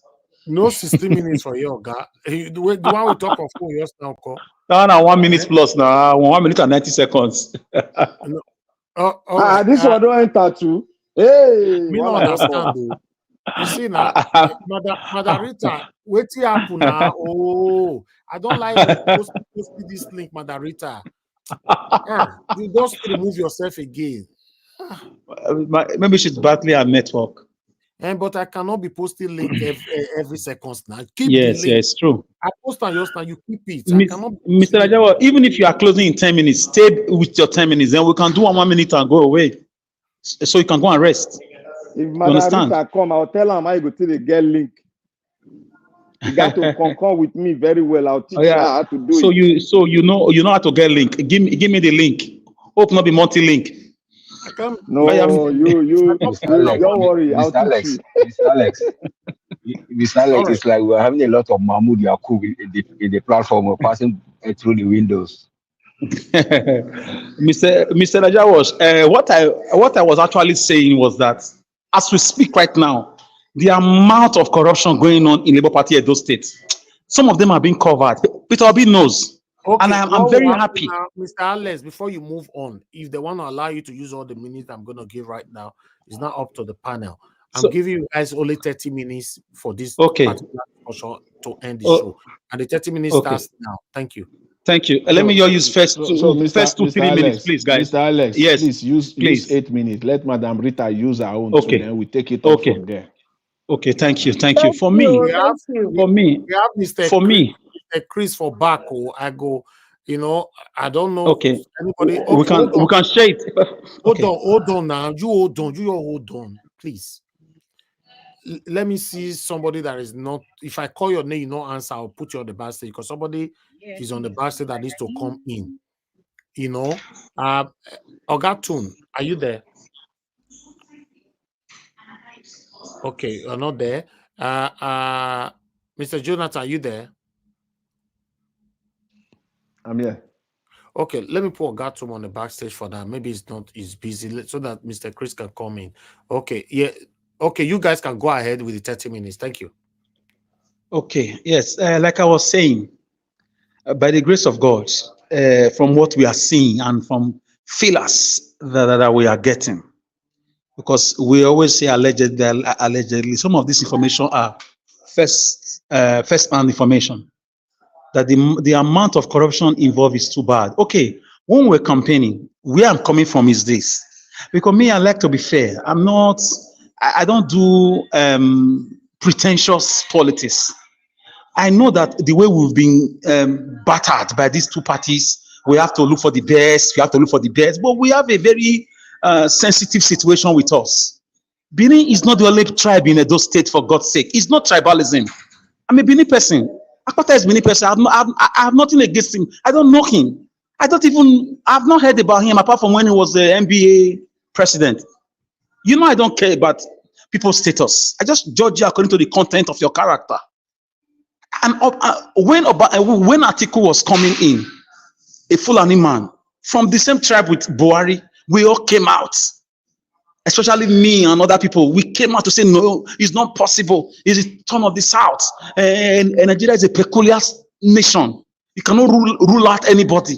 You can't tell me in the whole of Asian land, you cannot find 5 or 6 Labour Party people, aspirants, male or female. You can't tell me that. Now we want to zero it to he brought out money. Look at what we're even saying. That alone is also, for me, it's not politically right to say he brought out money, play the politics. That means it's the same thing with the APC and the PDP. If it's about bringing out money. So if I have like 2, 3, 5, 10 billion naira tomorrow, I can also come out and say, I want to be a governor. I bring out the money, I play the internal politics, whether I'm corrupt or not, whether I'm into drugs or not, it doesn't matter. So for me, I don't, Obaseki is Benin. Akpata is Benin.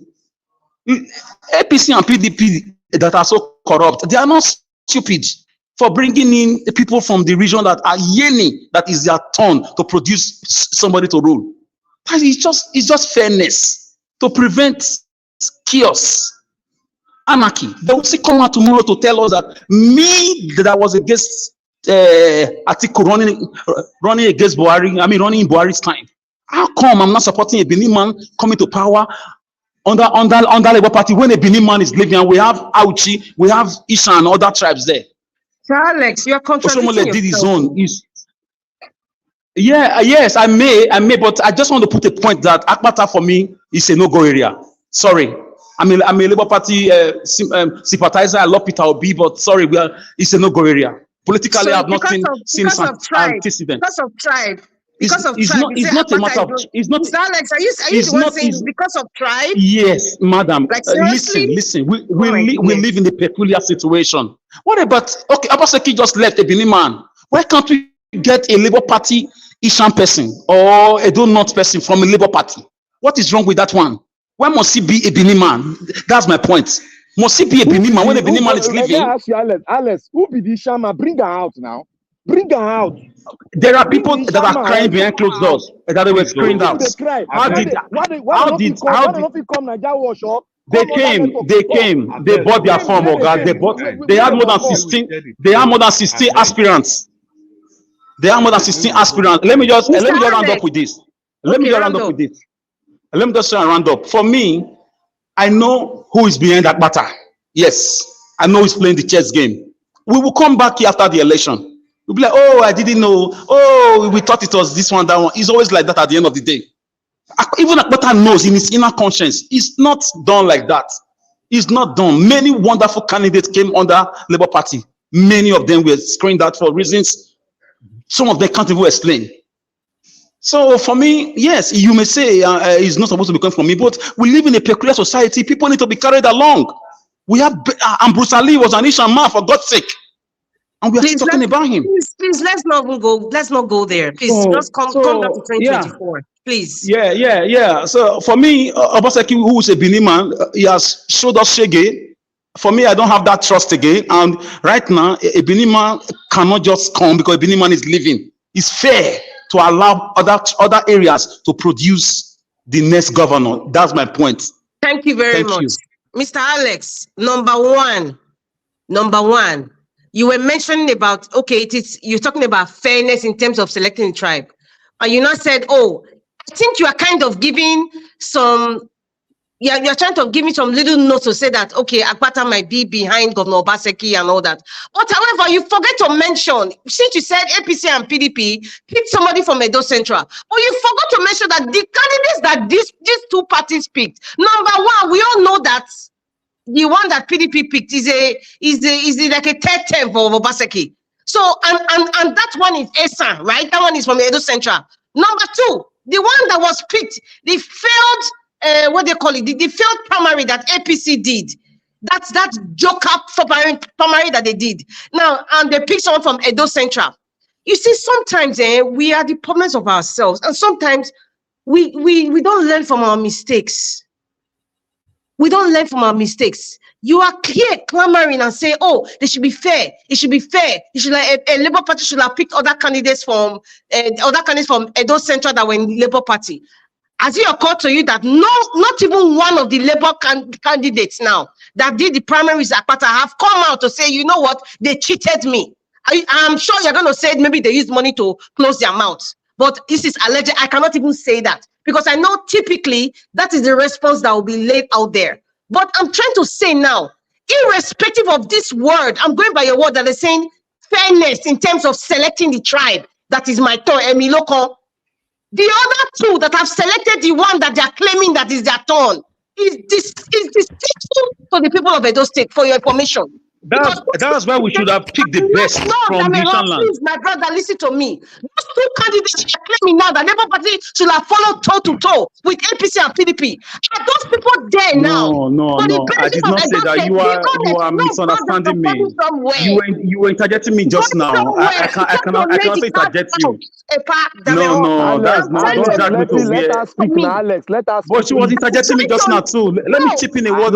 I know. Just let her land first. So be fair, chip in something, Mr. Alex. There are sound Labour Party people from other regions. I would say, do you okay, just imagine, for me, if I was living in a state that is only Benin people, no problem. I'm a fair person. I have nothing with APC and PDP. Since they produce criminals in other parties. We will not be looking at who we serve the other people by on the basis of tribe. For crying out loud, what do we think Peter Obi? Was it on the basis of his my turn for the Igbo people? Of course, it was the turn of the South. It was the turn of the South. Mr. Obi said it, don't pick me because I'm Igbo or because it's my turn. We picked him because he was a credible candidate. Now listen, let us wake up and smell you don't understand how Nigeria politics work. Understand how the politics works, my brother. Listen. Rita, can I chip in? You can chip in, sir. Alex, you see the dimension we are now. I'm not saying I'm not totally. I was with you on this what you're speaking, but when they changed the trajectory and we saw what is coming from the other side, the two sides, and we saw that those things are fake, and in retrospect, those are the best from that side that they brought in. Look at the best they brought, and those who that call themselves that say they are the best in a particular tribe. Let them look. You cannot stay and tell people to sell you out. You have to come out boldly. NTA, radio, everything, sell yourself. That is what we are saying. You don't let Alex be selling you, or Alex be talking, oh, there are better people there. Oh, it's corruption. Mr. Black Panther, when did you start hearing about Akpata? Is it not the last minute? No, please. What about those who I know Akpata for a long time. I know it was the last minute he showed interest. Gentlemen, please, can I come in? I hadn't finished what I was saying. And I think a lot of Edo people need to wake up and smell the coffee, especially my Eastern brothers and sisters. Yes, I have Eastern in my lineage, and I'm proud to say it.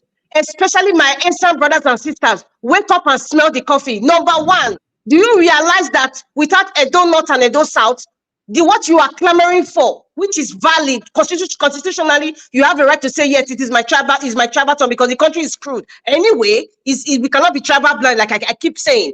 But however, do you realize that this your clamor now for Edo Central? I'm talking to my lovely Eastern brothers and sisters. Without Edo North and Edo South with the numbers, you cannot be your brother. My brother, my Eastern brother or sister, whoever is standing, cannot be governor of Edo State. Do you realize that? So see, it's not just about saying it's my turn. Listen, when you talk about sellable candidates, apart from your antecedents, Peter Obi was sellable. That is why Labour Party rose up. If Peter Obi was not sellable, my dear, Labour Party would be like maybe called. Peter Obi was somebody that was sellable, and that's why they picked him. Patutobi stepped down. Listen, please. Patutobi stepped down. No, sir. Please, can I just finish? Wait, I want you to address this. so that you will address it. So, do you think now that Akpata is sellable? And please, give us those reasons now. Give us those points now. See, don't just say it's sellable. From where I'm going to, I will come back to your question, sir. I will come back there. Let me flow.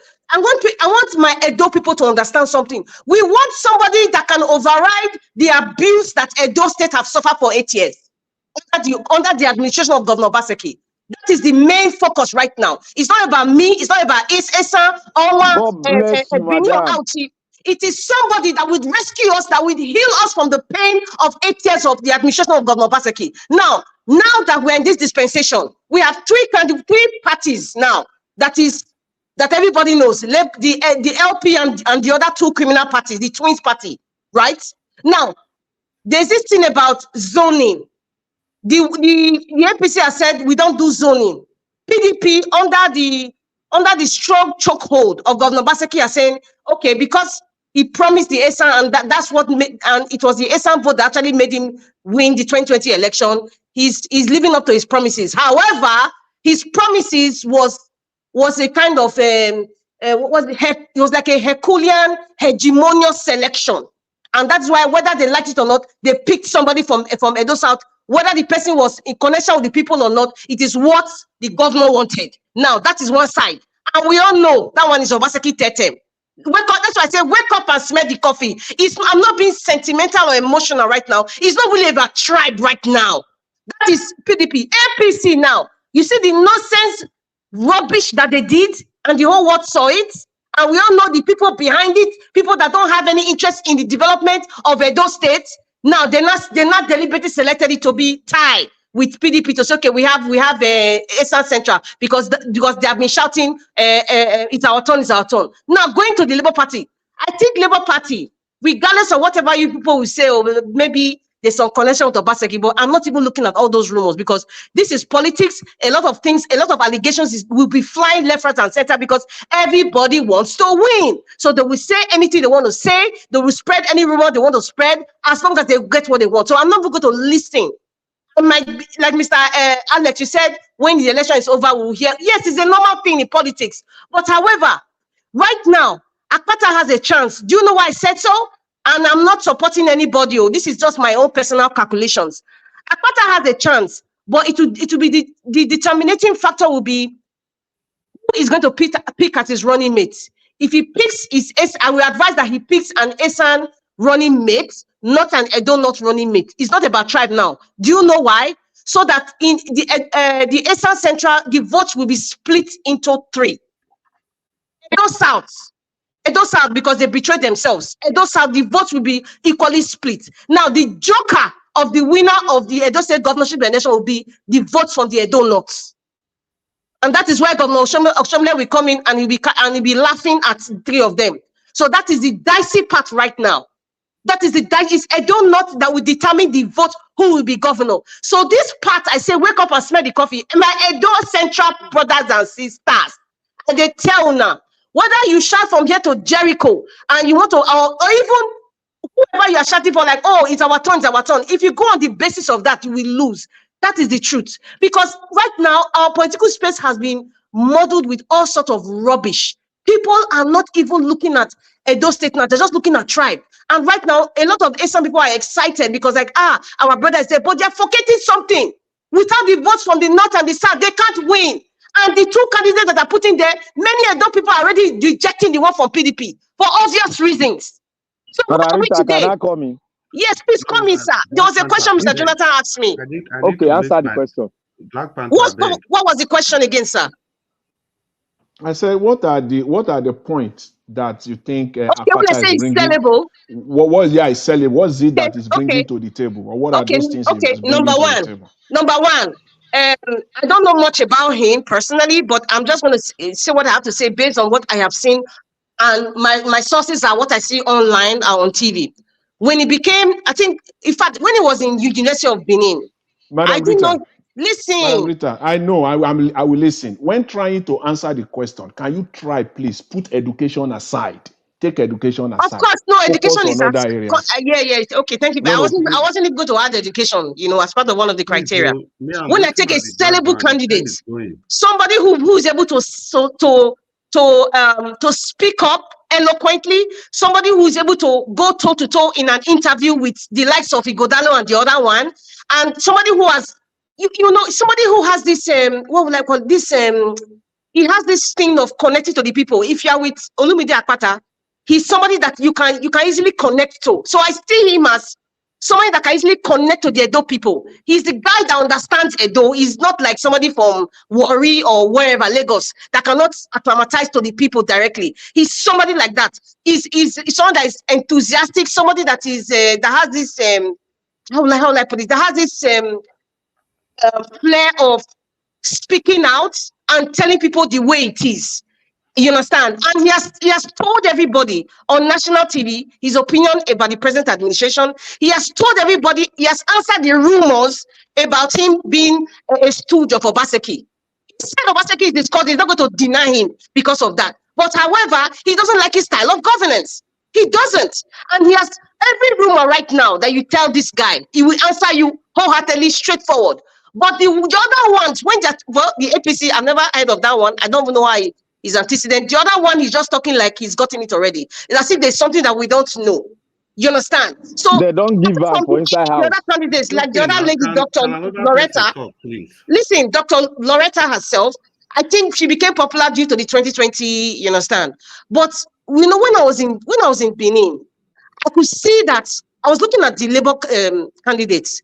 I could see that amongst all of them, I don't know if whether it is due to money or lack of exposure, or did not have the enthusiasm to speak out, or the fear of speaking out to people to express yourself and what I can really do for the people. Amongst all of them, the only two candidates that were really, really speaking out, to me, my opinion, was Dr. Loretta. Sometimes she comes on TV and she speaks, and Olumide Akpata was everywhere. The other people hardly even saw some of their posters. This is politics. It's not a politics. Listen, you have to push yourself out there. If you want to, you gotta push yourself out there. Every time we had media coverage of Olumide going to every local government, talking about its interest. Yes, sir. And please round up so that other people can talk, because it's just 30 minutes we have. Okay, Mr. Chris. Yeah. So, those are the things I say, you know what? I am hearing this guy every day. He's talking every day on TV, on radio. You see his posters everywhere. So people are already getting to know who this guy is. The other candidates, I'm not seeing anyone anywhere. I'm not joking. I mean, Mr. Alex. They are banking on rigging. They are banking on rigging. We're talking about rigging. Where's rigging work? Madam Rita, you have given a political response. You see, give me political response. Political response. What a typical politician. That's how a typical politicians will answer. Yeah, it's a political response. How do you want to answer? No, I want to see. Okay, I'm just looking just to be brief. I want to see is what is it in terms of? Okay, 1 second, please, 10 seconds, and then I will just leave it there. What is it that Akpata is bringing in terms of his transparency and economic and administrative competency? What are those things in terms of his transparency? Okay. You people are saying okay. He's yet to express that, and I'm still looking. I don't have a candidate. Listen, and Madam Rita, I have a question for you, ma'am. If you allow me.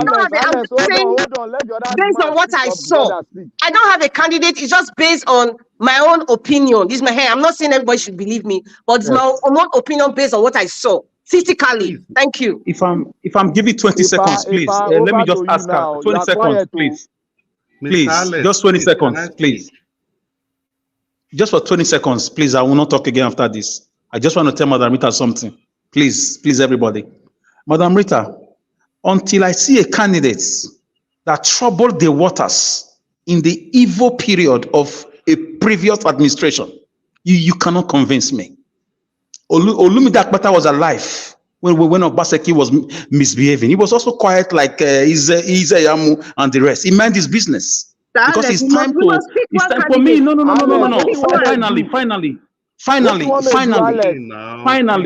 Finally, I understand. He's right. I don't have problem. I'm only talking about carrying people along. Finally, for me, I must be honest with you. I don't trust him. I know him very well.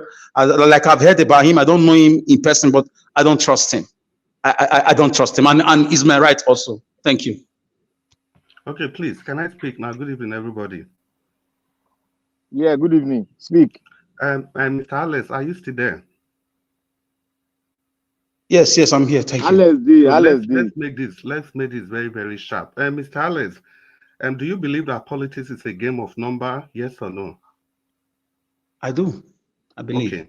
Now, if you have, for example, you have 4 million people in Edo State, 3 million of them, they are educated, they know nothing about politics at all. They can't read, they can't write, they don't understand manifesto at all. And you have 1 million well-educated people on the other side. If the 3 million people vote for a candidate, will that candidate be declared a winner, yes or no? Irrespective of the fact that these 3 million people, they are complete fools compared to the vote of 1 million people. In democracy, will the 3 million people have their way, yes or no? They will have their way. Good. So you see, that is the premise of my submission. Now, EduSat, let's look at what the statistic is saying. EduSat, you have like 68% of the voters. Edo Central 13% and Edo North about 17%. And it's on record that EduSat produced an LP senator, and they produce LP House of Rep members. But Edo Central, they produced a PDP senator, and Edo North produced an APC senator in the person of Adams Oshomole. Having laid that premise and you having answered affirmative to my two questions, so you see the statistics automatically. God will bless you, my brother. So you see the statistics automatically has given the win and the power to EduSat with over 80%. Now, even if we have to leave that, in all sincerity, I understand the basis of your argument, but you don't really have to compare what is happening in Labour Party with what happened at the national level. At the national level, you have people from the South that were ready, that were hungry to get the power, that had the credentials. But what happened? They were outplayed, they were outmuzzled, they were outspent. But that's not what is happening in Labour Party in Edo State. What is happening in Labour Party in Edo State is simply a case of lack of interest. In all sincerity, it is Olumide Akpata that has shown a greater force, that has demonstrated hunger for this position. So it doesn't become a situation where you go and drag somebody out to come and take power, and when he's there, he's not ready, he's not able to function. Edo State is a state of people that are very proactive. So I expected other members of Labour Party from Edo Central and Edo South, from Edo Central and Edo North, to have worked and doubled their efforts, considering the disadvantages that is already stacked up in that part of the state. But Olumide Akpata defied all this. Despite the advantage, he had all the trump cards, but he still went out to fight and to get these tickets. Now, there has not been allegations of rigging, vote buying, or outmuzzling of any of the candidates. If there has been, I'm very sure those people, they should come out and cry out with tangible evidences. Now, to your submission, if we have the same candidate at par with Olumide Akpata from other parts, not even other parts of the state, from Edo Central in particular, I would have gladly gone for that. But as it is now, there's nobody like that. And as it is now, the strength of Labour Party rests in Edo South completely. Now, Mr. Jonathan, the question you asked Madam Rita, I think I'm just going to cut in and also answer some aspect of the question. Now, Olumide Akpata, he has openly disowned Obaseki, openly on national TV. He has criticized Obaseki. He has even asked the fundamental question that somebody that gets 13 billion naira every month, what is he doing with that fund? And again, you said Madam Rita would have dwelled on the economic prowess of Olumide Akpata. Olumide Akpata was actually the president of NBA. He ran the association successfully, economically, without any corruption charges. Without any corruption, Mr. account Chris, was don't open. go, Mr. Chris, don't go to that MBA team. That's not the. You are going to educational line. You avoid. If you go, if we can go into discussion with that. No. That is administrative. That's administrative line. It's not education. If he proves me wrong and succeed tomorrow, I will come and apologize. But I just see him as one of the elite. Let me finish, please. Yeah. I didn't disturb any person. Jonathan, I'm not talking about education. Did you listen to me? You were asking Madam Rita, what about economic skills? So I'm telling you that he ran that association economically without any corruption charges, without spending money unnecessarily. That is an economic prowess. That is an economic angle. If you have handled association as big as NBA, irrespective of the kind of people there, but as long as we are not corrupt financially, so it means you have some economic decorum. Again, He won that election without being a son. And that is a political sagacity to become an NBA chairman, even when you are not its son. Political audacity, not sagacity, audacity. Audacity. But you will also agree with me, Mr. No, Chris. Jonathan, You let know, me some finish of- before I agree with you, please. Okay. Just like Obama said, it's like the audacity of hope. That is an audacity, it's an audacious move for you to contest an NBA chairman without being a son. And that is the same audacity that Akpata was displaying when he picked the form of Labour Party, knowing that he's from Edo South. Those are the kind of hunger that we are looking for. It is the same audacity Peter Obi demonstrated, His Excellency Peter Obi, when he left PDP and went to a Labour Party, relatively unknown party. Obaseki couldn't dare that. When Obaseki was muzzled out of APC, he ran to PDP. Why did he not go to other smaller parties? But Peter Obi, because of that same audacity that Olumide Akpata is also demonstrating, he left a national party, PDP, and tried his hope, and he took his mandate to Labour Party, and the rest they say is history. And again, Olumide Akpata stood head to head against Buhari when Buhari removed the Chief Justice of the Federation. He called out the NBA that they should go on strike. And they did, but the northern part of the NBA, they fed him. They fed him completely. So if you look at his antecedent, he's a Democrat, true and true. But now, that is not to say that I am campaigning for him. I'm just only answering the question you asked. Having said all those, Olumide Akpata, if you are listening, you are never going to ride on the wings of Peter Obi, never. You must have to campaign. You must have to tell us who you are. You must have to demonstrate what you bring to the table. We are going to enter a contract with you. We don't want a situation when you get to power, you start telling us that Obaseki is owing this. If he's listening, for me, I don't trust him at all. This one is federal. Yeah. This Oh one boy, is don't state. talk about trust here. Who they trust politicians? Sef? Why they young trust?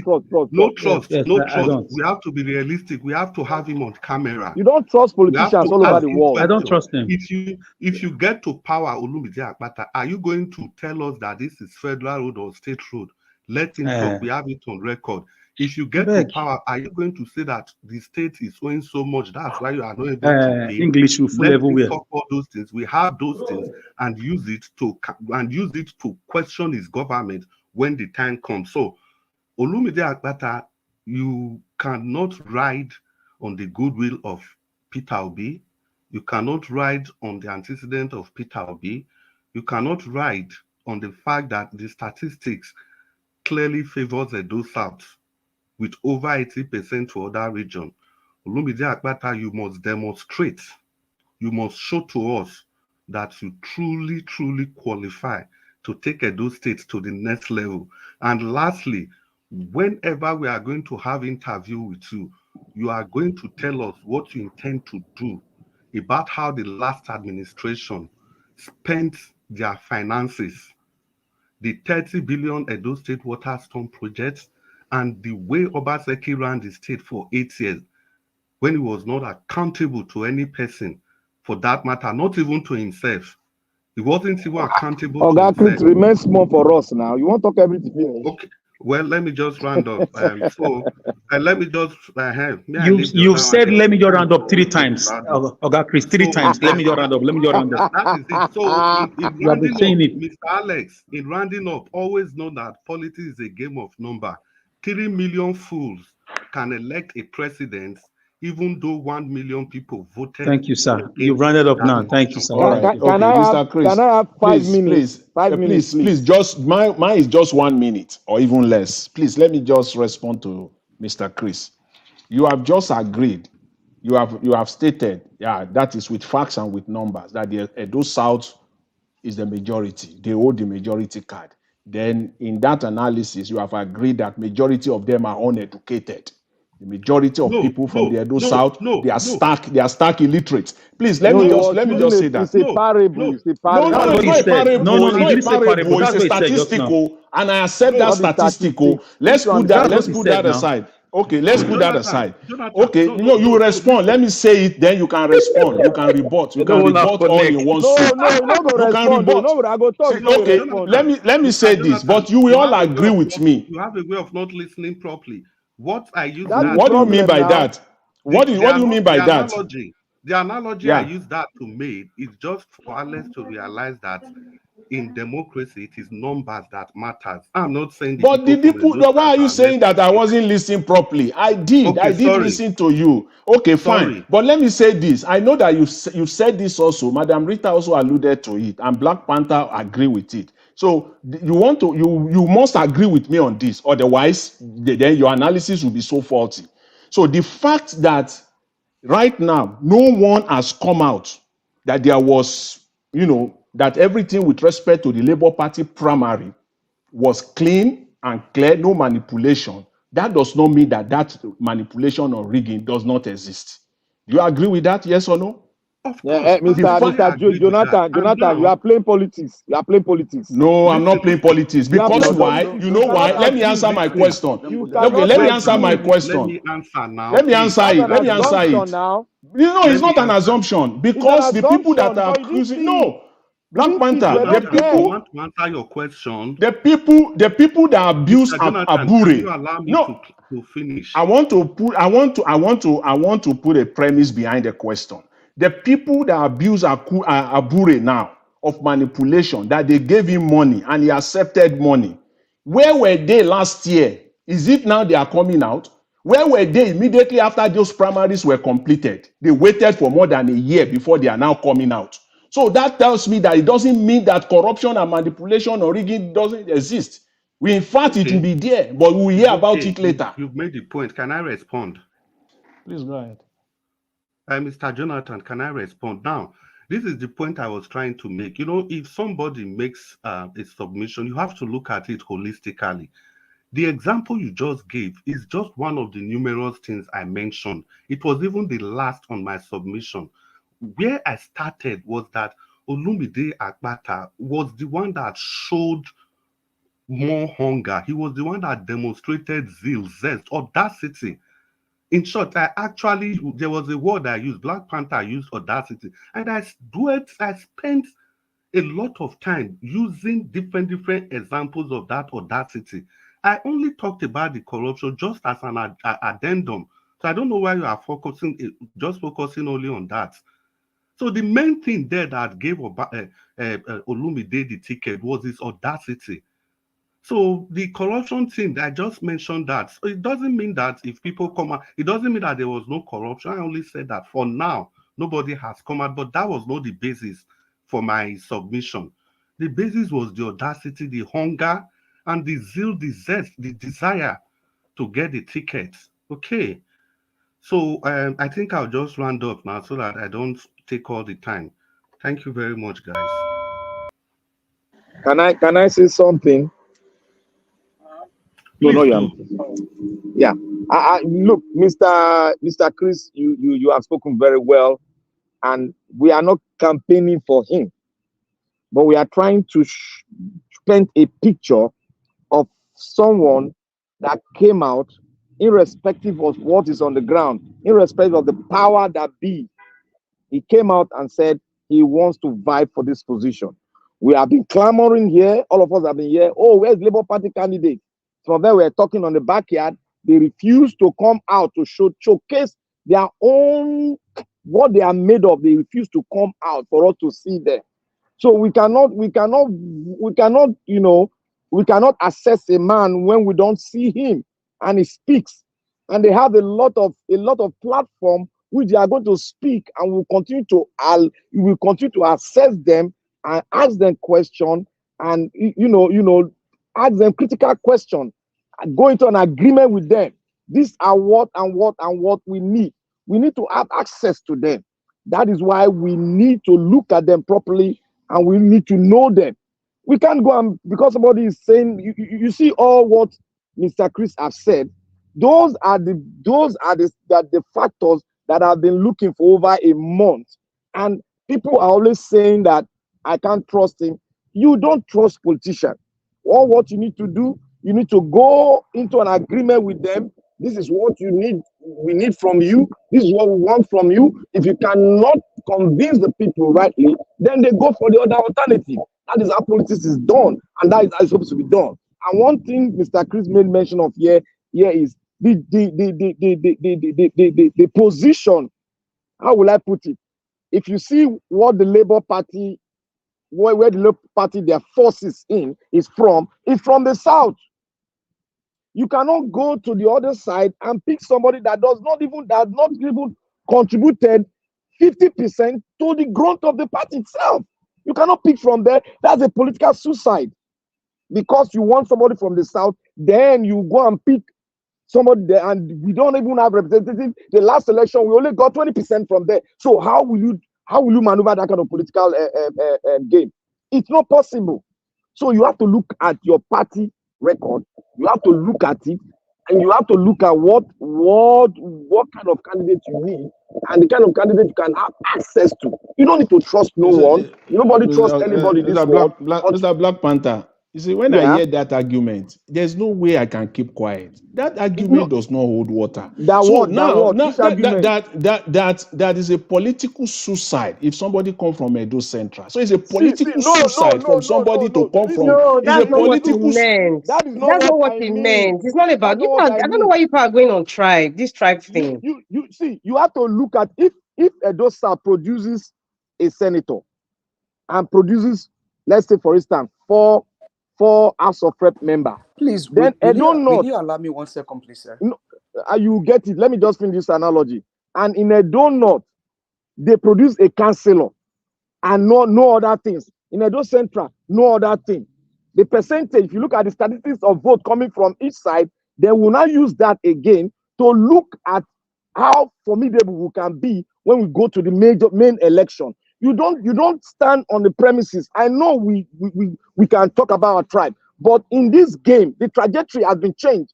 You need to stand where your powers lie so that you can get the election right and win. And there, you cannot start doing any other thing you want to do. That position, like if you bring it to the national level, national level, state election, not national, please.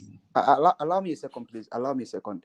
I think this conversation is very, very interesting and very, very vital. And I was in a space last night up until this morning, and it was basically on this conversation.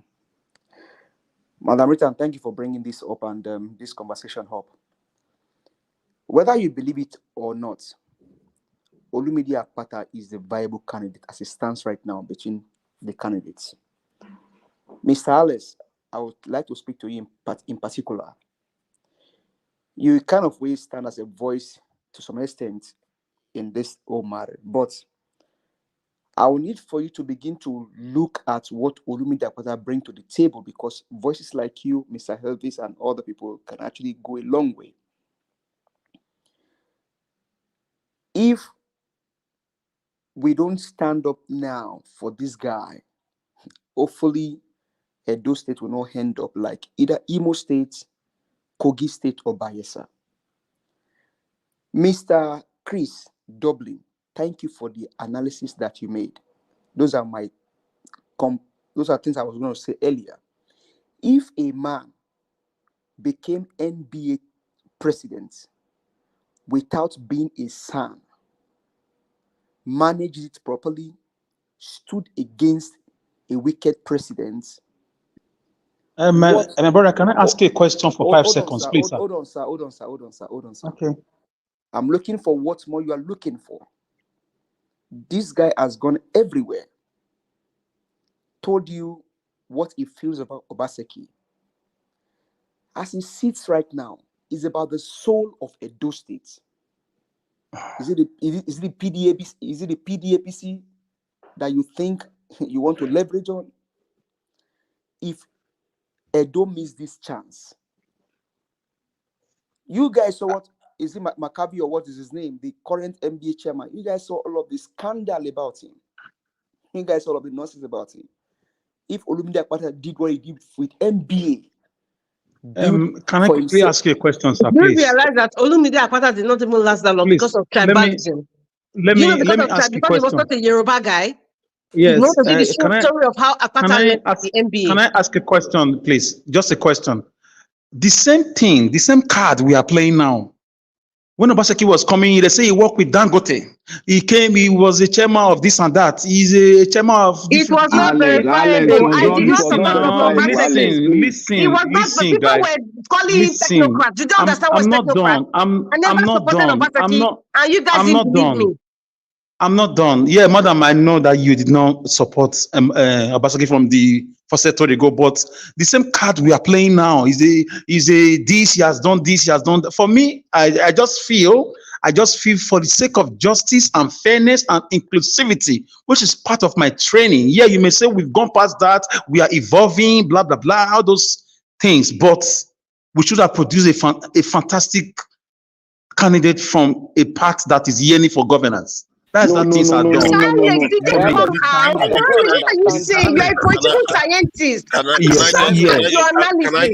Yeah. Can I just add something to this? Can I just add something to this? I think we should listen to Alex's submission, because the idea behind it is that we know where we want to be and we know where we are. And we also know that in the country there are groups that say they are marginalized.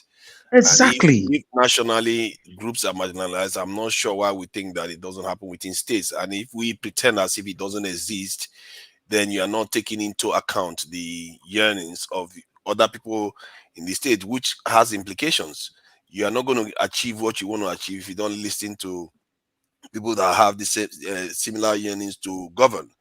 And I understand that the perfect form is for us not to worry about those things. But if other people have the numbers and have all the advantages and have this in precedence, they have advantage so that they can get themselves elected.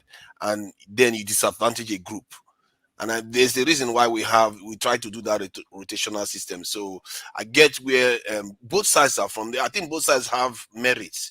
But where we are right now, I think it's worth listening to what Alex is saying. Tunaja, let me state one sentence. Sorry, my brother, Black Panther. Black Panther, I'd like to come in. Okay, go ahead. Okay, all right. Okay, go ahead, Madam Rita. Go ahead. Are you sure? Okay. Mr. Tunanja, right now, let me just, it's like I'm repeating myself. What we have, I understand that part about, this fairness thing you people are talking about, to be fair. This is what my observation has been. My observation is the ASAM Central, my brothers and sisters in the ASAM Central, they keep allowing themselves to be used. Why did I say that? They keep allowing themselves to be used.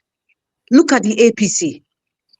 The person that is standing there, with all due respect to him, is another stooge. It's another stooge for the ones who desperately wanted to be governor. It's another stooge. The one that is in PDP, that is Obaseki in a different uniform. So right now, reality, let's come down to today's date is 3rd of March or 4th of March. With the candidates in these parties now, we must pick one. I have gone past. We should go past what has happened. The parties have produced these 3 candidates. This is the situation of where we are. That is where we should be leading Edo people to right now. Mr. Alex, what you are saying is medicine after them, because what you are talking about now, I am still yet to see any of my Eastern brothers or sisters who were in the Labour Party with Olumide Akpata during the primaries that came out and sold themselves. I will be supporting what you are saying. That why did they take that candidate out? That Eastern Loretta did, madam. Loretta did. Loretta, oh my goodness. Loretta is not even from Edo Central. Loretta is a Benin woman. What are you saying, sir? But she said she's an Asian woman. Benin woman, maybe by marriage or maybe for her father's lineage or whatever, my mother's lineage. She's a Benin woman, please. I listened to her on TV and she told about her history, how she was selling the market with her mother. She's a Benin woman. So I'm talking about what about it? Madam Rita, please, forward. can I just Because jump in? excuse me, sir. Can I We jump have to in, move please? forward. We have to start educating people or whoever they want to choose. Do you know? Forward. Do you know where? Do you know where I fought Madam Rita argument? No, let me just fought her. Let me just fought her. If Akpata is strong and Akpata, From Edo Central, look at what he did. We not judge him because it's Esther. Alex, you can I better fought him, Madam Rita? Allow me to because it's Esther. If you can I don't join fought me, him, you are Madam not Rita? going to see. Can I fought David? Alex, I would like to fought you for a second. Alex, I have a question for you, please. Please, can I just quickly for 1 minute, please, Madam Rita? Please, listen, the way parties are run, from what I know, is not the Nigerian style. From what I know, because we are trying to make a difference. Obi made a difference. For me, if we have the number, we have the power, they have all the money in the world, he's well known, blah blah blah. So, are you telling me, as a party shifting, if he's a party shifting or a party member or a party ESCO, a party hierarchy, we cannot produce a candidate from a region that justice need to be served to them, that we can't bring somebody and say, okay, we are standing behind this person. I'm bringing out my strength, I'm bringing out my number, my money, and other people are queuing up behind this candidate because we know him. Listen. We need to move forward. We need to move forward right now. We have three candidates. Obaseki is Benin. We have three Olumide is candidates, Benin. Mr. It's Alex. not What you're fair. saying It's right not now, we fair. don't hold water. Alex, what Hold water, Mr. Alex. Alex. What you're saying. They've picked up the primaries already. Please. Okay, but we are just talking about what could have been. Yeah, it's okay. What could have been? Way forward. Everybody needs each other. Everybody needs each other. What you're saying, Alex, it is not healthy. Do you know what you are doing? You are beating the Asian people and you are breezing them, Madam Rita. Talking about reality, we have three candidates right now. Talking about the selection process, you should have talked about it early last month. Obaseki cannot be leaving a Benin man and another Benin man is coming in. It's wrong. Yeah. What is wrong is wrong. If you don't want to vote based on because they're not Benin man, it's your choice. It's your choice. No, it's not. I'm just one vote, but it's wrong. It's wrong. PDP, is it going to help people? You enter house. The one in APC, is it going to help those people? There's a sense of justice. Leave APC and PDP and do your own ass work. Leave PDP and APC alone. Let's do our own. You guys, give me 1 minute. And Mr. Alex, can you hear me? Yeah, I can hear you very well. What I'm saying is this: the other candidates, where is their zeal? Now, from Edo South, we have 3 people: Olumide Akpata, Akorioge, and Loretta. Please, can you name the people from Edo Central and Edo North, the candidates from Edo Central and Edo North? Can you name them, please?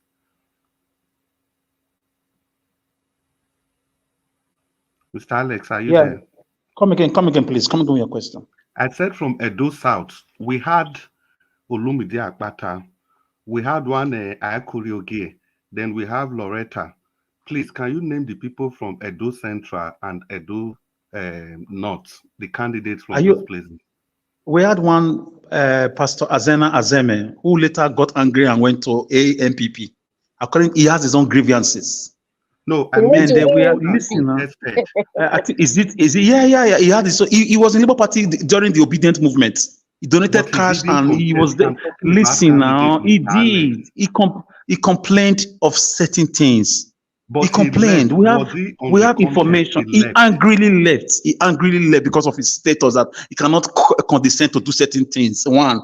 Then 2, there's a guy also who is an Asian guy. I've forgotten his name. A friend of mine met him, and he also complained about something similar. Yeah, listen, my brother, listen. What is bad is bad. What is bad is bad. I cannot say because I want to be politically right. For me, Obaseki,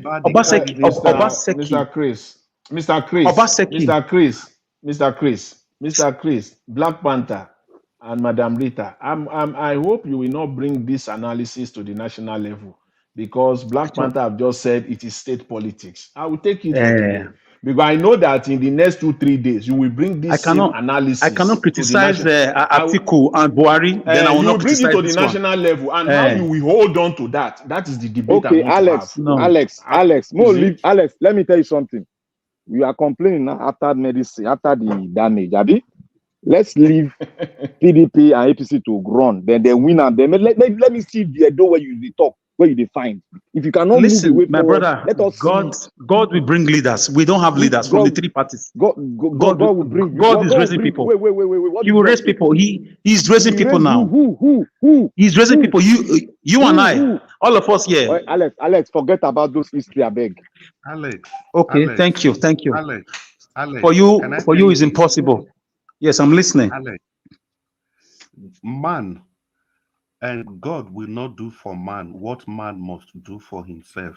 When Saul was misbehaving, David was in the bush. Nobody thought it's possible. So it happens.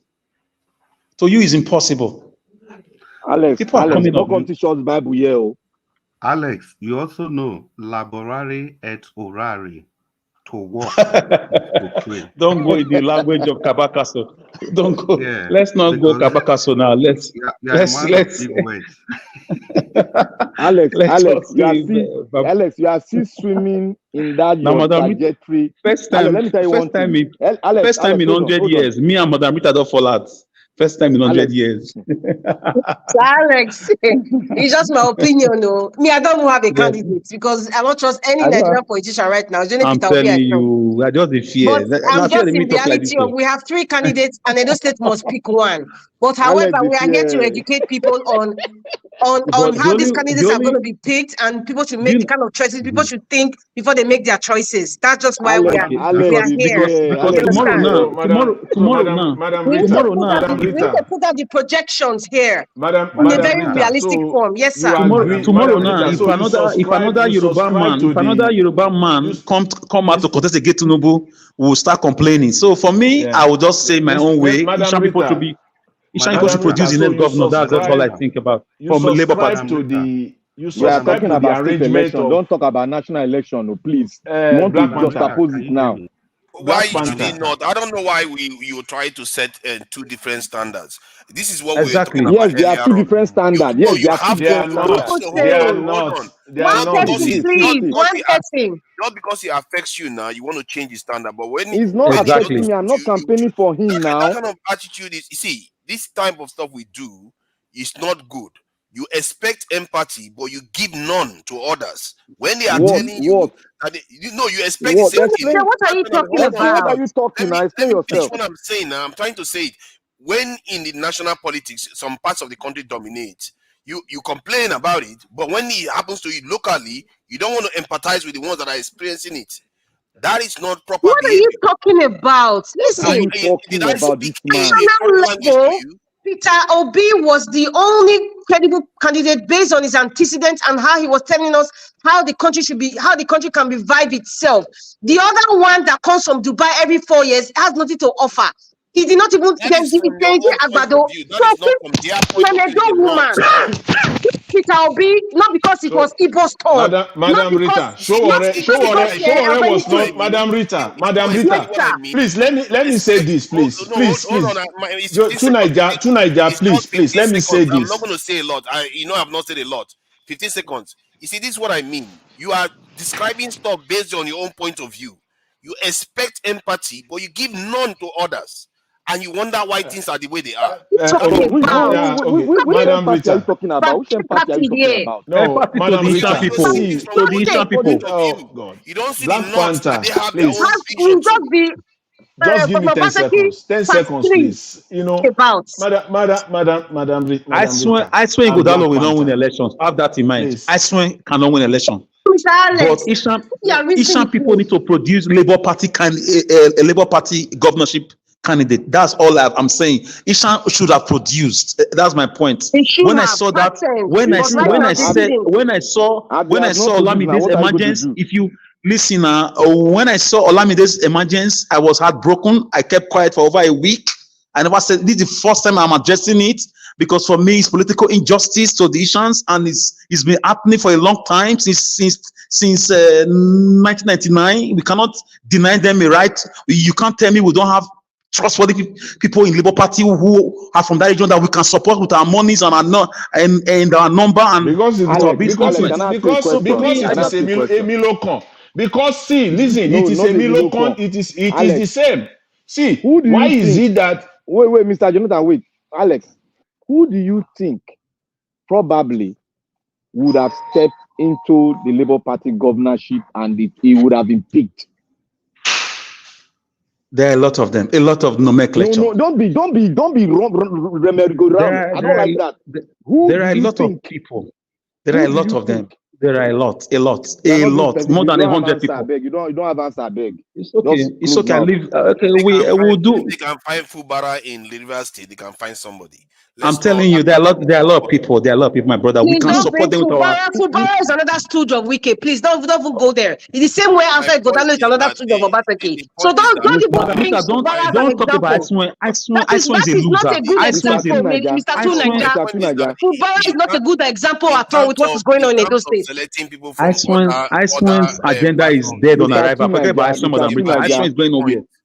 Mr. Tunaja, I just asked a question now to him, so that it will not seem as if we are doing a political calculation of, say, we don't want this tribe. All of us know what is happening, but we argue from one trajectory, which you yourself understand. Can I answer you now? I've asked him a question. Say, who do you think would have? Can I answer you? Replace him instead of answer me? Can I answer you? Go ahead. Let me answer you. Obaseki can't believe in Benima. Another Benima is coming in Olumide 1. Then 2. We had the likes of Azena Azeme, who expressed interest and left on grievances of corruption. A lot of them are there. They are there, but I cannot just be carrying people's names on my head. Mr. Alex, why can't you guys tell this Azen and witches and wizards to come out and explain to the world the corruption that he's talking about? Can't be talking about Azen. God bless you, sir. God bless you, sir. Thank knows. you, Mr. Alex. Thank you. For me, okay. I'm hearing that name now. We've not heard of that name before. You can say that was a man that helped fight against herdsmen when Bini Auchi Road was taken over. Anyways, this is my first time hearing that name. Mr. Elvis, I cannot speak against Tinubu. Sorry, I cannot speak against Atiku and Buhari coming from the same tribe. Then I will not speak against Olumide and Obaseki. No. Are you also aware? That you are contradicting yourself right now, because you are part of the people that complain that Tinubu was a Milocon on this platform? You know, yes. But it comes to local now. You are practicing the same thing. No. How do you mean? How? Why do you have to believe in region? The turn of the north. Yes. No. Okay. If the Ishans start protesting and start making trouble, how will it feel? If you have, we have sellable candidates there. Which of them came out? Oh God, you people wait now. Mr. Alex, you complained that Tinubu said it is Muslim turn or Muslim whatever, Emilocom, right? On this platform. Of course, I've never denied that. But I've never denied that. I'm still complaining. So what is the difference between that and Edo State now? A Yoruba man has ruled. Okay. Before. I also complained that Atiku should not come when Buhari was leaving, right? No, you are diverting, please. Why are you dodging from that side, Mr. Najawa? No, I'm surprised how many people don't feel empathy for Alex. Please. I'm quite surprised. Please leave this conversation for me for now, please. I don't like too much voice in. Mr. Alex, when you are diverting, you know I don't like that. When we are talking about point A, let's focus on that A. Don't bring B inside now. You complained, and I complained. We complained that Tinubu said it is Muslim turn and a Milocon, right? And we kicked heavily against it. And that is what they are practicing in the local ground now. And you are supporting it. And can I respond now? And we said it was the turn of the South. Peter Obi and Tinubu was from the south. Nigeria is north and south. For me, it's the turn of the Ishans to produce the governor. Oshomole did his own. Benima has done his own, which will allow the Ishans produce from a Labour Party. This is what let all of them go to the field and see whoever that wins win. Okay. I don't believe in. But we should not forget about the peculiarity of the country. I don't believe on those turns. You cannot say you cannot say Tinubu did it is wrong. Now he wants to happen in those. He say it's not wrong. Please, you are not getting me, Mr. Najawas. You are not getting me at all. Mr. Elvis, you are mixing. You are mixing it up. You are mixing it. Elvis, you are mixing it up. That's not the argument there. Okay. It's not. That's not the argument there. The argument is that see, Edo Central. It is fair that the candidate should come from Edo Central. The argument that the likes of Black Panther, Madam Rita, but the rest of them are saying is that candidate did not show up in Edo Central, but what they can walk the Edo Central thing now, or that we have a viable candidate from and that does not make it right. We have delegates from that central that voted Olumide Akpata in their primaries. Okay, if you say so, I rest my case. Okay, it's okay. Mr. Alex, you know, to be honest, what we should be talking about right now, the best person that can give us a better Edo State. If it comes from the Eastern, then God may God help us. Anywhere it comes from, we already have two candidates now from Eastern, isn't it? You know, the PDP is from Eastern, the APC is from Eastern, Olumide is from Benin. Even though the people don't vote for him, but we should just let this be. Mr. Elvis. Okay, Mr. Elvis. Let's wait till the campaign, and then we hear Igodalo, and then we hear Akpata. So people will know where to go. Let me ask you this question. Igodalo that you guys are talking about. Igodalo is Igodalo is going nowhere, sir. I beg. Hold on. Is it a cheap something of Stalin? That one is Mr. Alex. What are the things that sorry. Alex, don't start your campaign. No, hold on, guys. That's how you people will talk with mouth. You can't do anything. Then Igodaro will emerge as your governor. Exactly. You can't just say Igodaro is going nowhere. Tell me which power do you have to stop him? What do you mean Igodaro is going anywhere? Okay, can I explain? When he had the support of the incumbent governor? Can I explain to you why I said as my own right to say it's not good? It's my mouth. I can say anything as a citizen, as a stakeholder. What are you going to do to stop him? I will not vote for him. I will not vote for him. And I have parameters that I have indices. I have certain, paraphernalia or apparatus. Naija, can you hear me? Can you hear me? Alex, don't worry. Let me say something. Yes. Wait. Let me tell you why Aswin Godalo may not emerge. I will tell you number one. The true owners of the lands are against the person bringing him out. They are waiting for Obaseki to just go. Everybody's waiting. They are tired. So what has Obaseki done to bring somebody? This is not national level. Edo is always different. Edo won Edo State for Peter Obi. That is your reason. That's fine. It's very It's going nowhere without no reason. That's what I'm talking about. It's not going. No, it's not going anywhere. The people that owns the land say they don't want Obaseki and his gang anymore. It's over. Mr. Naija, what Mr. Alex is saying is true. But if you go to Edo State right now, the atmosphere will tell you that it's just. You will not go anywhere of a truth. The local government election done in Edo State. What happened with the local government election? What happened with it? Mona let Madam Rita talk. Now just come from Edo State. They can talk. He go just suppose Yeah,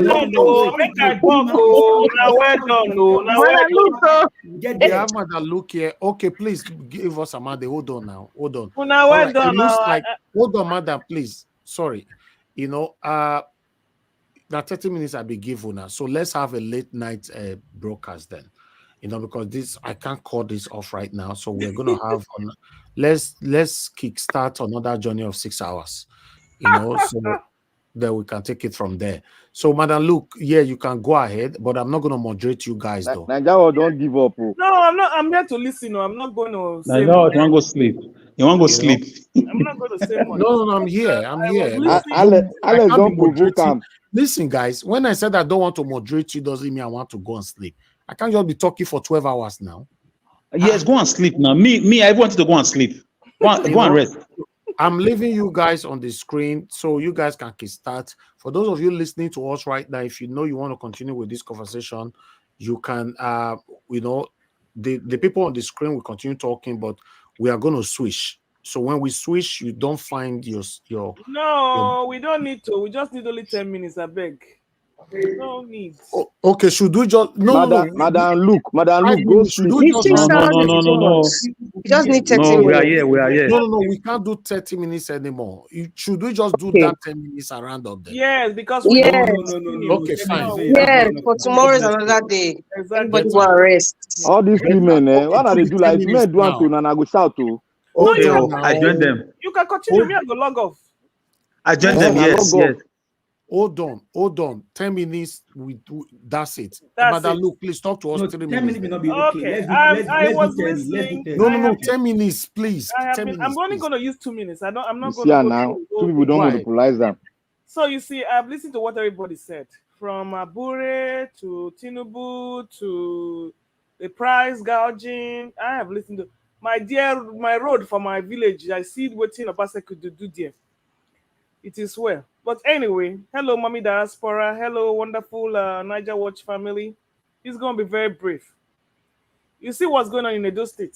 I was one of the people that I said statistically, Edo State governorship has always gone to Edo North. I mean, one particular tribe or ethnic group, which is mainly the Beninese. And I'm like, it was going to be difficult to get any other person to go there because Edo North has gone, Edo South, Central, Edo South. So when this alumni came in, I had looked at all the portfolio, I've looked at everybody, and I'm like, you know what? We cannot keep doing this. We cannot keep doing this. But it's people's choice to vote who they want to vote. The problem is that we can always have our different candidates, but you will still have to contend with INEC. That's what this whole problem is. People are saying they don't know go agree. Obasaki has the rigging of apparatus to put Aswe Igodalo in that place. And when he does, which is what he wants to do, ain't nothing anybody gonna do about it. Just like Wike did exactly for Fubara in Rivers State. Exactly. Now so your rake. Now so rake that Obasaki he become your governor. Exactly. So both APC and PDP have no right to even be on that ballot because of the harm they've done to Edo State. Having said that, I will come to Abure. We've been dealing with this Abure thing, and I don't know if anybody was awake yesterday. Maybe your Gapansa can bear me witness. And because sleep no catch me now, so I went to start browsing around. So I went to an unknown territory. I just went to listen to what they were saying. And guess who was the guest there? Arabambi.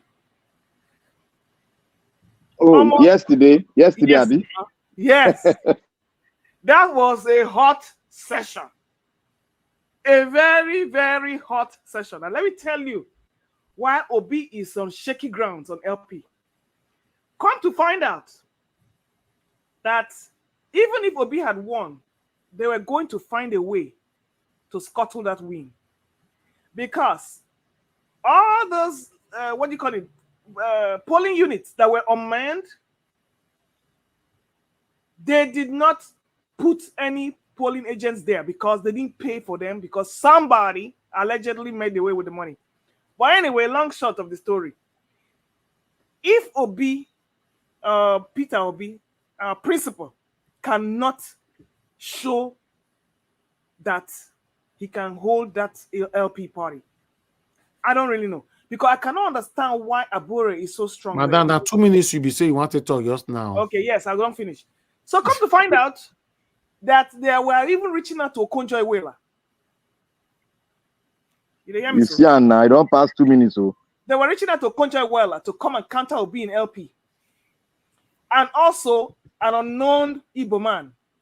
So please, yes, there is serious working against Obi in that party, but it is two ways.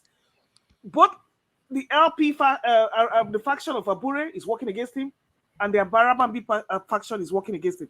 So the only thing on the final note was that he has to reach out to one of those factions and eliminate the other. Because only then can he have a united force in LP, because 2027 is going to be tough. Because he's not going to be the only person on that ballot. And all of them said if another Igbo person comes, they will vote for that Igbo person, but not Obi. Thank you, my people. All right. Now, let me ask again. Those of you that want us to have extension or round up now, please, can you let me know? Because I need to be sure. We need to Let's round up now. That's my opinion. Okay. Mr. Alex, please, what's your opinion? Quickly. Mr. Alex is not yeah. Anything you guys say, I'm free. I'm totally free. I'm good. Okay. All right. Let's assume that round up now. To Niger. It's not my it's not. I don't have a dog in the fight, but I think if they wanted to go for 30 minutes, 1 hour, that should be fine. I just feel like I have to talk or side with this Okay, thing, Alex, on all right, this. that's all. Hold on. I need to take a decision now. I'll come back to you. Okay, Madam Luke want us to round up now. Mr. Alex want us to round up now. 30 minutes. No, 30 minutes, 1 hour. 30 I minutes. can't give 30 minutes. No, Mr. F. Man. Oga, give us 1 hour. Give us 1 hour. All this one they stand for offense. I don't have this type of offense. Give us 1 hour. The only thing that you could do, Mr. Niger, you can leave the floor because it looks like the men really want to dig this out. So Okay, anybody all that right. finished Okay. after 1 hour, just drop off. That's all you can do. Niger one, Mr. Davis. Yes, sir. Let's move on, my God. Like this morning now, this Texas, so now we wake up. Okay, all right, then let's move on. Okay, let's move on. Boss don't full self. The driver won't come out. Oh, yeah, go. No, voila. All right, my people, make una continue. I don't do my part. Make una manage yourself. I bet Thank before you go, maybe you appoint somebody will go coordinate. I beg. I don't know. Go coordinate. Who want volunteer to coordinate? I will coordinate. May I go bring my bell? Because I will. Okay, thank you, Madam Luke. Okay, better. Thank you very much, Madam Luke. Thank you very much for that. Yes, but Madam Rita, never go. I beg. I still want to hear from you on this matter before you go. All right. Manage yourself. Thank you. God bless you all. Okay. Since I have been nominated as the class prefect. You give each of us 3 minutes first. Yes, but what are you going to talk about? What is everything? Akbata, Abure, everything. Obi living or not living, especially this Asian people being left behind and stuff like that. So we should say our own. What are the challenges of Akbata and so like all right, that. Okay, who gonna speak first? Yes, I'll go first. 3 minutes. Thank you. Thank you, madam. We go by this thing now, the arrangement now. I'm first. Okay, Tunaja is first. Okay. Honestly, Okay, Tunaja, do that. I'll wait. Yes, I'll wait. All right, your time starts now. Thank you. Thank you. I don't necessarily understand